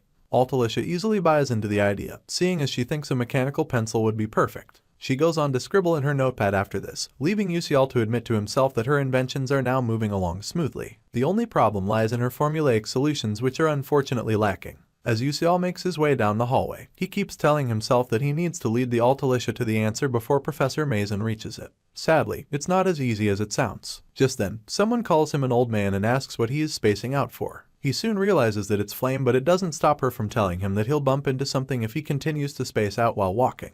Our hero instantly folds his arms as he turns his attention to her. He then follows up by asking who she is calling old. In turn, the heroine also folds her arms and blatantly repeats that she was referring to him. This frustrates Yusial a bit, mostly because he has never told anyone about his age. The only good thing about their last honest conversation is that she has been speaking to him more frequently since then. He just scoffs, tells her that she caught him right on time, and mentions her friend, Jackie. Flame takes this the other way and scrounges her face as she tells our hero that going out with the girl would be a crime. In turn, he basically shrieks and yells that he hasn't even said anything yet. He regains his composure just as quickly, and advises the heroine to keep an eye on her friend. Flame shoots him questioning looks, but they don't stop him from revealing that Jackie might not be in a good condition at the moment. In truth, he is scared that the girl will be influenced by the dark demon erosion and that it will lead to her being in a very unstable state. The heroine finally speaks, admitting that she doesn't understand what our hero is saying and adding that she'll watch Jackie when they go hunting together over the weekend. Yusial thanks her, but keeps in mind that there's only one place that they'll go during this hunting season.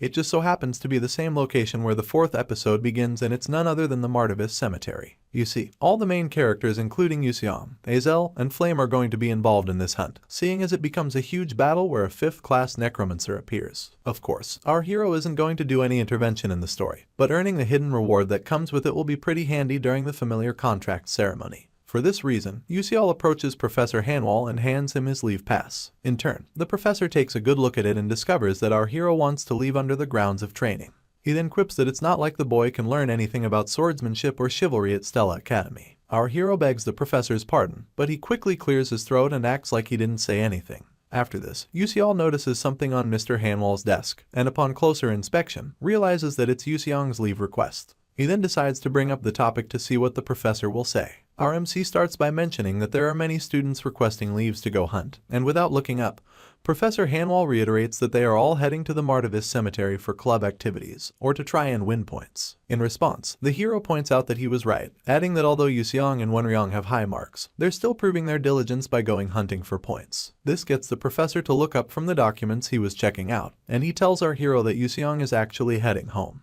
As it turns out, Wenryong is only going because of Flame. Yusial's brows shoot up as worry begins to consume him. This is because he is certain that the others won't be able to defeat the necromancer's attacks without the help of Yusiang.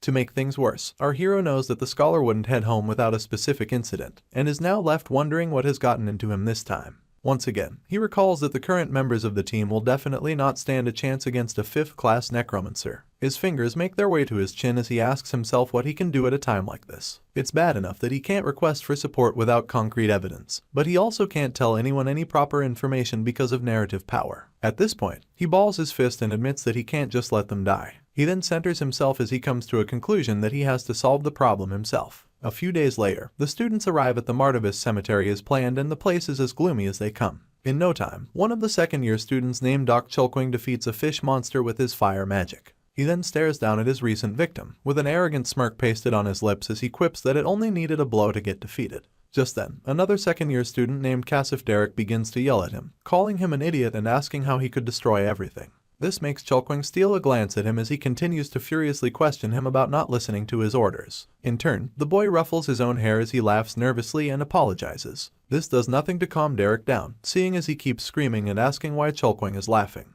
At this moment, Bandion just tells him to leave the boy be, because talking too much will only tire him out. Azel, who has been right behind her, stays quiet the whole time, only to get told that she doesn't need to worry about guys like Derek and his friend. As she quips that she understands, both boys give in to the urge to remind them that they can hear their conversation. Miss Dion doesn't seem to care about that, so Derek tells her to shut up and watch her mouth in front of a new student.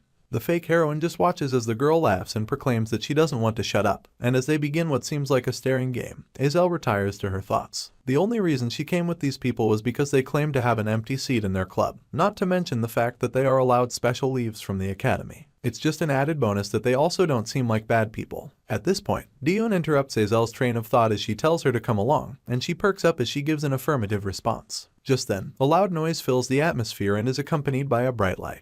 The fake heroine then joins the others as they stare in the direction from which it came, wondering what such a sound could be. Chulkwing thinks it's someone fighting passionately nearby, so Dion points out that it won't be good if their hunting grounds overlap. For this reason, she asks Derek if it's fine to go say hi to the fighters and he gives the go-ahead. Together, all four students approach the noise, only for Azel to freeze in place upon seeing the people responsible. It turns out to be none other than Bion and Flame. Flame and Bion are still on each other's throats when the others arrive, and Azel just watches as they go on about who caught the predate fish first. She acknowledges that the predate fish is pretty big and that it's of a difficulty level of 3. In fact, it has become obvious that they're in a battle to raise more points, but she says nothing on the matter because it'll only complicate things some more, not to mention the fact that it'll make her speak with the younger sister of the enemy who took her father's life. She plans to leave rather quickly, but Derek interrupts Flame and Bion, calling them his juniors and asking that they express their concerns to him, seeing as he's their senior. The princess is quick to tell him to shut up, adding that he should be on his way, and in response, Derek tries to challenge her for what she said. Unfortunately, she just piles on as she tells him to act like a senior if he's actually one. Suddenly, the ground begins to rumble, putting their petty arguments in perspective. In no time, skeleton hands begin to find their way out of the soil until the students come face to face with a bunch of undead soldiers. Meanwhile, Beak Yusial is on a part of the cemetery that bears a warning never to be entered alone. The baffling part of all of this is that he's busy gaining more and more EXP in this restricted area. In such a short amount of time, he takes down so many predate fish that he's left hoping that he gets to use magic too. This is because he's kinda tired of using only blink. While he keeps looking for something special, his attention is drawn to the part of the cemetery where the others are facing off skeletons. He acknowledges that he has found them, keeping in mind that he doesn't have any opus skills or overwhelming power to sweep away the skeletons like Ma Yuxiang does. For this reason, our hero tells himself that he has to fight in a way that only players can. With this, the fourth arc of the game begins, the Necromancer's attack. Without wasting time, the skeleton general makes a run at Yusial with its murderous eyes and red essence escorting it. Its job is to lead hundreds of other skeletons, and our boy knows for certain that it's one of 3 semi-boss ranked skeleton generals in this arc. He's also certain that he would die immediately if he were to fight against it using his current ability, so he has no plan to face the beast normally. Just as the general makes his way out of the soil, Yusial knocks its head with the hilt of his blade multiple times, and continues doing so despite the golden rule to just watch when a monster is transforming or being summoned. This is because he believes that ignoring such a monster won't help with dealing with it. After attacking this skeleton general ferociously, it turns into a spine staff which our hero wields seamlessly. This spine staff automatically gives him the same authority that the skeleton general possessed. With this, he seeks to enter the midst of the other skeletons. At the same time, Chulkwing and the others are getting surrounded by more skeletons. Flame had almost forgotten that this was the Necromancer's arc, but is now well aware. Worse off, she feels like something feels strange about it because it was Ma Yuxiang that resolved the trouble in the original novel. This time, Azel is with the juniors instead of him, leaving Flame to wonder about Yuxiang's whereabouts and whether or not they have to fight off the 5th class Necromancer with the low-ranking members they have. She squeezes her staff ever so tightly, until she hears from Derek that he sent a rescue request to Stella Academy using his pocket watch. He then adds that they just have to fight off the skeletons until help comes. Chulkwing also believes that their professors will show up if they can continue fighting for long enough, and Dion brings up the possibility of escaping if they can't fight off their foes. The Fire Princess doesn't think this is the time to be talking about something like that, seeing as the longer they wait, the more the number of attacking skeletons will increase. True to her words, more skeletons make their way towards fresh prey, leaving Bion to advise that they hurry up and return to base camp. One of the skeletons launches itself at a very scared Jackie, and Azel rushes to her rescue by engulfing it in blue flames. She then asks after the well-being of the girl, leaving Chulkwing to call her a newbie and admit that she's pretty good. Azel doesn't even let the compliment land before announcing that their necromancer must be thoroughly prepared. She thinks that there's a possibility a pose vessel was created. This is a technique which involves a necromancer continuously injecting and storing one's mana. You see, even necromancers have a limit to the amount of mana they can use, and if they were to summon skeletons, they would tire out after summoning a dozen 3rd to 4th class skeletons. It becomes obvious to Azel that the necromancer who's controlling a domain this large must have plans to turn them into skeleton mages. Amidst the chaos, Chulkwing can't help but complain about the ever-increasing number of enemies, adding that this must have been planned a long time in advance. On the other hand, Derek feels the need to show some initiative as the leader, so he resolves to use strong magic to sweep away the skeletons in one go. Sadly, one of said skeletons shoots out from the ground beneath him and grabs him by the leg, thus catching him by surprise. Chulkwing fires a spell to get the skeleton off of his friend. But Derek, who did not finish his spell, begins to feel the effects of its rebound. His friend notices that he was mid-cast and warns everyone else to duck. Azel and Dion just stare in shock while the princess is worried about them also being in danger if Derek's spell explodes. Unfortunately, this doesn't stop it from going off. As a result of the explosion, some students are down bad and the survivors, much like Flame, are at their limit. Our heroine takes a quick look around and realizes that most of her colleagues are curled up on the floor, leaving her with barely any mana and not enough time to recover. The worst part of it all is that more skeletons keep popping up. They launch themselves towards her almost immediately and Flame panics as she wonders if this is how she dies. Her opponents are mere inches away from her now and she grips her staff like her life depends on it, only for them to stop just before they can attack her. This leaves the heroine more surprised than ever, and when she looks past the skeletons, she notices Beak Yusial in all his glory. The moment she asks herself how he pulled it off, she notices the skeleton general's spine staff in his hand. If Flame's memory serves her, the skeleton general is much stronger than a normal one and should have an elite skeleton guarding it. This makes it all the more impressive that Yusial defeated it by himself. Despite finding it difficult to believe, Flame is actually relieved that she might get to live now. Afterwards, everyone gets back on their feet and Chulkwing thanks our hero, telling him that they survived because of him. He brushes this aside as nothing, only for Azel to question him about how he got his hands on a skeleton general's head. As usual, he trivializes the issue, smiling and claiming that he got it from some bone soup. In truth, he doesn't want anyone to know that he was waiting at the very spot where the general was summoned, and this leaves Azel unimpressed. Of course, our boy forges forward anyway, clearing his throat and announcing that they should quickly set up some plans. He warns them of how annoying things will get when the necromancer begins to ignore the general to control the skeletons by himself. Chulkwing asks for his plan, so our hero explains that it's impossible to get past this siege. Apparently, he saw that the necromancer had taken control near the base camp and declares that the only way out of this situation is to get the boss. Everyone stares at him as if to find out whether he's serious or not, and after they discover that he is, they begin to complain and scream in revolt, asking if our boy is out of his mind. In turn, Yusial brings up what they learned in school, reminding the others that although necromancers wield the strongest form of necromancy, their body itself is nothing to write home about. Dion points out that the necromancer must have countless guards near them only for our hero to tell her that they can't escape if they don't go for it. Luckily, he already has knowledge of the enemy forces, which consists of 1 skeleton general, 6 elite skeletons, and 50 normal skeleton soldiers. Sadly, the more time passes, the more these numbers will grow, making now the only opportunity they have to fight like hell. Yusial is still wondering how to convince everyone else when someone from behind quips that they can defeat the boss. He turns to look at the person, only to find that it's Flame. She goes on to vouch for our hero, telling the others that although he may look stupid, he actually possesses experience in battle strategy. Dion backs her up, pointing out the necromancer won't expect them to attack anyway. Chulkwing shoots Dion a skeptical look and then tells our MC that they'll work with him only because the two of them can't escape by themselves. Much to his surprise, even Dion supports trying what they can before the necromancer catches on. Meanwhile, their major opponent is lurking around, happy that he gets to meet the chicklings of Stella Academy at his cemetery. He has to get the Dark Demonic Union to stop looking down on him, and it entails turning these chicklings into skeleton mages. The necromancer is from the Mage Tower of Darkness and is a 5th rank mage known as Sabihyuk. Apparently, Bihyuk has been gathering mana for 7 years in his pose vessel and has about 700 skeletons sleeping around him at the moment.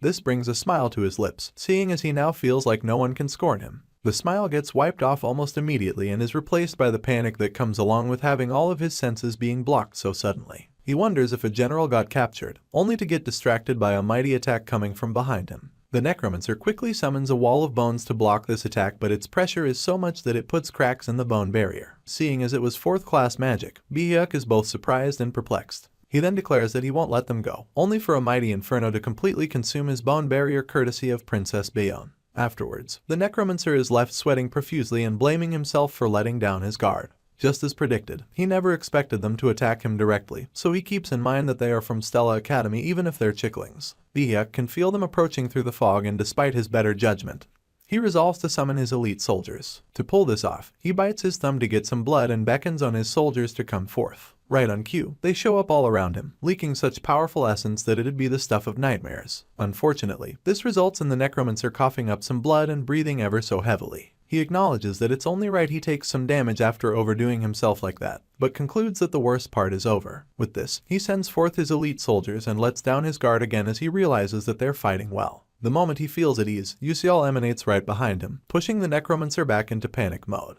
He twirls in a frenzy and asks for our hero's identity. In response, he only cracks a devious smile. More questions escape Baek's lips, but our MC doesn't grant him any answers. Apparently, the necromancer had been keeping an eye on all the Stella Academy students using the vision of his skeletons, so he's left wondering how Yusial managed to escape them all. It's at this moment that he notices that our boy is holding his skeleton general like a staff, and he wastes no time smashing it against the ground. As he crushes what's left of the general, the necromancer coughs up even more blood, scolding himself for thinking too lightly of his opponents. All he can do now is stare at our hero and wonder if this is the true strength of Stella Academy students. In truth, Yusial is equally freaking out, seeing as this isn't what he planned.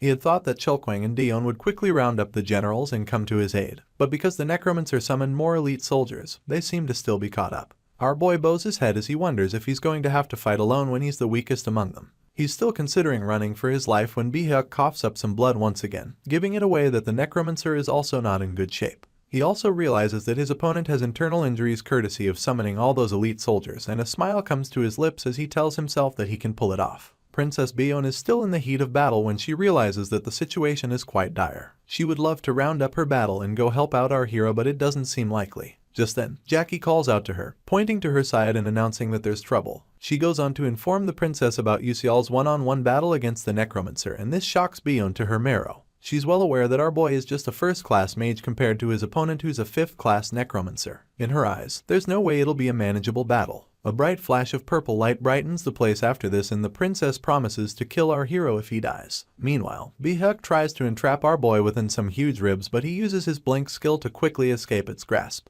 He then realizes that a follow-up attack is approaching him, so he uses the blink skill in succession and appears mere inches from his opponent. The necromancer is quite startled when this happens and screams that there's no way. Yusial just flashes his usual smile, peels open his jacket, and brings out the 2 cola potions. Apparently, he had prepared them ahead of time because they are excellent for dissolving bones. He pours the contents of the tubes onto Baek's bone barrier and the dissolution begins, emanating smoke as the bones break down. The necromancer hurls multiple curses at our boy, even calling him a rat-like bastard, and after this, he uses his bone pierce technique to send skeleton phalanges after him. As usual, the blink skill comes into play and Yusial appears right behind his opponent, feeling like everything has fallen into place. Sadly, the moment he seeks to attack the necromancer, Baek turns to smile at him, and this is signal enough that he has messed up. Almost immediately, skeleton claws pop up from underground and dig a hole through our hero's left leg. Blood and pain escapes him at this moment, and he grits his teeth as he admits that he has been had. With this, our boy quickly puts some distance between himself and his opponent.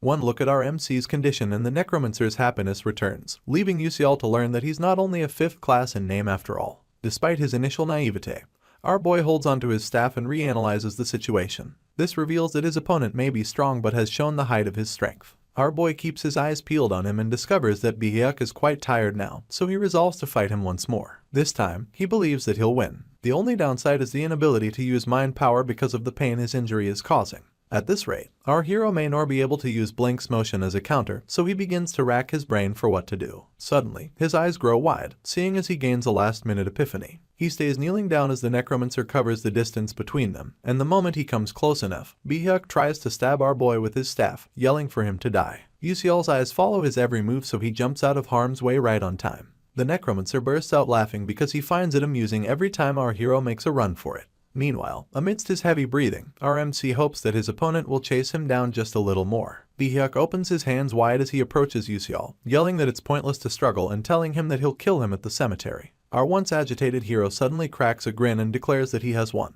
You see, Beak Yusial had calculated the distance between him and the enemy to be 13 meters, and in the darkness of the fog, he realizes that it's within the range that he won't need to use the motion cancel of blink. He activates the blink skill at the last minute and comes too close to Bihyuk for him to make any sudden movements of his own.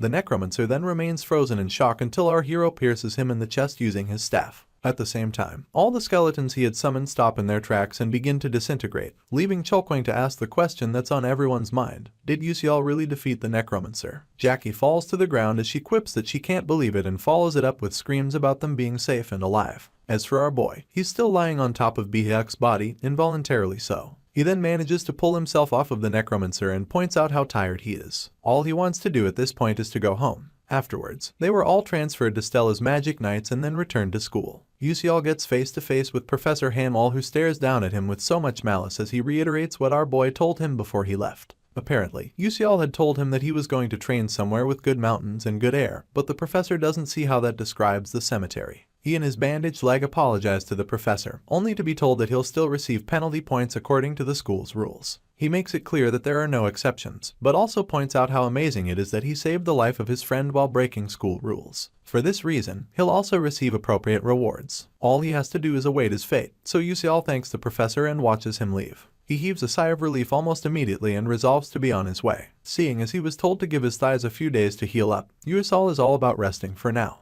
He catches a glimpse of Azel through the side of his eye and turns to face her. She instantly thanks him for his help earlier and he tells her to just buy him a meal later. The girl falls silent after this, but when our hero seeks to leave, she asks if she can pull off what he did. This stops him in his tracks, so she asks again if she'll be able to do it if she tries. Our boy begins to panic a little, mostly because the original Azel never asked questions like this, and he blames himself for her current state of mind. In his eyes, his interference has only given the girl trials and has never provided her with a chance to overcome. In turn, he tells her that she doesn't need to ask him such a question, adding that she has already achieved a miracle that others would call impossible. Azel is taken aback and asks how he found out about it, and the only thing Yusial says is that he has been watching her. She instantly goes red in the cheeks after hearing this, but our hero is busy bothering himself with whether or not his last statement made him seem like a stalker. In a bid to save what little dignity he has left, he adjusts his tie and briskly walks away. Azel, on the other hand, stays in place, staring at the ground as she realizes that Yusial is the only one paying attention to her despite her being the daughter of a traitor. She feels all warm inside as she recalls that he's watching her, and the thought of a miracle helps move this along. Later on, a bunch of students alongside some nobles, people from the magic faculty, and some others from the mage towers all gather for some commendations. As the whole place stays busy, our boy can't help but feel like they're doing too much. A swift glance at Princess Biyun reveals how outwardly excited she is, with her eyes glistening and her mouth curled into a smile. She notices that Yusial is looking at her, so her demeanor changes as she questions him about it. He quickly denies looking at her and is saved by Professor Hanwall soon enough. The professor yells at the crowd, telling them to quiet down.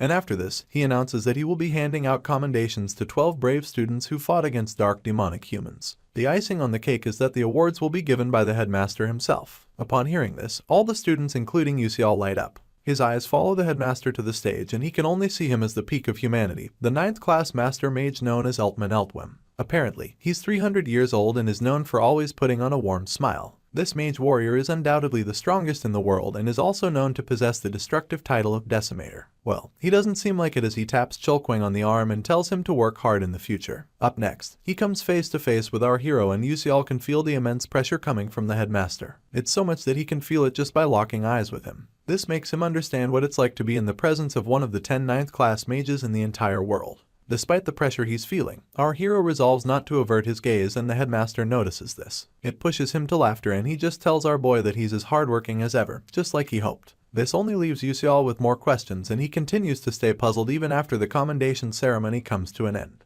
Beak Yusial gets his reward in the form of 5 million credits, so he just stares at the envelope, telling himself that he won't have to worry about money for a while. In addition, he received a pose vessel said to be the heart of a necromancer. It's some sort of purple orb with a thin line of exoskeleton wrapped around it. At this point, our hero can't help but think of Altalicia, seeing as she'll soon be able to create a subspace. To fulfill this, she'll have to solve the random sequence convergence technique.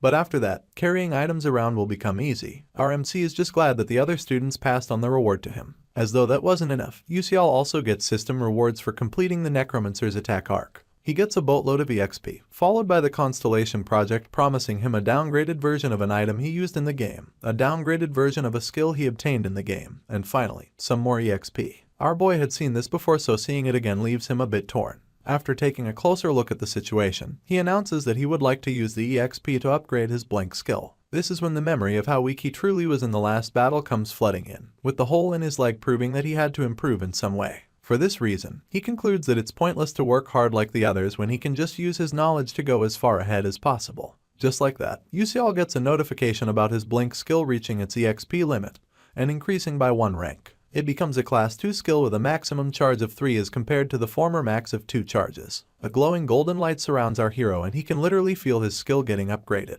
He then balls his fist excitedly, keeping in mind that he can finally be at ease while using his skill more often. All that's left for him to handle is the Azel situation. At the same time, the fake heroine is on a meditation journey into the Abyss class. She and her classmates are on their knees and have their eyes closed as the professor guides them through the journey. Suddenly, Azel hears her name being whispered and the shock makes her eyes shoot open. She begins to wonder if she fell asleep, only for some sort of fairy to tell her that she can't use magic in the middle of meditation. The girl tries to argue but gets told to look above her head. Azel is quite surprised, and even more so when she notices some blue crystals floating up above. She can't help but wonder when she made them, seeing as she didn't use any techniques or make any calculations. Worse off, she begins to worry about whether or not the other students noticed, mostly because they should have felt the flow of mana before the first class spell was completed. The fake heroine makes peace with her newfound ability and credits it to be a result of her meditation. The only problem now is how Yusial foresaw all of it. Later on, Azel visits the cafeteria and then finds a suitable place to sit outside. She peels out her red bean paste cream bread, happy that the reward she got made it possible for her to afford a 15 credit meal. She joyfully takes a bite of her meal, but hears someone call out to her almost immediately. She stops the meal after this and her gaze shifts to Crown Prince Jeremy, who has this quaint smile plastered on his face. The prince inquires if Azel has joined any clubs yet,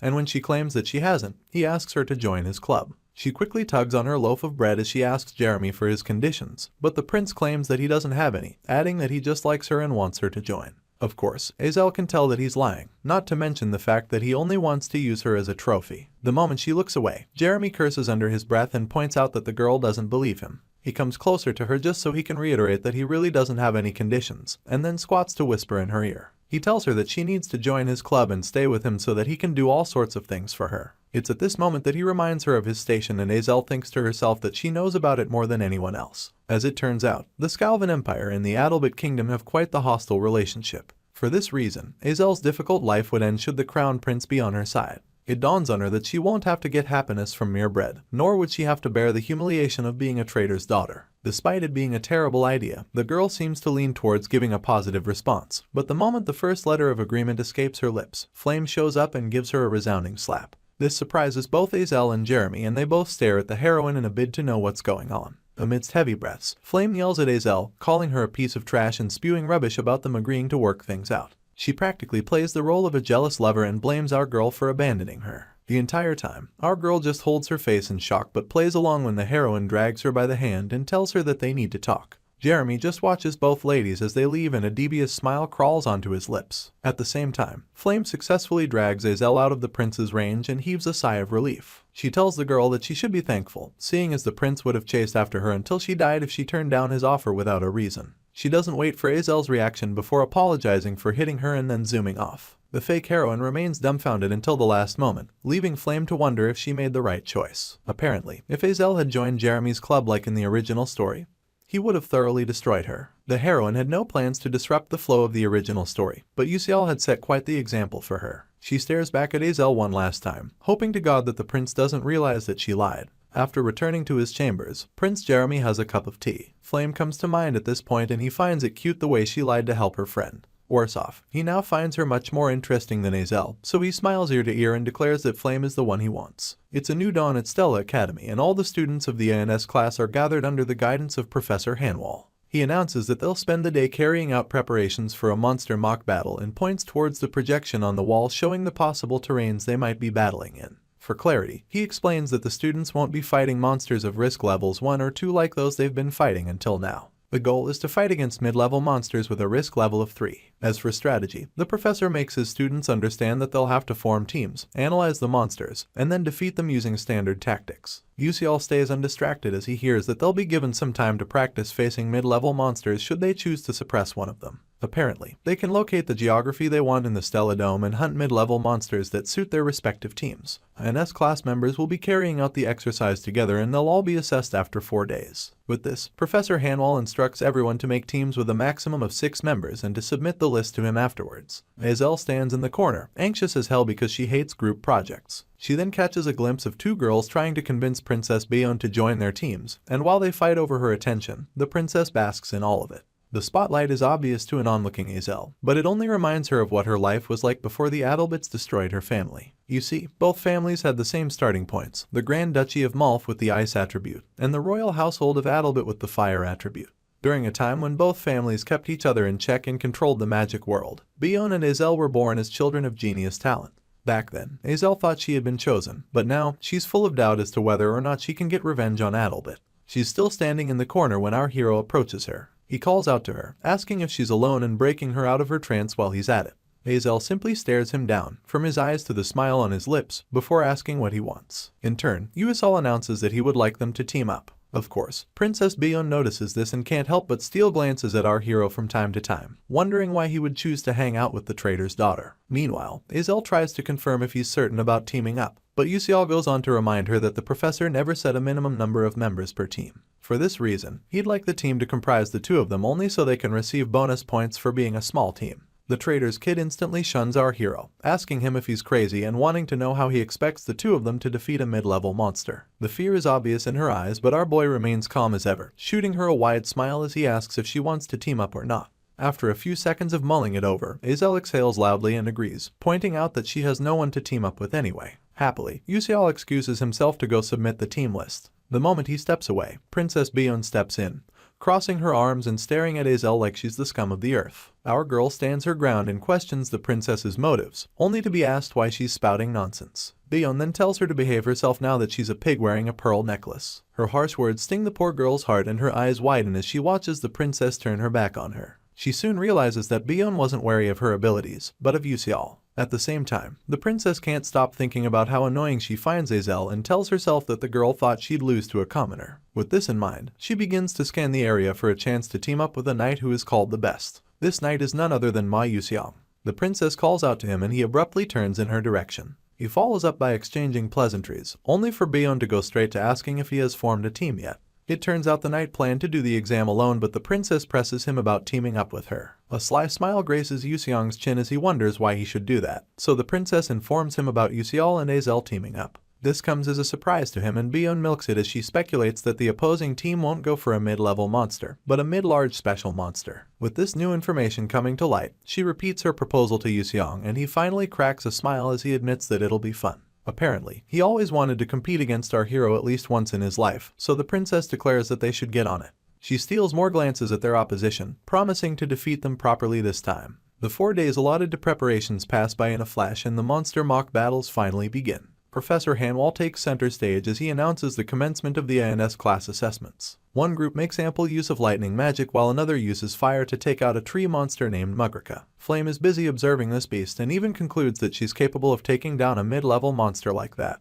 She exhales loudly, keeping in mind that she has practiced enough. You see, our girl is well aware that she can't gain reverse bonus points using a special monster's attribute, or even fight a mid-large special monster, but a mid-level monster of risk level 3 sounds perfect for her to gain the highest score.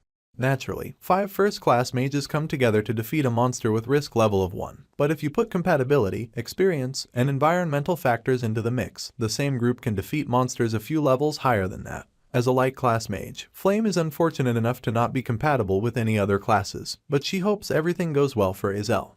Sadly, she never formed a team in the original story because of Princess Bionne, so she ended up receiving the worst score. The heroine had welcomed the possibility of teaming up with her, but Beak Yuxial beat her to it, so she just watches as he and Hazel exchange pleasantries and talk about how he was delayed because he had to use the washroom. Anyway, Flame's mind is at ease now that our hero is on the girl's side, mostly because her future will turn for the better. At this moment, Group 16 rounds up their assessment and Professor Hanwell calls for Group 17, which happens to be Flame. The heroine quickly responds to her professor and makes her way towards the assessment arena, walking past our boy and Hazel while she's at it. For some reason, she had forgotten to lace her shoes, so she trips on them and begins to stumble. Just before she can fall flat on her face, Yuseol comes to her rescue and catches her by the neck of her uniform and exhales as he keeps her stable. Flame abruptly turns to thank him for his help and he swipes this aside, telling her to simply tie her shoelaces. As memory serves, it was fine when Jackie tied the laces for her, but this doesn't stop our hero from offering to help her out. Of course, she turns down his help, keeping in mind that it would have been terrible if she went to fight like this. She quickly laces her shoes and steps into the arena, staff in hand. Onlookers begin to murmur when they realize that she's fighting alone and are even more surprised when they see that she'll be up against a giant boar with tusks big enough to be the girl's size. Anyway, Flame remains unshaken in the face of this beast and gets told that it doesn't possess any special attributes. For this reason, it's impossible to target it using the opposite attribute. With this, the professor declares the commencement of the battle and the boar wastes no time charging towards the heroine, eyes red as scarlet. While the onlookers continue to worry about Flame, she activates a technique named Flowers Whisper in the Wind and a burst of golden light escorts it. Right on cue, multiple vines shoot out of the ground and wrap themselves around the once charging beast, thus keeping it in place. As expected, the boar continues to struggle, so the heroine uses a technique named Matter Modification to transform the vines from plants into stone. This actually keeps the boar immobile, but Flame is certain that it's not over yet. While the beast continues to fight her last spell, the heroine prepares another one with a huge magic circle overhead. In no time, the vines begin to snap and they continue to do so until the boar is set free. It charges towards Flame once again with its jaws exposed in a bid to swallow her whole. Little does this monster know that it's all part of the heroine's plan. The moment it comes close enough, Flame releases a concentrated ray of light with so much output that it enters the mouth of the boar and escapes through its back, creating a hole big enough for everyone to see the heroine through it. Flame exhales after this amazing feat and watches as her enemy hits the ground like fallen timber. The same onlookers who once doubted her abilities are now left in awe of her, seeing as 5 of them can't even defeat a mid-level monster. They're still wondering who she is when Flame makes her way back to the stands. She's startled by who she sees on her way, and even stops to ask herself if she's mistaken. Unfortunately, she's not. Professor Hanwall goes on to announce that Group 31 will be assessed next, and this group consists of none other than Princess Hong Byeon and Ma Yuseong. The respected duo strike battle poses for everyone to see, basking in the attention of the less powerful. As expected, all the other students are transfixed by Princess Byeon, so much so that they begin to wish her good luck while Flame glares in her direction. She's left wondering why the princess is collaborating with Ma Yuseong instead of one of her clique members, mostly because they didn't interact at all in the original novel. The uncanny duo chose to fight a waterfish monster, and this surprises their classmates even more. The monster is a mid-level special monster, with skin green as leaves in bloom and scales to match. Along the middle of its back lies fins, and its red lips cover jagged teeth capable of eating lives in one bite. Anyway, Flame is certain that this monster isn't a match for either Hong Byeon or her scholar of a partner. You see, the duo possess attributes of fire, earth, and lightning, in contrast to the waterfish monster, which is a water class. The beast also possesses the ability to fly, making it one of the worst matches for the princess and her partner. It becomes clear to our heroine that they're doing it to obtain full marks, but said marks can only be attained if they succeed. Moving on, the waterfish takes to the skies almost immediately, screeching loud enough to blow some wind in the hair of its opponents. At this moment, Princess Byeon declares the beginning of the duel and Yuseong quips that he understands. To the surprise of onlookers, the duo don't attack right away. Instead, Yuseong stands behind the princess with a mischievous smirk plastered on his face. In no time, he also launches himself off the ground and maintains his trajectory using a magic circle. One of his colleagues proclaims that the power jump will not be enough to get him to the same height as the waterfish monster, not to mention the fact that no one can pull off another jump mid-air. As though to prove them wrong, Yuseong uses earth magic to peel off a chunk of rock and steps on it almost immediately. The princess then uses her firepower to accelerate the rock and it leaps higher into the sky, leaving the doubting students dumbfounded.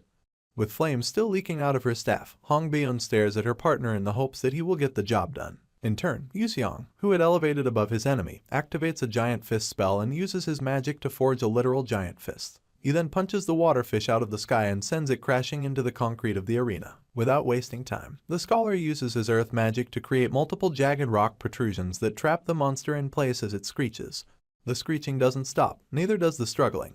And eventually, the waterfish manages to break free of Yuseong's rock traps. This doesn't deter the scholar one bit. In fact, a smile revisits his lips because he knows it's still too late for the monster to survive this battle, seeing as Princess Byeon has had the time she needed to complete her spell. The crimson of her flames begin to fill the atmosphere and it's escorted by the princess giving them direction. The inferno obeys her will and consumes the waterfish in her stead, causing the beast to scream and the onlookers to baffle at her strength. You see, the waterfish is known to have a high tolerance for fire, so it comes as a surprise to everyone that the princess could create enough flames to beat said tolerance. Once again, Yuseong cracks his devious smile and quips that it's over. To make sure, he follows up with a devastating lightning spell which falls down on the monster like a curse from God. The battle ends with the waterfish not being able to attack once, so it creates room for members of the crowd to murmur that the students in Beyond's set are insane and that they could become like a certain person in the third year's class. Anyway, she and Yuseong head back to their seats after the battle, and all the princess can think about is how she has put up a show Beak Yuseong can't top. She even steals a glance at him as she reassures herself that she has won this time. Meanwhile, our hero instructs them to summon the 5 monsters.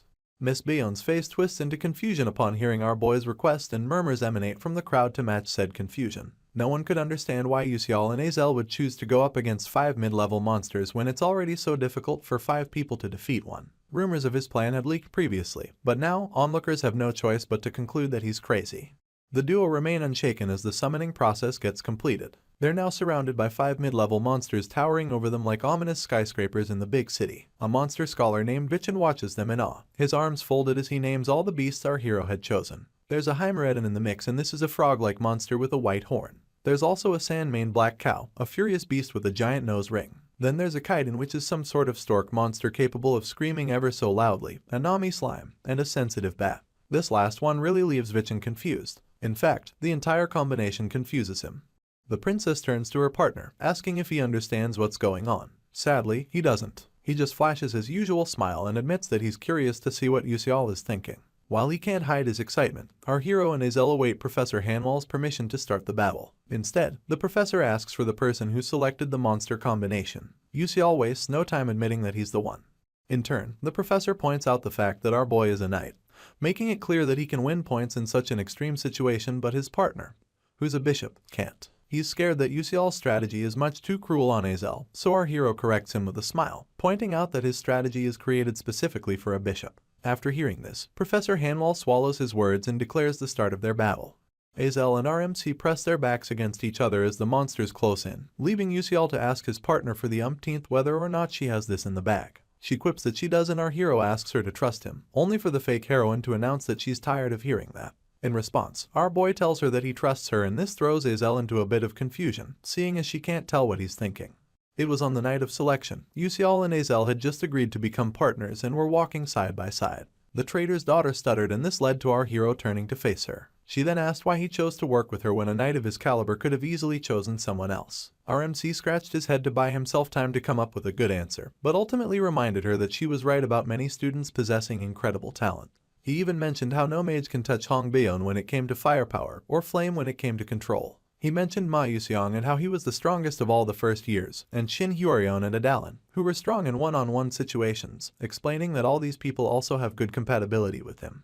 This only pushed Azel to repeat her question about why he chose her, and his only reason was that he thought it'd be best to work with her. He then flashed her a smile so gentle it would wear a suit if it was a person. After ending the topic, he asked that they move on to fighting a Kaiden, but Azel was much too flushed to get anything done. Back to the present, and she still doesn't fully grasp what Yuseol meant by his answer, so she concludes that there must be a real reason why he chose her. This doesn't stop her from resolving to show him the extent of her strength, and soon enough, a bluish essence begins to surround her as she levitates. A student from the crowd calls this ephemeral resonance, and his colleague explains that it's a phenomenon that only appears when a mage 6th class and above completely enters the unconscious realm. The downside of this is that the moment they are distracted, a mana countercurrent phenomenon can occur, disabling the mage's mana in the process. The essence seems to only be growing bigger, leaving everyone that casts their sight on her surprised that a first year is pulling it off. Excited, our hero steals a glance at his partner, acknowledging that she deserves to be called the Lady of Winter. With this, he resolves to get started with their plan to take down 5 mid-level monsters and whips out his wand. Leaping into action, Yuseol activates his blink skill and comes mere inches from the Hymeredan. He instantly slashes the throat of the beast and then takes a step back as he acknowledges that it has been dealt with. Up next is the sand-maned black cow, and the monster gets set off by the blood-red horn of the Hymeredan. It can only see this monster as a target, so it huffs and puffs as it gallops to attack it. It's just as Yuseol predicted. He knew that the key to fighting 5 mid-level monsters was simply to create a situation where they would all be hostile towards each other. True to his thoughts, the dust raised by the mad cow annoyed the hell out of the nail slime, and the sensitive bat couldn't take any more of the Kaiden's screaming. With both hands pressed on the railing, members of the crowd wonder what they're witnessing and are left in shock about the monsters fighting themselves. Yusial cracks his devious smile once again, seeing as everything is going according to plan. He had created this plan based on the borrowing knife strategy, a situation where one doesn't use their own power, but borrows someone else's knife to kill the enemy. Veterans of the Ether world searched for efficient ways to kill many monsters with few people, and it only took forever for them to realize that they could pull this off by using the attributes and characteristics of the monsters. In Yusial's case, the first step is to attack the Heimeredan and put the monster which has a white horn in immense pain. This pain turns the horn red and immediately activates the black cow's urge to attack. Like a domino effect, the black cow raises excessive dust and sand which in turn piss off the Nami slime. The slime has no choice but to create more water and moisture to keep its skin from drying up. Due to a barrier on the testing site, our hero acknowledges that the water from the slime isn't filling up the arena. This doesn't stop the Kaiden from sensing the moisture and screaming several octaves higher than usual, all while our MC keeps a sly smile across his lips. As though the chaos isn't enough, the screaming irritates the sensitive bat's hearing, provoking it enough to attack the Kaiden. The bat slams its feet into the Kaiden's face, only to push it to hit the Nami slime amidst continuous screams. The annoyed slime growls in annoyance and takes it out on the Kaiden, but its continuous screams also annoy the sensitive bat. It practically becomes the most vicious cycle, and it seems like the only end point is the death of these monsters. Anyway, Mr. Vichin points out the obvious, that all the monsters are provoking each other, and with a hand pressed against her chin, his colleague wonders if our hero had a good understanding of these monsters and their characteristics. As it turns out, she majored in monster academics but has never thought of something like this. Another colleague then interrupts their conversation to draw the focus onto Azel's marvelous feat. You see, amidst all of the chaos, she hasn't flinched once, nor has her mana been shaken. It becomes obvious that she believes Yusial will protect her no matter what, and in truth, the look on our hero's face doesn't give anyone a reason to think otherwise. Just then, he hears the sound of danger and turns in its direction immediately. The Kaiden seems to be aiming for Azel, and since our MC can't let that happen, he activates his blink skill. This helps him arrive in time to strike down the monster without distracting his partner. Bluish essence continues to leak out of her as she remains in the zone, only for our boy to notice the black cow bringing its rampage her way. While Azel's eyes are still closed, the blink skill comes into play once again and Yusial appears between her and the black cow. Meanwhile, an amused Ma Yusiang watches from the crowd and calls out to Princess Bayon. In turn, she asks for what he wants to say, only to get a wide smile from the scholar as he reveals that it's about our MC. Apparently, Yusiang thinks he's the most ideal knight, and would like to know if his partner thinks the same. Hong Bayon's eyes shoot open upon hearing this and remain so as her partner describes Yusial to be a knight protecting his princess. True to his words, our boy can be seen transferring himself from pillar to post, hovering around Azel like a literal knight in shining armor. No monster even gets a chance to graze the hair on her head. At the same time, the fake heroine is so deep in the zone that she's in a shroud of darkness lit up by the essence emanating from her magic circle. Like a drop of water rippling through a calm lake, Azel gently opens her eyes. Her crystal flower spell was finally complete, and the moment she calls it forth, a bunch of ice crystals begin to emanate from thin air, taking shape with each passing second. The more time passed, the more crystals came forth, filling the air with its cold embrace and entrancing onlookers with beauty like never before. To the end, the crystals form a link to each other, forging magnificent flowers that seem to freeze all the monsters in place. It's at this moment that Azel utters a single command that changes everything. Shatter. Immediately this word escapes her lips. All of the ice crystals break into arrow-like pieces and unleash multiple injuries on the monsters. Murmurs start up once again, with some people from the crowd wondering if it's all over, and others trying to understand whether or not 2 first-year students just defeated 5 mid-level monsters. Sadly, they did not. Someone makes this clear by drawing the attention of the others to the fact the beasts are waking up. It turns out that the injuries were nowhere near fatal and the effects of Azel's crystals were beginning to wear off. It starts with the screeching of the Kaiden and then the intense glaring from the black cow. Up next, the low growl of the sensitive bat who, as bad luck will have it, is up to no good. All the monsters have woken up at this point, so Mr. Vichin and his colleague lament about how much of a shame it is that our hero and his partner couldn't conclude things. They gain solace in the fact that our people must have scored high with the feats they've already pulled off, only for their words to be cut off by one more feat Azel plans to add to their record. Her left hand rises into the air to buy the attention of everyone present, and she follows up by accumulating a boatload of energy on it. Its golden hue changes the atmosphere, and the determination on her face even more so. With this, Azel gives a single command: strike. Like a bolt of lightning assisted by Zeus himself, the energy in Azel's hand bursts forth and begins to spread. It arrogantly hits every beast in sight, haphazardly tearing its way through the atmosphere like a drunk but skilled dancer. The perpetrator is left in awe, as is evident by the surprise on her face. You see, she never thought she could pull off such magic, so she just put out her hand as she admired her work. She then realizes that everything is going just as Yusial said. On that same selection night, our hero had told Azel about his plan to fight 5 monsters, and she didn't hide her disbelief, especially since he said to fight all 5 at once. She had to ask if he was crazy, but he simply glanced at her and quipped that he wasn't. The only thing he was certain of was that Azel could do it, and after telling this to her, he added that he believes in her. All he wanted was for her to equally believe in him, but her expression stayed blank through all this. Balling her fist, Azel acknowledges that she didn't have anything until now. She lacked faith in the path she was taking and didn't even have anyone to confirm that she was on the right one. The trader's daughter felt alone in her decision until the light that is Yusial came into her life. This light was tempting, nay, alluring, and each step our hero took seemed to be a blueprint to get her out of that dark place. For this reason, she decided to follow this light one step after another, refusing to stay lost. Professor Hanwal interrupts her little trance with an announcement about the conclusion of the assessment of Group 32, and a smile gentle enough to warm the heart of anyone comes across her lips. She averts her gaze towards Yusial, who's still using his staff to hang from a nearby pillar, afraid that he was almost caught up in Azel's last attack.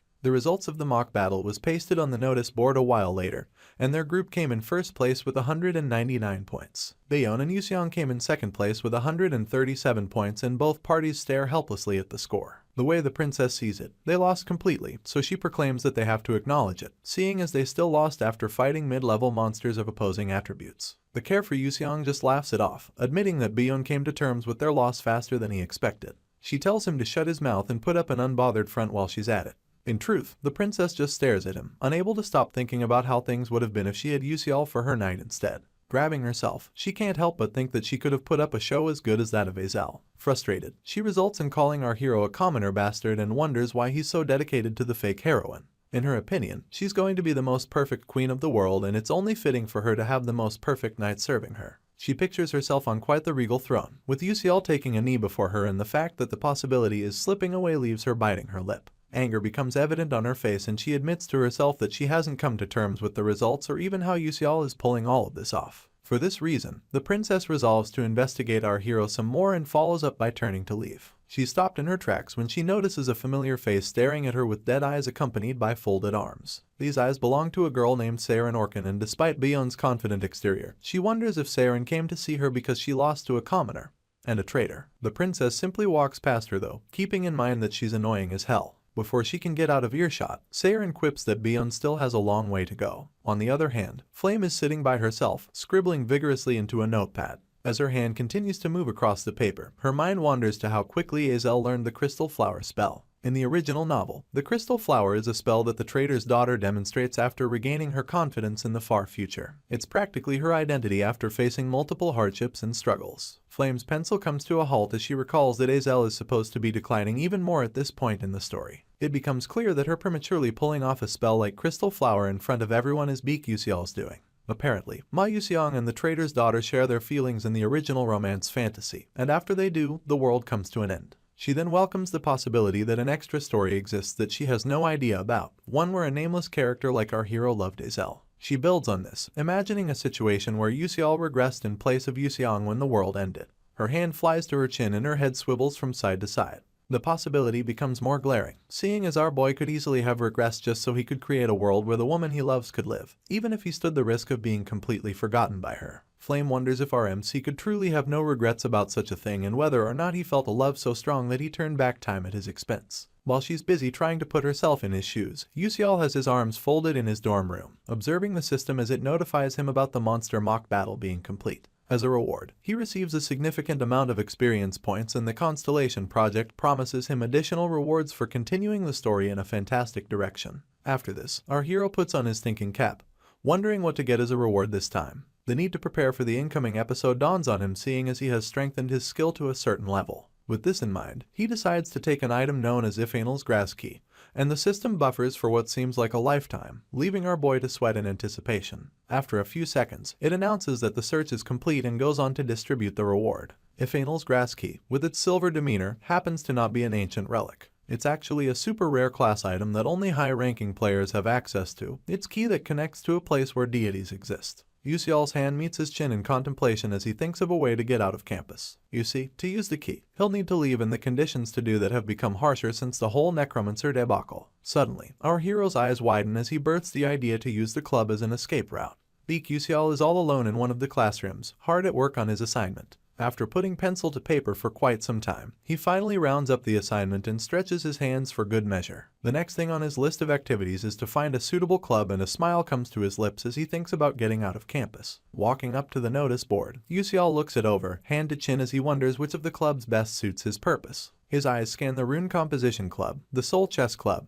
and even the Book Club, but of all these clubs, none of them seem to have permission to leave campus. He puts his thinking cap back on, only to notice that Azel has joined him. He turns to face her, asking if she's also looking to join a club. She gets on the defensive for some reason, asking him if it's such a bad thing to not have joined any clubs. In response, our hero just folds his arms and quips that there must be loads of clubs, asking the heroine to join them. Azel has to remind him about her reputation as a trader's daughter, but Yusial only brings up how popular she has become recently. You see, people's perception of her changed greatly after the mock battle, and the difference is clearer to Azel more than anybody else. She gets back to topic as she proclaims that she still needs to pick out a club carefully. Our MC teases her about going together, and she wonders why he wants to make life difficult for her. While they're talking, Ma Yuseong catches a glimpse of the pair and walks up to Yusial, grabbing his shoulder and flashing a smile of familiarity. Our hero wonders about the sudden change in behavior and wastes no time swiping the scholar's hand off his shoulder. Yuseong follows up by admitting how much he enjoyed our MC's mock battle, not to mention how he led the charge against the necromancers. In essence, the scholar is very impressed by Yusial, but our boy tries to play it off as nothing.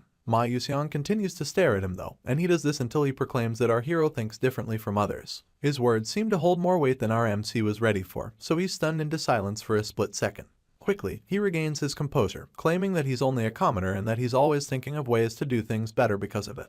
Yuseong then makes a joke about our hero making good use of his time, but Yusial is quick to pose him with a question about what he does with his weekends. The scholar cuts out all smiling as he replies that he studies. This becomes the second time our hero is stunned in just this conversation alone. He concludes that Yuseong gave him a formal answer because he asked the question formally, but the scholar doubles down on his initial proclamation, making it clear that he was being serious. He reiterates that he also trains, and Yusial just has to point out how abnormal it is for Yuseong to do that. The scholar agrees with a smile, admitting that he only started it recently. This isn't what our hero expected, seeing as Yuseong didn't start training this early in the original story. He's left wondering why things seem to be hurrying up so much. As it turns out, the scholar partakes in practical dungeon training, and on one occasion, Azel had shown up just in time to save his behind. He refers to her as my lady, and she hates it for reasons best to her. Continuing his analysis, our hero recalls how Yuseong and Flame worked together to defeat Hee-Won-ryong in the story. This time, Flame was tied up due to our MC's interference, so Yuseong had to meet Won-ryong alone.